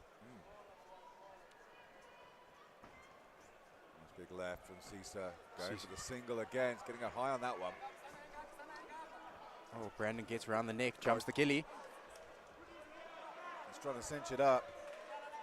Don't know if he quite had it. His right hand slipped off over there. He's gone back to it. He's got the guard position. He's clinched it up. Pulling on as much as he can is Brandon Santos. Ntsasa did a great job there earlier, elevating his hips, just taking pressure off the neck. He's grunting as much as he can. Santos is grimacing. He's pulling on it so much. Oh, and he's out. Jungula pops out, takes in a big, big intake of oxygen. Wow. That was tight, hearing the grunts. Looked in tight, and Santos was cranking on it for all of his life. Santos is doing a good job right now, trying to get onto his left hip. As I say that, Ntsasa just pulls him up onto his legs and tries to square out those hips again. He's left the guard open this time. But Ntsasa just got so much forward pressure into the fence. It's difficult to deal with for Brandon. Again, where he didn't want to be. Brandon Santos really hasn't had an open field in which he can stamp his authority or his game plan on this fight. It's just been great control by Ntsasa Jungula. It's been every single round. He's been coming out with some good strikes and just beautiful takedowns. So quick. And then just controlling Santos on the ground for the better part now of 3 entire rounds. So shots to the body from Jungula. Santos just trying to survive here. Doesn't seem like he's got an answer for this. Maybe he's almost throws up a submission. Cesar sees it. Almost passes the side, but gets back into the guard and is going to start landing some body head ground and pound shots over here.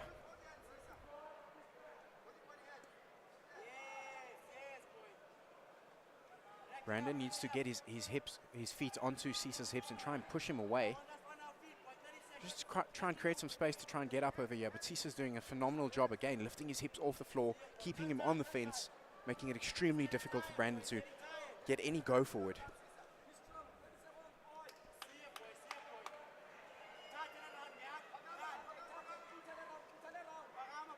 Cesar doing a phenomenal job at just controlling this fight. Just taking his time, landing some shots to the body, landing some shots to the head. Brandon again trying to throw his legs up, see if he can isolate a limb. But Cesar posturing up nicely, landing some big right hand. Another great round for Cesar Njuguna, and what's turning out to be a very, very bad day at the office for Brandon Santos. Yeah, it does seem quite one-sided so far. I think Brandon Santos' corner is going to tell him he needs to do something. He needs to defend his takedowns. Yeah. Look, Cesar's made his game plan very clear. He's going to take you down. He's going to get you on that fence, and he's going to get you to struggle. If I was Brandon, I would look at trying to throw some up kicks straight down the middle, some teeps to the body, just to try and thwart the entry on straight on. Try and make Cesar work a little bit harder to get that takedown. Some uppercuts will do good as well. He cannot afford to plant in front of him when he's throwing his shots. He needs to keep moving. But that being said, Cesar is doing a phenomenal job at getting these takedowns and controlling him.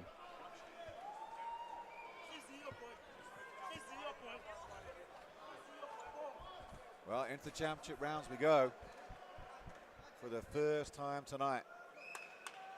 Will we see a little bit more urgency out of Brandon? Oh, massive right hand from Njuguna. Fakes the takedown, comes upstairs with the right hook. Oh, and beautiful. Goes straight into a shot. Looks like he's Beautiful. going to get the takedown again. Brandon fighting very hard not to get taken down.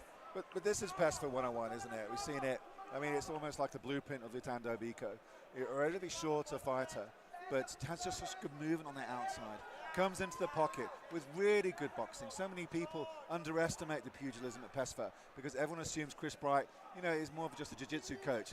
Yet, towards the end of Chris's career, he was showing some beautiful boxing. People forget Kepler Vessels was the boxing coach at PESFA back in the day. Yeah. And you see so many good stand-up work from PESFA fighters these days. And that's what Njuguna does. He sets up his takedowns behind really good striking. But that takedown, that level change is so quick that you're thinking, what have I just been hit with? And the next thing, you're on your back. Yeah. PESFA 101, beautiful to watch. And again, fourth round, more control on the ground now from Njuguna, and that's just going to frustrate Brandon Santos even more. Yeah, it's a lot of control time, and if you're in Brandon now, you know you're behind on the scorecards. You need to get a finish. You don't have an option to see this out to a decision, so you're going to be a little bit more desperate. You're going to be forced to take a few more risks to try and get something. But Cesar is wise to it, and he's just taking his time, controlling, not rushing, following the game plan, and he's doing a great job at implementing it.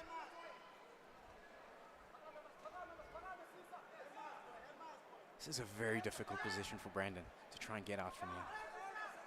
It's almost as if Njuguna's chosen to crank his opponent's head up against the chain link. Again, lifting the hips. Brandon looks like he's trying to go for a triangle setup over there, but Cesar's just not having it. He's just going back to guard, starting again. You'll probably see him rotate Brandon's head back to the fence. He tries it, Brandon's not letting him. And rinse and repeat, we're going back to the control position. Right now is where Brandon should be explosive with his hips, try and create some distance. He needs to get one leg in, try and create a little bit of distance so he can get onto a knee and get stand up while he's off the fence.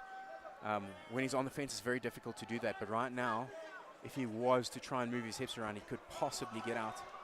Oh. Good shot from Njuguna. And it followed a good left hand earlier.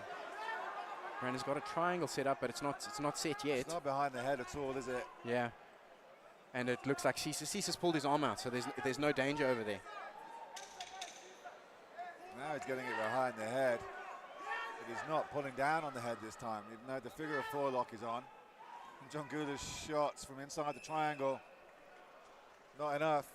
Santos is going into the final championship round, knowing he is 4 rounds down. Will he go hell for leather? Will he take a risk?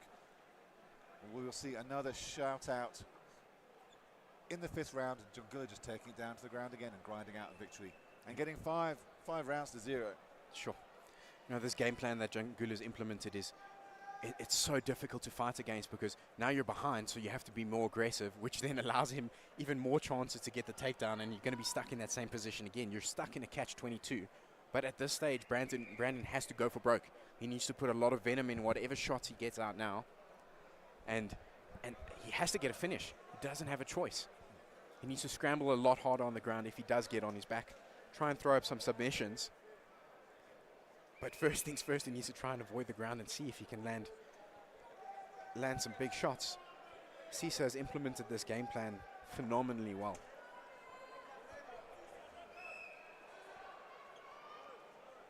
Start of the 5th round. Nice right hand from Ntsasa. Oof, nice uppercut from Brandon. Met by a takedown. Takedown attempt from Ntsasa. Brandon doing a good job of stopping it for the moment. Oh, but Ntsasa gets him down again. Just couldn't get the trip, but the momentum was enough and the balance was off Santos after defending the trip to end up on his back again. Ntsasa, what have you got here? Brandon's got the triangle set up over there. He needs to create the angle. He needs to. He's got it on here. Yeah, he's just on the wrong side. He needs to get onto the other side so that he can make it a little bit tighter. Pulling on the head will help. He needs to squeeze his knees together. But Ntssa's doing a good job in just keeping Brandon sideways so he's not able to get that big squeeze off. Well, Ntsasa just eating a couple of shots. Brandon's fighting with left hands off his back. Brandon go of it though. Transitions to armbar, belly down armbar, but Ntsasa looks like he's in a position where it's able to be defended. He's going to step over to the other side. Still got the arm, but it's not hyperextended. And Njongula pops out of that submission attempt. Is this the first time we've seen a side control this fight? Ntsasa very heavy on the chest of Brandon. Landing some nice ground and pound with his left hand. Brandon trying to use the fence to back up. But Ntssa's just gone to a control position. Nice wide base, making sure he's going to keep Brandon underneath him. Brandon needs to explode with his hips off the fence over here. Ntsasa not allowing it.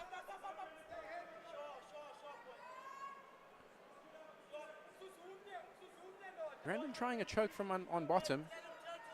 Looks like he's trying to set up like a variation of a, I would say, DOS, but Ntssa's right arm is around his hip, so it's not gonna stop the artery, so there won't be a real submission threat over there. Well, just small little pity-patty shots with Njongula keeping busy. Inside.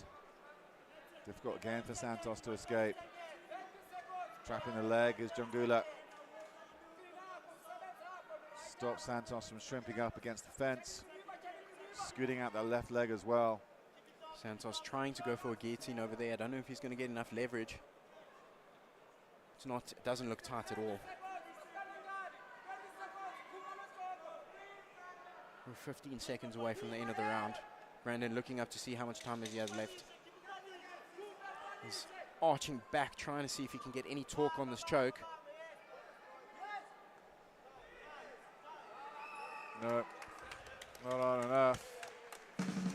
5 rounds of dominance. Well done, Ntsasa Njongula. Some good submission attempts there from Santos. He didn't give up. He kept trying to be busy. He had the triangle, he had the armbar, he had a guillotine. He had a guillotine again at the end. Yeah, he went for broke in that 5th round with a variety of submission attempts because he had to. You know, could have tried with a couple of those earlier in the first 2 rounds or the third. Easier said than done against a guy who's just got such good top control. Ntsasa Njongula. Yeah, very, very well done. Great implementation of that game plan. Great implementation of, you know, wrestling 101, keeping the guy's head pressed on the cage, his hips raised, not allowing him any space to move. I'm sure Chris Wright will be proud. 5 rounds of war from these guys. Absolute amazing. Good start for the first of the title fights at Versus Fight Night 11. Kanyo Makam very happy with his teammate over there. Ntsasa also very happy with himself, as he should be. He followed that game plan very well. The top control was tremendous.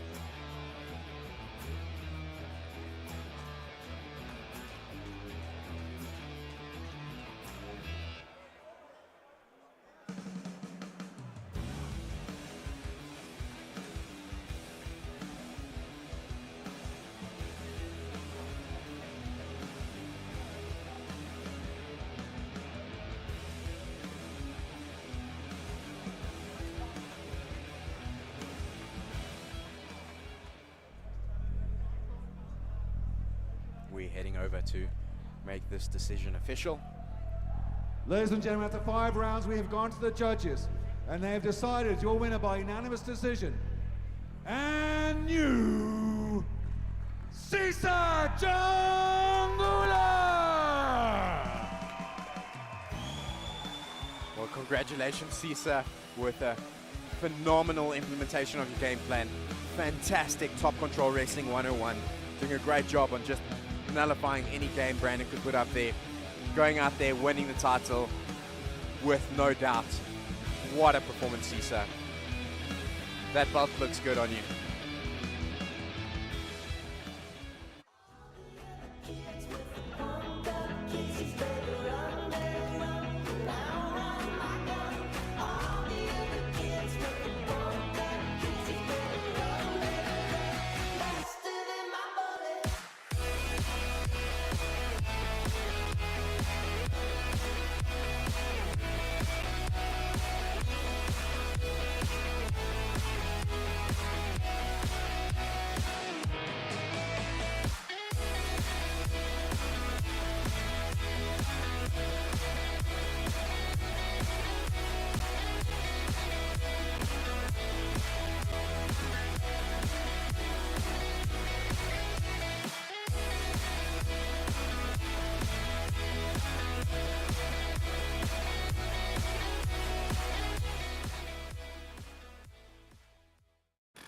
Sure the bridge will line up? Yeah, of course, I'm sure it's going to line up. Okay. Just saying, it doesn't look like it's lining up. We're not finished yet. What, are we just gonna stop building this bridge in the middle of Cape Town? That'd be silly. Very silly. Motor just ends here. The car's coming. Highway to hell! End of the road for you, my friend. Okay, but we're sure it's going to line up. Sure. Let's go with your plans, eh? This is the same plan. Sure. Oh. Well. Don't just be sure sure. King Price in Sure. Insurance you can be sure about. Visit kingprice.co.za.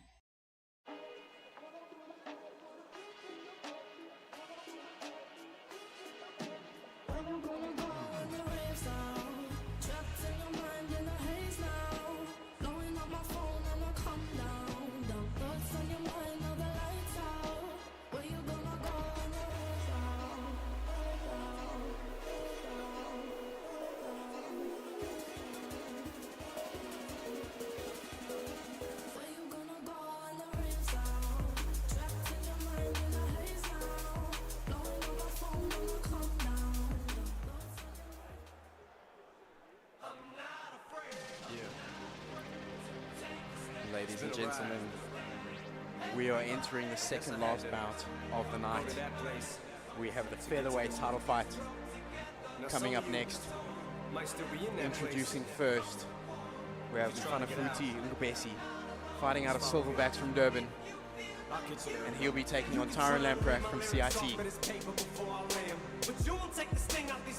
Mfanafuti is a good stand-up background. He has a little bit of a ground game. He has fought Tyron before. They have fought twice before, so this is going to be the third time they're facing each other.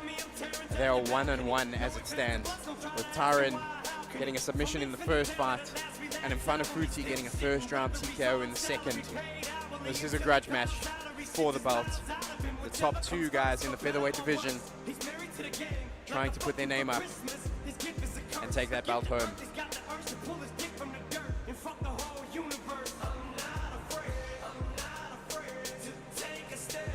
Mfanafuti looking war ready as he's getting his Vaseline put on. Belt is looking strong. Final checks before he enters that cage.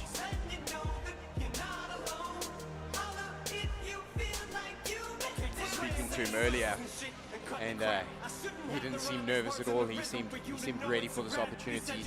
He's going to come out and try and grab it with both hands. Earning that versus title means a lot to both of these fighters. And I'm sure we're going to see a very exciting fight. Don't expect that there'll be much of a feeling out phase, as these fighters have fought twice before. They know what to expect from each other.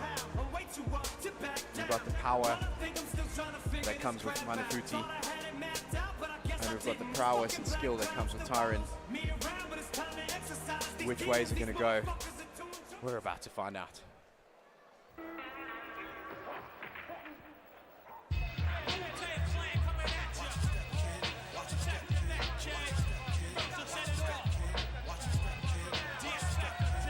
And there is his opponent, Tyron Lamprecht, reigning from CIT. He's been training with the pro team for the last while, so we're expecting quite a jump in the level of his performance. Chatting earlier in the build-up to this fight, Coach Stefan Delaray said that we're going to expect a new Tyron over here, that there's going to be levels on his previous performances, giving his coaches a hug before he gets his war paint on and enters the cage.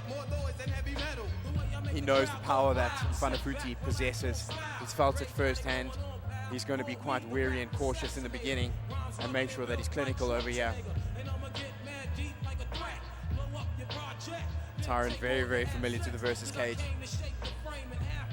He's had some good wars in it.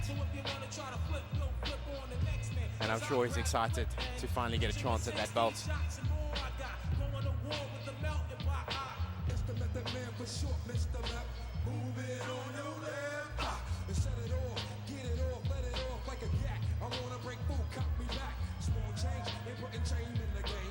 He looks locked and loaded as he's about to enter that cage.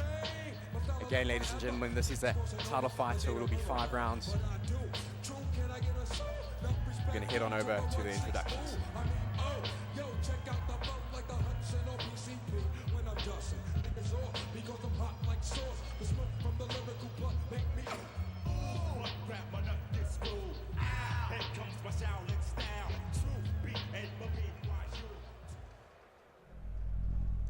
Ladies and gentlemen, our next fight is 5 rounds for the versus featherweight title. Introducing first, fighting out of the blue corner. This man has 15 wins and 3 losses. He stands at 160 centimeters tall and weighs in at 66 kilograms. Representing Silverback MMA, Mfanafuti Ngobesi. And his opponent, fighting out of the red corner, has 12 wins and 6 losses. He stands 171 centimeters tall and weighs in at 66 kilos. Representing Team CIT, a warm welcome for Tyron Lamprecht.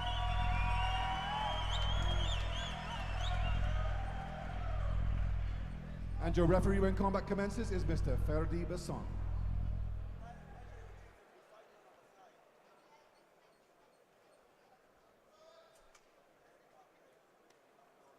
Both fighters getting called to the middle. Just reminding them this is a title fight, this is 5 rounds. See if there's going to be a glove touch. There is. Was there a glove touch? Yeah, there was a glove touch. Oh, yeah. Okay. So mentioning earlier, these fighters have seen each other twice. They're 1-1. The first bout, Tyron winning via submission. The second bout, and Fanafuti winning via TKO in the first. Fanafuti comes with a lot of power. Tyron's got a lot of skill. Oh, good left from Fanafuti. No feel-out phase. Fighter straight into it. Nice right from Lamprecht. Good movement from Tyron. Nice leg kick on the way out. Reno Cooten down and calling out to Tyron Lamprecht. The overhand right's all he's got. See the power that Fanafuti put in that right hand. Tyron doing a good job just evading it. Switching stances on the outside is Ngobesi. Good footwork on a back foot. Nice inside leg kick from Ngobesi.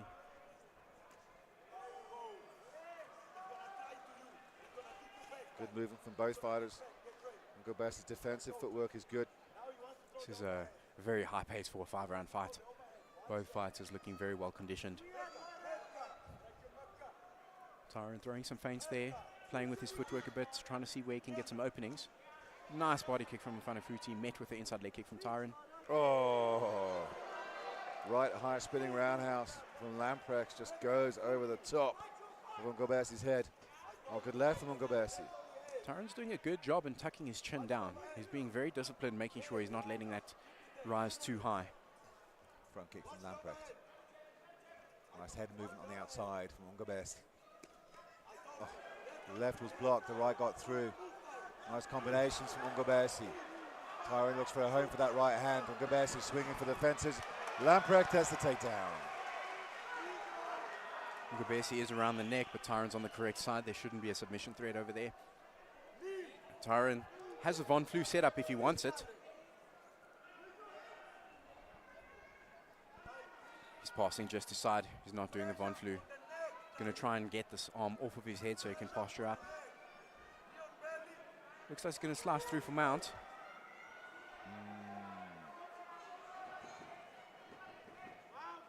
Got a good knee on belly position over there.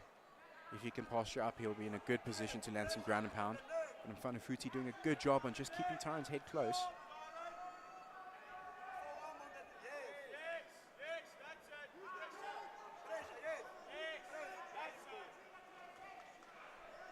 Right, we're into a side control against the fence. Tyron just using that left forearm to just grind on him in Fanafuti's face. Fanafuti regarding as we enter the final 10 seconds of the first.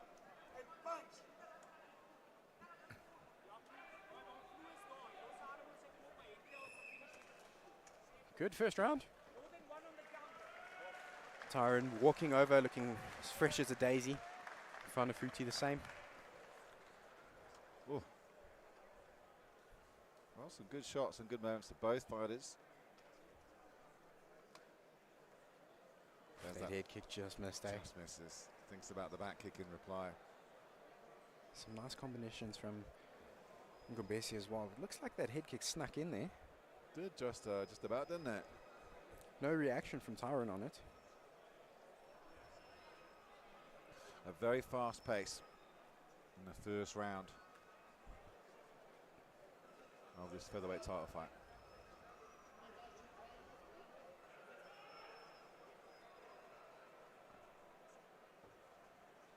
Well, it's only been a great night of fights. This holdout crowd here at the Heartfelt Arena in Pretoria, South Africa. 15 fights, this is your 14th. We've still got a lightweight title after this between Esther Heyden and Ferreira. At the start of round 2, Tyron coming out with a nice 1-2. Putting a lot of forward pressure onto Ngobesi.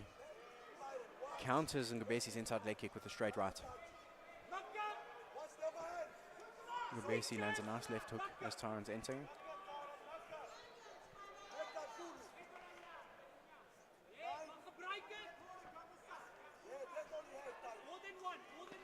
Ooh, that head kick looked like it almost snuck through again. Tyron shooting for a low single. He gets it. Tries to jump into the mount, does Lamprecht. Scramble from Fanafuti and Ngobesi. Side. Top half guard for Tyron. Fanafuti reguards. Got the close guard. Is Tyron going to take a page out of Cesar Jangula's book? And push him in front of Futi against the cage and hold him there.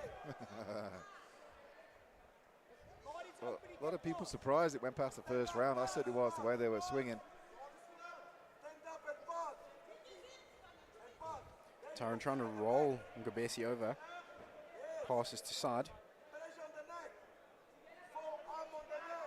Looks like he's, yeah. Full mount. Good pass from Tyron Lamprecht. And now nasty position for Ngobesi, because 90 seconds in the pocket for Lamprecht here to get the ground and pound going. Tyron's nice and high up on that full mount as well. It's very difficult to get out of this position. Oh, good shots from Lamprecht. Hip bump from Ngobesi does not shift the CIT fighter off him.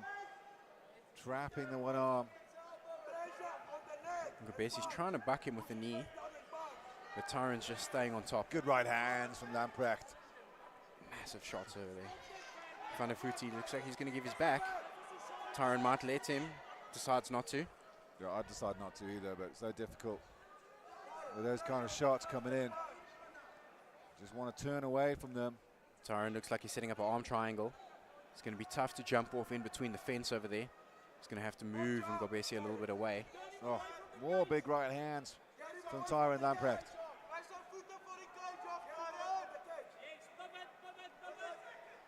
Tyron's corner just telling him to get Ngobesi's feet away from the cage, which will nullify any opportunity he can use that to try and get out of this position.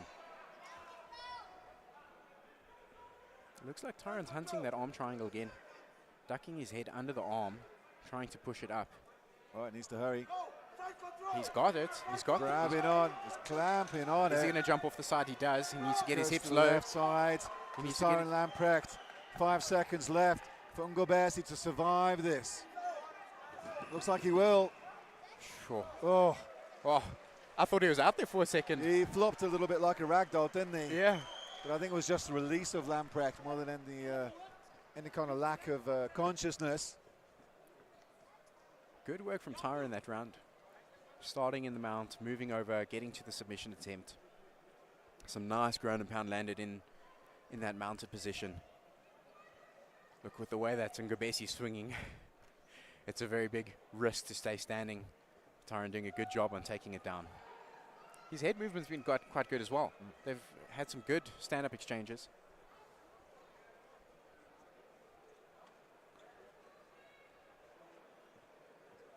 It's good pace that this fight's been going at as well. Both fighters off their stools, ready to go.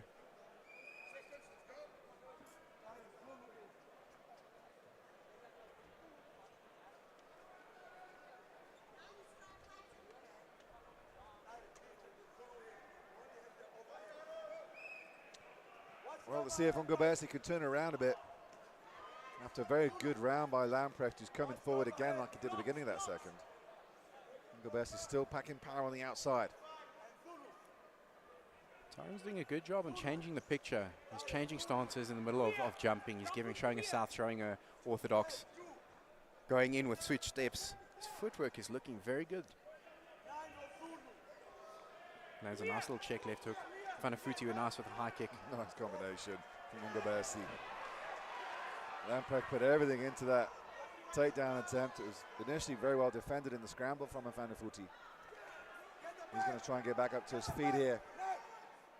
Tyron looks like he's on the neck. Is he going to set up Anaconda? His coach is calling for a reversal, and Fanafuti gets out. Tyron starting to attack that leg. Might be going for a high crotch or turn into a single. Fanafuti's got that overhook, keeping him up. Tyron disengages, comes back with the uppercut.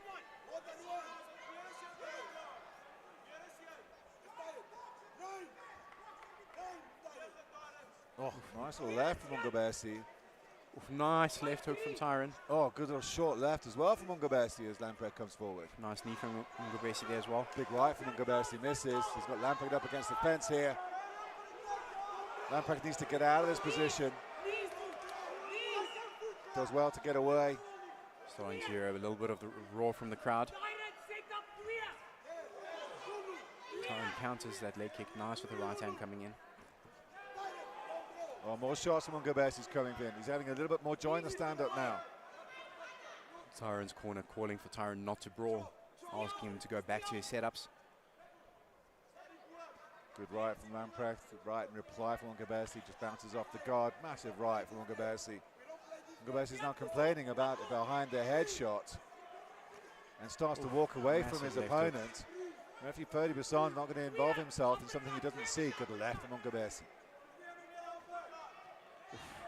That left kick of Ungabesi is so quick.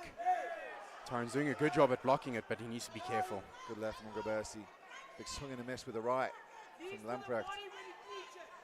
Nice inside leg kick. A better round from Ungabesi. Tyron landing a right hand in that exchange. Ungabesi replying with a jab.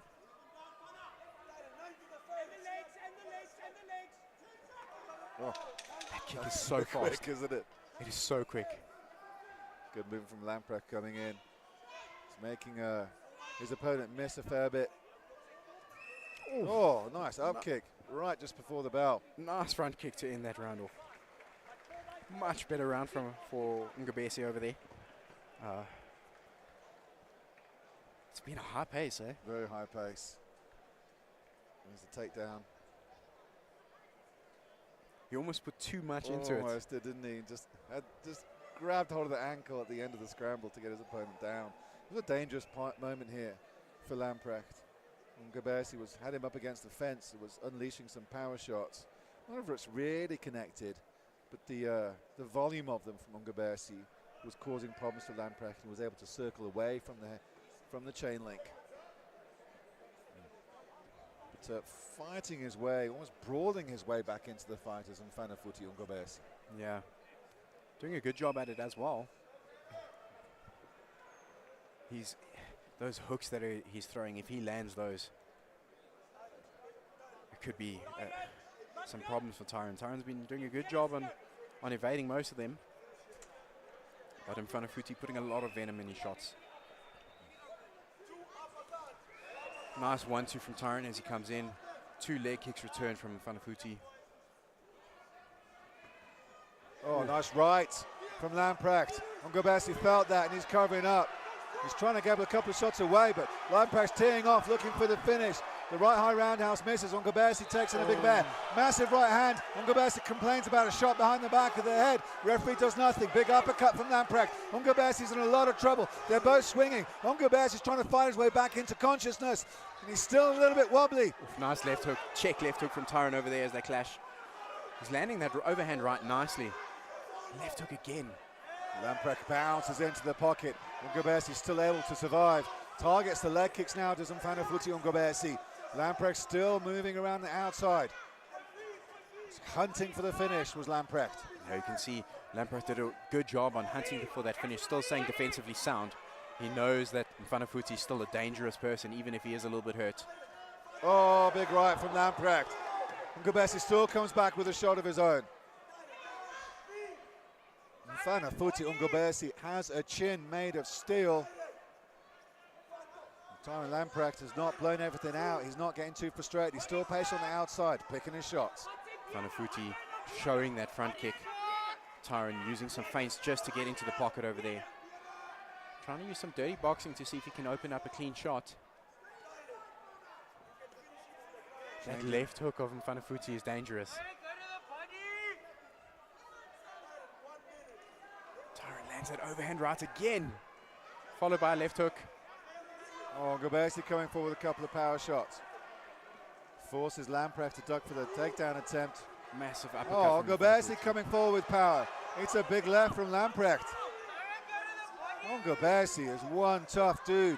Coming back with that big right as well. Thinks about the left roundhouse. Inside leg kick from Ungabesi. Just want to comment on Tyron's posture, keeping that chin tuck still. He's been very defensively sound with that this fight. Good left from Ungabesi. Stiff lefts from both fighters. Ungabesi goes to inside the leg, then the body kick. Massive body kick from Ungabesi. Followed by a good two-piece combination from him as well. Certainly given Lamprecht a pause for thought. This round has flown past. Ungabesi coming forward with big shots. Tyron gets underneath it, shoots a takedown. Gets it. Fanafuti doing a good job on getting the legs in between him and Tyron. Tyron getting into guard. It's been non-stop action this fight.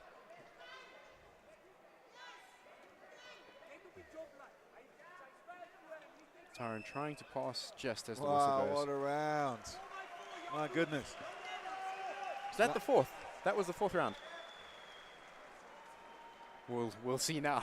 It's been non-stop action, sure. Oh, that big shot over there. That's what Ngobesi complained about, saying it was the back of the head. I think it was what the top more than anything else. Big shots from Lamprecht coming forward, looking for that finish. Ngobesi showing remarkable powers of recuperation. So back of the head shots aren't legal, but it's extremely difficult to ref, especially if the fighter is turning while the other fighter is throwing the punch. Yeah. But I don't think it was the back of the head all the same, Joel. I think it was just on top. From that replay, it certainly didn't seem it was like complete the back of the head. Yeah, I don't think there was a problem with those shots. There's that 1 inch. Yeah, as long as it's touching the ear, it's fine. On the back of the skull, and it wasn't there. That's for sure.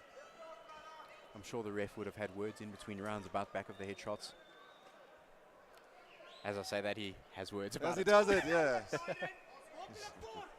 Yep, we're into the 5th round. Good call. Gone so fast, I wasn't counted. Tyron coming in with a nice left hook, and Fanafuti just sliding out of the range. Nice leg kick from Ngobesi. Tyron lands a left hook at the end of that combo. Nice little oblique kick from Tyron. Oof. Immediately changes stances after that leg kick.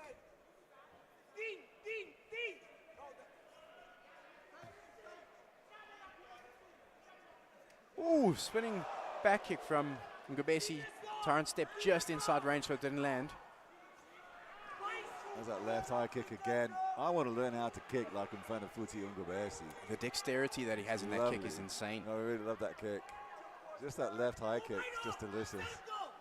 I mean, how this guy is still in this fight. I mean, and coming forward. And now putting Tyron Lamprecht in the world of hurt. Up against the fence. Lamprecht tries to the left jab out into space. Ngobesi just clinches up. It's a good head position there from Fanafuti on the clinch. Oh, big shots more from Ngobesi. Tyron's still firing back. Both fighters swinging with everything they've got in this 5th and final championship round. Short right from Fanafuti. Looks like Tyron's trying to set up a throw over there. Fanafuti's not having it. Breaks away from the clinch, and they're back in the center of the cage. Lamprecht coming forward. Nice leg kick from Lamprecht. Oh, Fanafuti hits a nice left straight counter as Tyron throws the leg kick. Tyron shoots on that. Tyron in a strong position over here. With just less than a minute to work. Corner is asking for strong form on the face to try and get his head free, which he has got now. Corner asking for some small hammer fist from Tyron. Fanafuti not accepting the position, trying to wriggle his way out. Just ends up having his feet on the other side. Tyron still on top in side control. Tyron going to a bit of a knee on belly, throwing short little knees to the ribs. Now what does Fanafuti Ngobesi have left? With 15 seconds left after a 5-round war, with Tyron Lamprecht on top of him. Full mount now from Lamprecht. Last 10 seconds. Tyron on top, landing some ground pound. Gets his knee in between now, but there's Ngobesi, but at the bell, what a fight. What a fight. Both fighters up with their hands in the air. They both think they've done enough. We have to go to the judges' scorecards. What a fight, ladies and gentlemen. Nice back and forth. That was a great fight.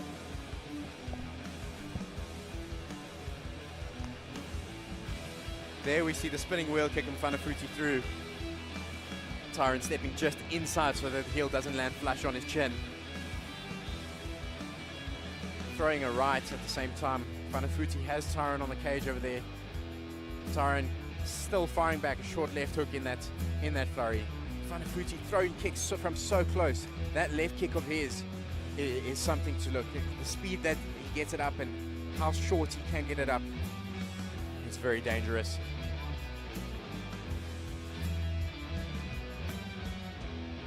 Oh, there's that left hand counter as Tyron threw the kick. Just jabbed as Tyron was coming in on the kick. Both camps are happy with their fighters. Both camps think they've done it. Will we see another split decision? Fanafuti looking over at one of the cameras.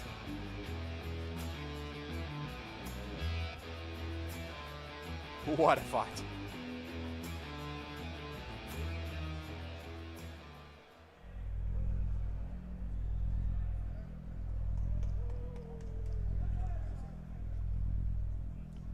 And we're going to the judge's decision. Looks like the judges are still deliberating.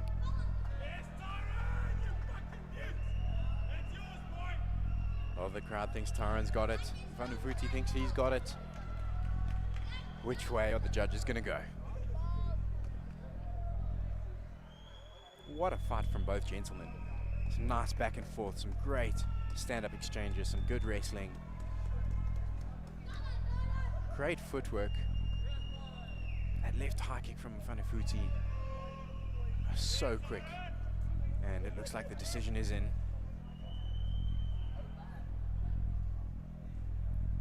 Ladies and gentlemen, after 5 rounds, the judges have come to a unanimous decision. And your new featherweight champion of Versus, Tyron Lampert! Tyron gets it done with a unanimous decision. All judges going the way of Tyron. I would have loved to have heard the scores on that just to see what the round scoring would have been, but that was a great fight and a great way to end the grudge match. Tyron's worked hard for that belt. I'm sure Fanafuti is going to be back challenging for that belt soon. But very, very well done to the CRT fighter, Tyron Lampert. Great performance from him today.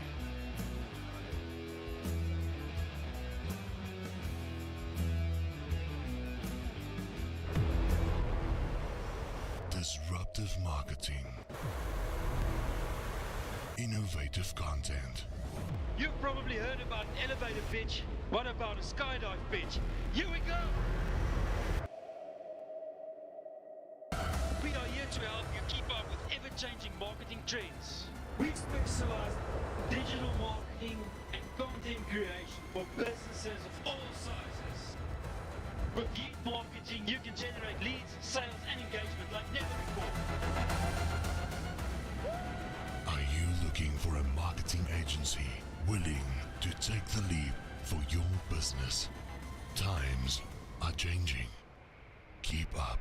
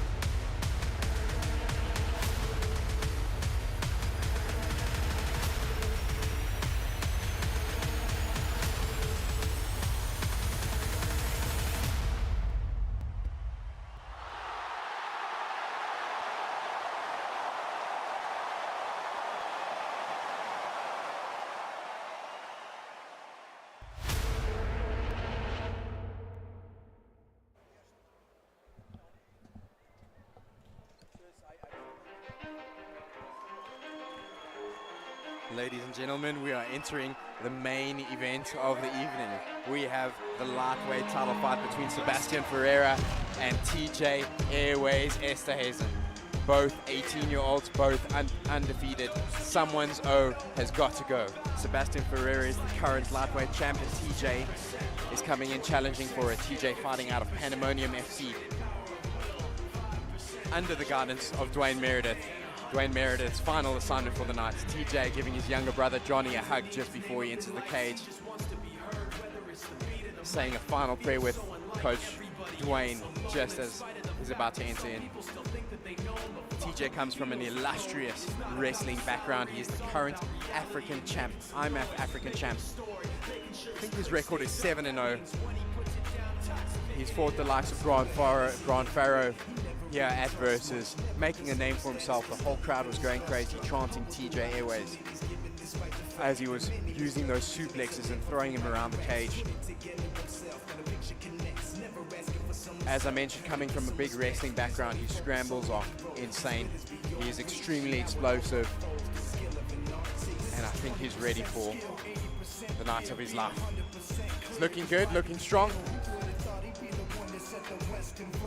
It's nice to see both his father and his younger brother going to be in the corner with Coach Dwayne Meredith, just giving him guidance throughout this fight. As we said, undefeated. He does not know what it's like to lose. Let's see if he can continue that unbeaten streak.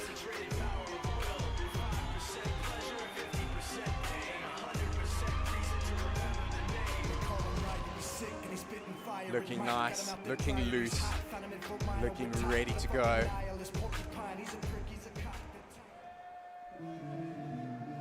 With that being said, there's no easy task that lies ahead of him. He is going to be fighting against the current Versus lightweight champion, Sebastian Ferreira, who earned that championship in his last bout of Versus up against Jason McKay. Sebastian, also 18-year-old, also undefeated. Sebastian starting his journey with Versus out in the welterweight division, moving down to the lightweight division and taking that belt. Sebastian defeating Jason McKay with submission after facing some early trouble. This is definitely no easy task for TJ. Sebastian has heart, he's got grit, he's got the stand-up skills, he's got the wrestling skills, he's got the jit skills, he's got the right mindset. Ladies and gentlemen, this stands to be fight of the night. Someone's O has got to go, and I can't wait to see how this fight goes. Sebastian fighting out of Ability Academy under Stefan Pretorius. A lot of experience in that coaching box as well. TJ turning his back to his opponent as he enters. Sebastian coming around a second time, giving that glove touch. I can't wait for this title fight.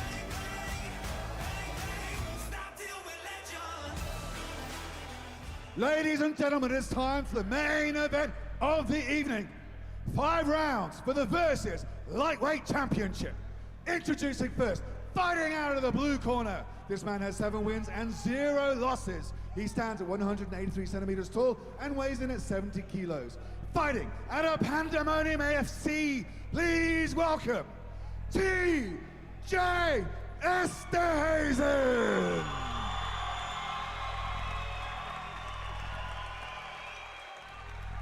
And his opponent, fighting out of the red corner. This man is equally undefeated with 5 wins and 0 losses. He stands at 176 centimeters tall and weighs in at 70 kilos. Fighting out of Ability Academy, please welcome Sebastian Ferreira.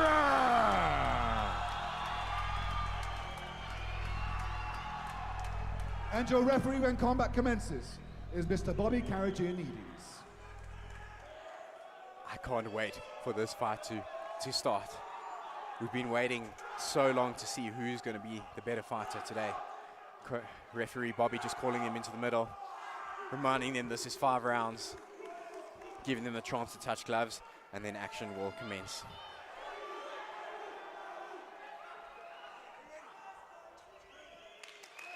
And we're off. TJ coming out in southpaw, Sebastian orthodox. Sebastian starting straight away with the low leg kick. TJ got some feints going.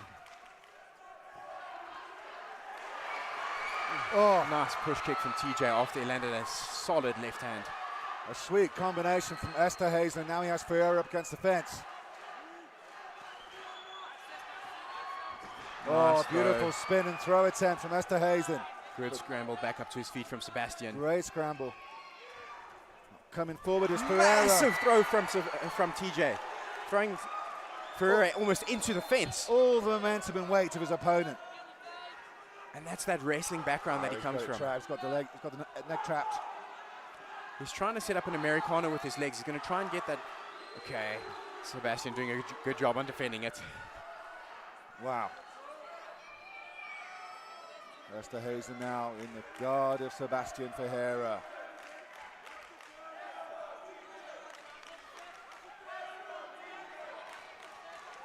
Some nice ground and pound. TJ got the underhooks. Sebastian trying a takedown of his own. Oh, nice little short uppercuts from Ferreira now. Good work for him. Nice little knee. TJ trying to get round. Gets his back off the fence. They're back into the middle of the cage. Sebastian slowly trying to hunt TJ down. TJ coming with a nice high kick. Sebastian inside, outside low kicks. Sebastian throwing a little oblique kick over there. TJ with a double jab and the cross. Oh, just misses with the uppercut as Heyden. That'll connect. It'll be lights out for Ferreira and a low blow. A knee from Heyden right. Heyden acknowledged that low blow straight away, been directed to a neutral corner, and Sebastian's going to have 5 minutes to recover from this. Right, landed plumb on the box. Ferreira did that knee. That's what a low blow looks like. Never nice to receive. A little change in momentum when this happens. Yeah, it's not like a Christmas present, is it? You don't like giving it as much as receiving it, really. It's not something you want to see underneath your tree for your main event versus Fight Night 11. This is Fight Night 12 coming along very quickly as well, 1st of March. Yeah, 1st of March is just around the corner. Oh. We're looking at, what, 5 weeks? Can't come quick enough. 15 fights we've had here tonight at the Hartford Arena in Pretoria. Absolutely action-packed. They've all lived up to the expectation. Fighting commences again. TJ comes over and just says sorry again. Sebastian throwing a nice front kick down the middle. Good movement from Ferreira. TJ with a nice little inside leg kick. Sebastian with the outside leg kick. TJ landing that cross. Such a fast left cross from Heyden. TJ doing a very good job on moving his head and trying to hide. Spins into the double leg. Wow. I think I've seen that before. I haven't. I'm just saying I haven't seen that before. That was spin very around creative. into the double leg. Now he's got the single. Flattens Sebastian onto the floor. I mean, you know about Heyden's wrestling pedigree, but Ferreira's defense has been on point as well on the canvas. Heyden is on Sebastian's hips. Sebastian building his base up, doing a good job on not allowing that knee to come through. Will TJ go for a suplex over here? He does have his hands clasped around the torso of Sebastian.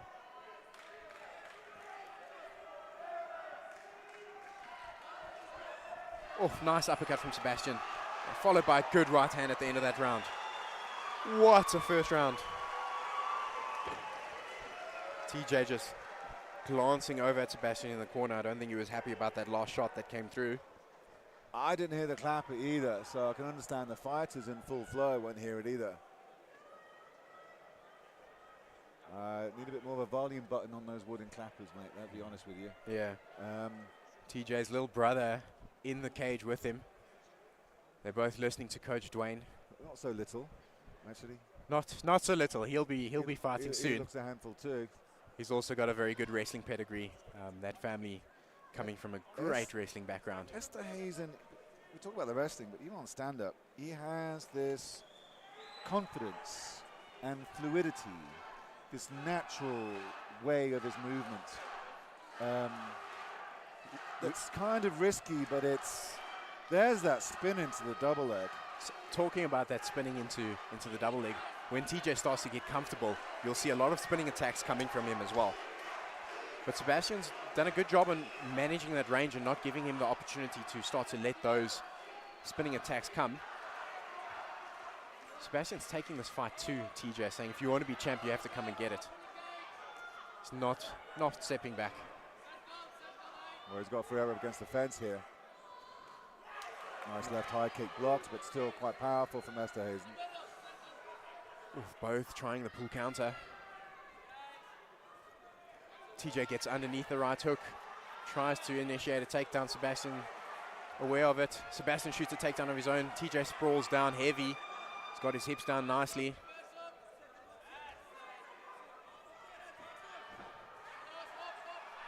Tries the left hook on the disengage there. Sebastian has TJ against the cage now. Nice body kick from Ferreira.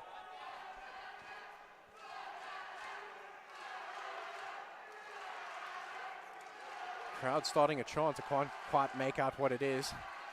I think they're saying Ferreira. Oh, a nice inside leg kick from Ferreira. Ooh, crescent kick from TJ. Nice left hook, followed by a right and a left again. Big shots from Esterhuizen. TJ stepping in with a stiff jab. Ferreira still moving forward into it. Good inside leg kick from Sebastian. And they're both trading low leg kicks now. Pumping out nice. that right jab. Ferreira's going forward with some nice short hooks. Good right hand landed there. TJ's in a tough position over there. Sebastian landing some good hammer fists. Getting a little bit of warnings not to hit the back of the head. Great sprawl from Sebastian over here. TJ's going to try and turn the pipe and see if he can complete this takedown, but Sebastian is doing a great job at defending this takedown attempt. TJ standing up to a high crotch, going to a single, trying a trip, falls on bottom. Sebastian just running around TJ over there.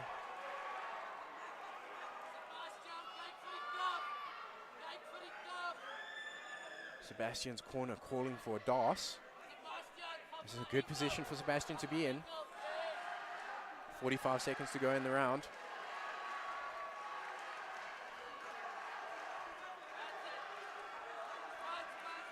Sebastian landing some hammer fist to the body of TJ.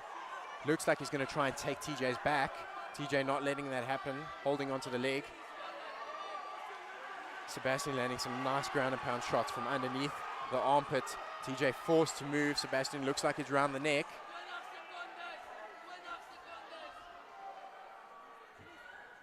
Nice little knee to the thigh there from Sebastian.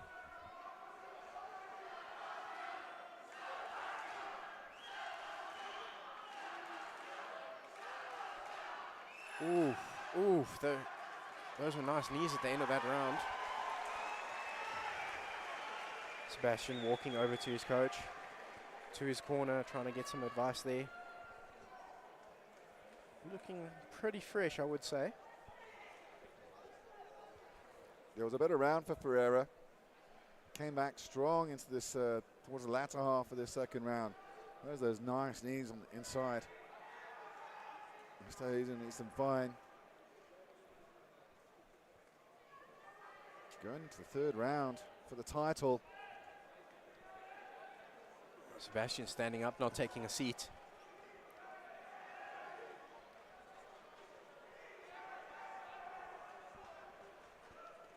TJ listening closely to what Coach Dwayne is telling him.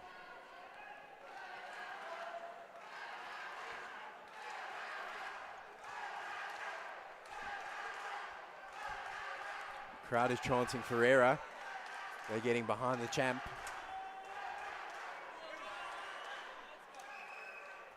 And the start of the third round. Sebastian moving around nicely, trying to create an angle. TJ holding the center. Both of them shooting out a teep. Sebastian circling to the left, which is away from TJ's power hand. TJ with a double jab cross to the body. Sebastian fires back with a cross of his own. TJ. Oh, beautiful front kick from Esterhuizen. Coming with a lot of power in that exchange. Trapping the going leg. to try to see if he can get onto the back of Sebastian over here. Sebastian using the cage nicely to ensure that that doesn't happen. Sebastian got TJ on the cage. Nice little knee inside to the leg of TJ. Oof, both firing uppercuts on the exit. Nice head nice kick high attempt. kick from Ferreira. Goes to the left as well.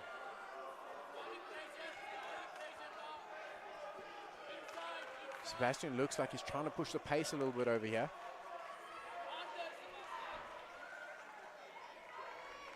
TJ with nice left high kick as well. Pumps out that right jab. Looking for home for the upcut is Ferreira.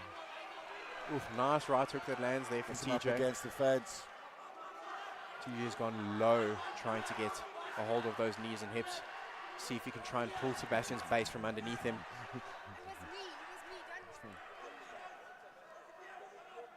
Sebastian doing a good job of stuffing this takedown.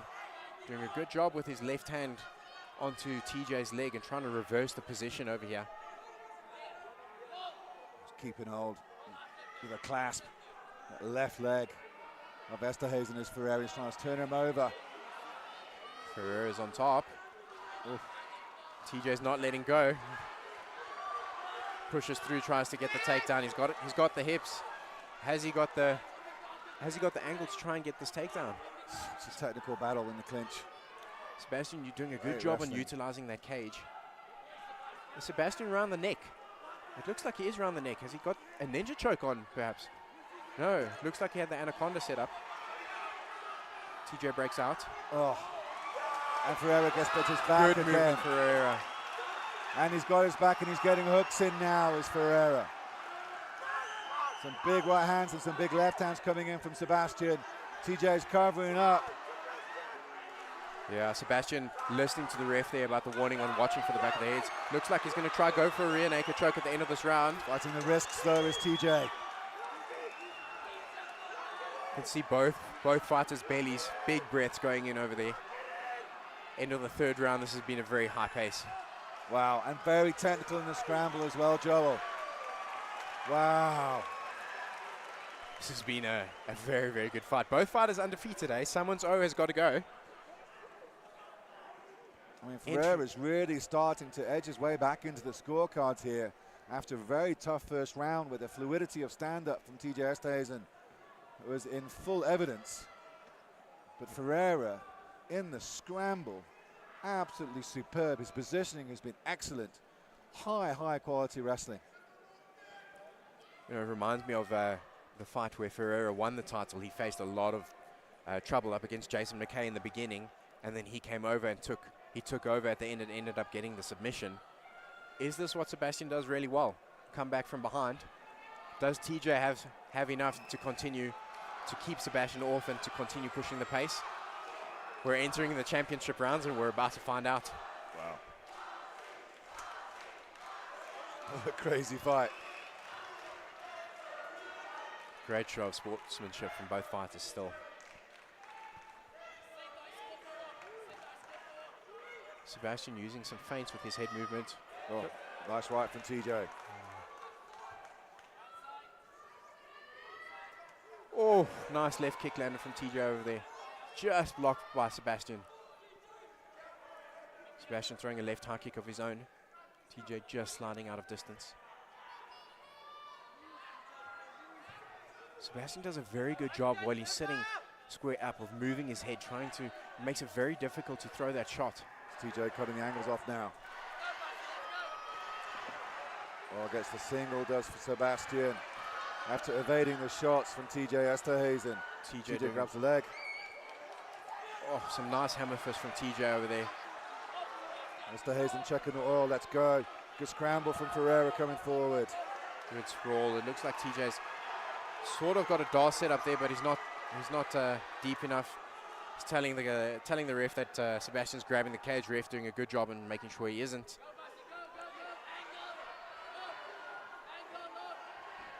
Trying to scoot him out, isn't he? Yeah, Sebastian doing a good job on bringing TJ's hips away from the fence, and he's going to work to try and flatten TJ out. You'll probably see him try, well, as I was going to say he's probably going to try and tie up TJ's legs in between, like what Khabib does. but he's opted to get into TJ's guard. TJ has one butterfly in. It's going to be pretty easy for Sebastian Ferreira to pull his head out from that. TJ bringing his left leg a little bit higher up, and now he's put it back down. Trying to see if maybe he's going to try play a little bit of rubber guard over there, maybe go into omoplata, but Sebastian not giving him an opportunity to move his hips. With a minute left in the fourth, we've got Sebastian, got TJ pressed up against the cage in half guard. Landing a little bit of ground and pound with that left hand. Short little strikes.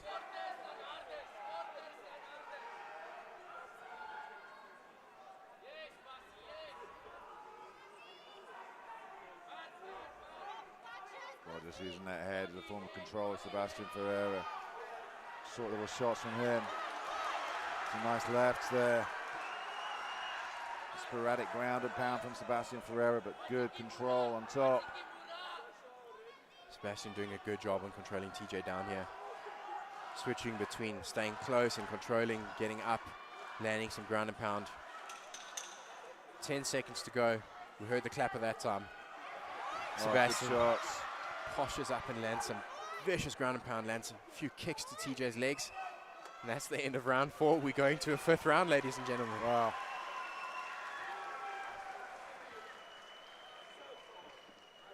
Another good round for Ferreira. You could easily argue it may be 2 apiece, Joel. It may be 2 apiece. Depends on how we scored those first 2 rounds as well. Sebastian definitely... Movement from Ferreira off the fence, ducking and weaving. Gets the takedown with a single leg underneath the shots. I remember his fight with Jason McKay. Jason had him on the fence in a little bit of trouble, and the head movement that Sebastian was able to implement was beautiful. It's definitely a very good, strong piece of his game. But he started taking wrestling to TJ now. He's implementing the takedowns. Playing a little bit of a Uno reverse card over there. Uno reverse card. I'll give you a +4 on that. You try that with me, Joel Smith.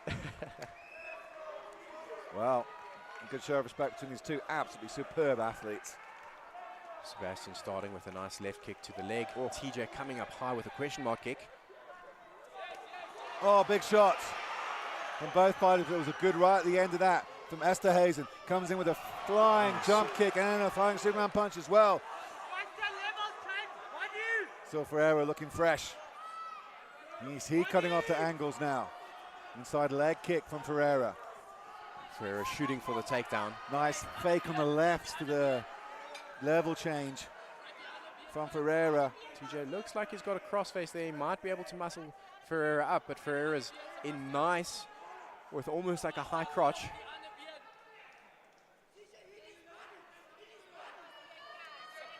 Good wrist control from TJ over there. Still going for that single. Now he's got the double now. It's Ferreira. Good scramble from TJ Esterhuizen. Nice uppercut on the break. Good striking in this round. Slips the uppercut.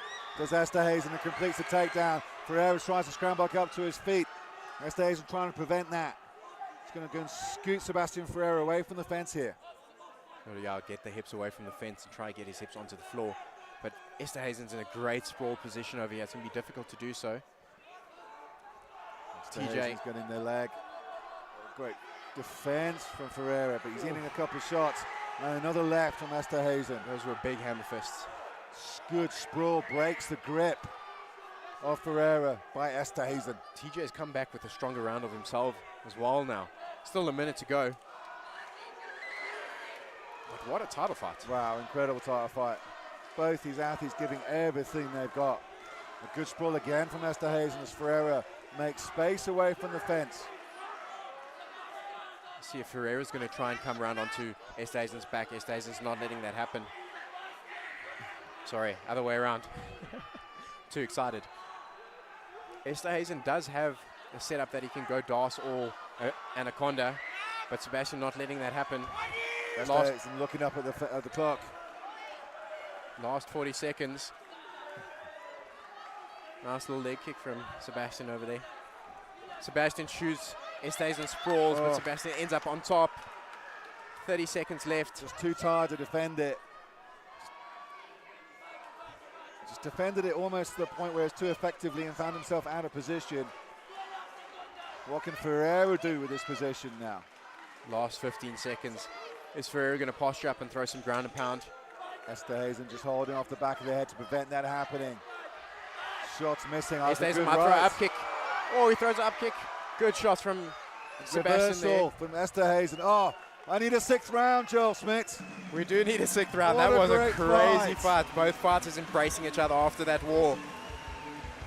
Both fighters putting tremendous effort in here, both going toe to toe.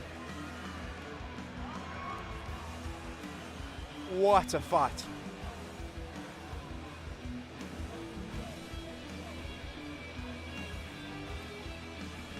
What a fight. Both fighters having success in both the stand-up and the grappling, both taking it to each other, both seeing it out to the end of that 5th round. What an effort, what a pace, what a fight. It's actually a shame that someone's going to get a loss off this fight. Both of these lads 18 years old. Can you imagine the futures that these guys have ahead of them? Fighting in front of such a massive crowd, having your name chanted at the age of 18, getting a title fight, main eventing a versus card. What more can you ask for? Seeing some of that ground and pound from Sebastian at the end there. TJ doing a good job to get onto the leg and get the reversal at the end. I don't know which way this is going to go. Sebastian chanting for the crowd to give a round of applause. His coach has got him on his shoulders. He's walking him around. TJ embracing his father. Embracing his brother. My apologies. Which way is this going to go? You don't even know.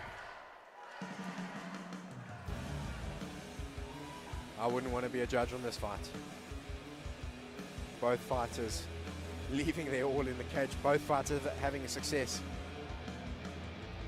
Looks like the judges are still busy with the scorecards. What a fight. What a fight. The crowd has gone quiet in anticipation for this decision. You can hear a couple of people chanting, calling out their fighters' names.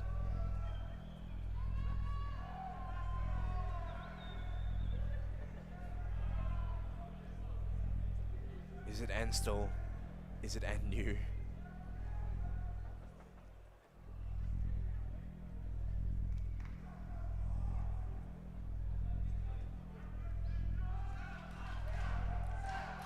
The crowd is starting to chant Sebastian's name. Is the crowd going to chant TJ back?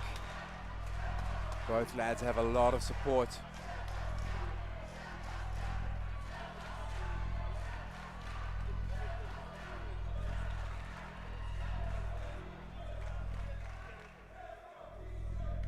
Now we're hearing the crowd saying, "Let's go TJ." The place is a little bit divided.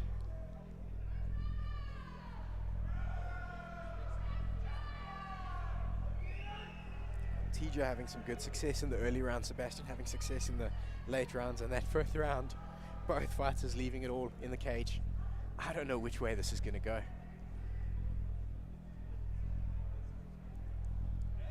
So many people around the cage with their phones out just trying to record this moment. And it looks like the decision is in, on the way to the cage. We'll see the referee call both fighters to the middle now as we get ready to hear which way this fight went. Will we hear Anu in TJ, or will we hear and still in Sebastian? You're about to find out.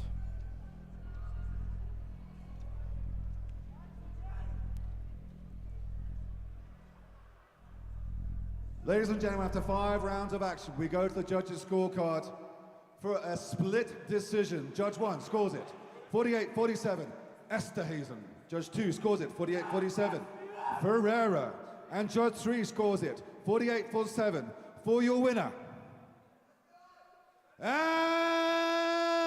still, Sebastian Ferreira! And still, Sebastian Ferreira, the champ, getting it done. TJ walking over, giving him his congratulations. Split decision, that's as close as it gets. What a fight. What a fight. Well done, Sebastian, retaining that title. Great job on taking the striking and the wrestling to TJ. Awesome fight. Wow, can you believe it? Well done, Sebastian Ferreira. 18 years old, both these lads, both have a great future ahead of them. I can't wait to see what they do next. Team Ability Academy very happy with their students and champion. Congratulations, Sebastian Ferreira. We'll see TJ back, he'll be back strong. But what a fight. What an absolute fight. Both lads getting a photo with president of Versus, Yanaman.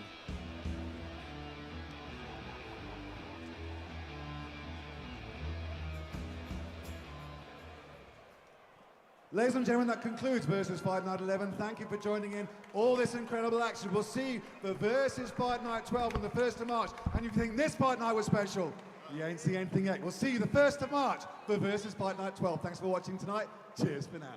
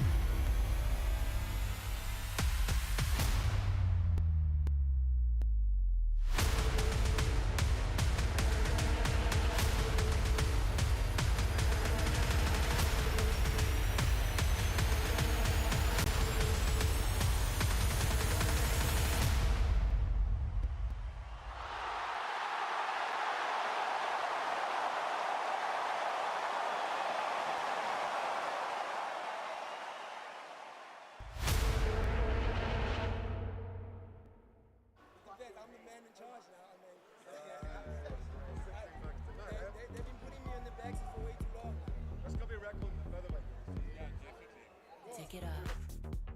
Slow, steady, undress. Impress. Take it off.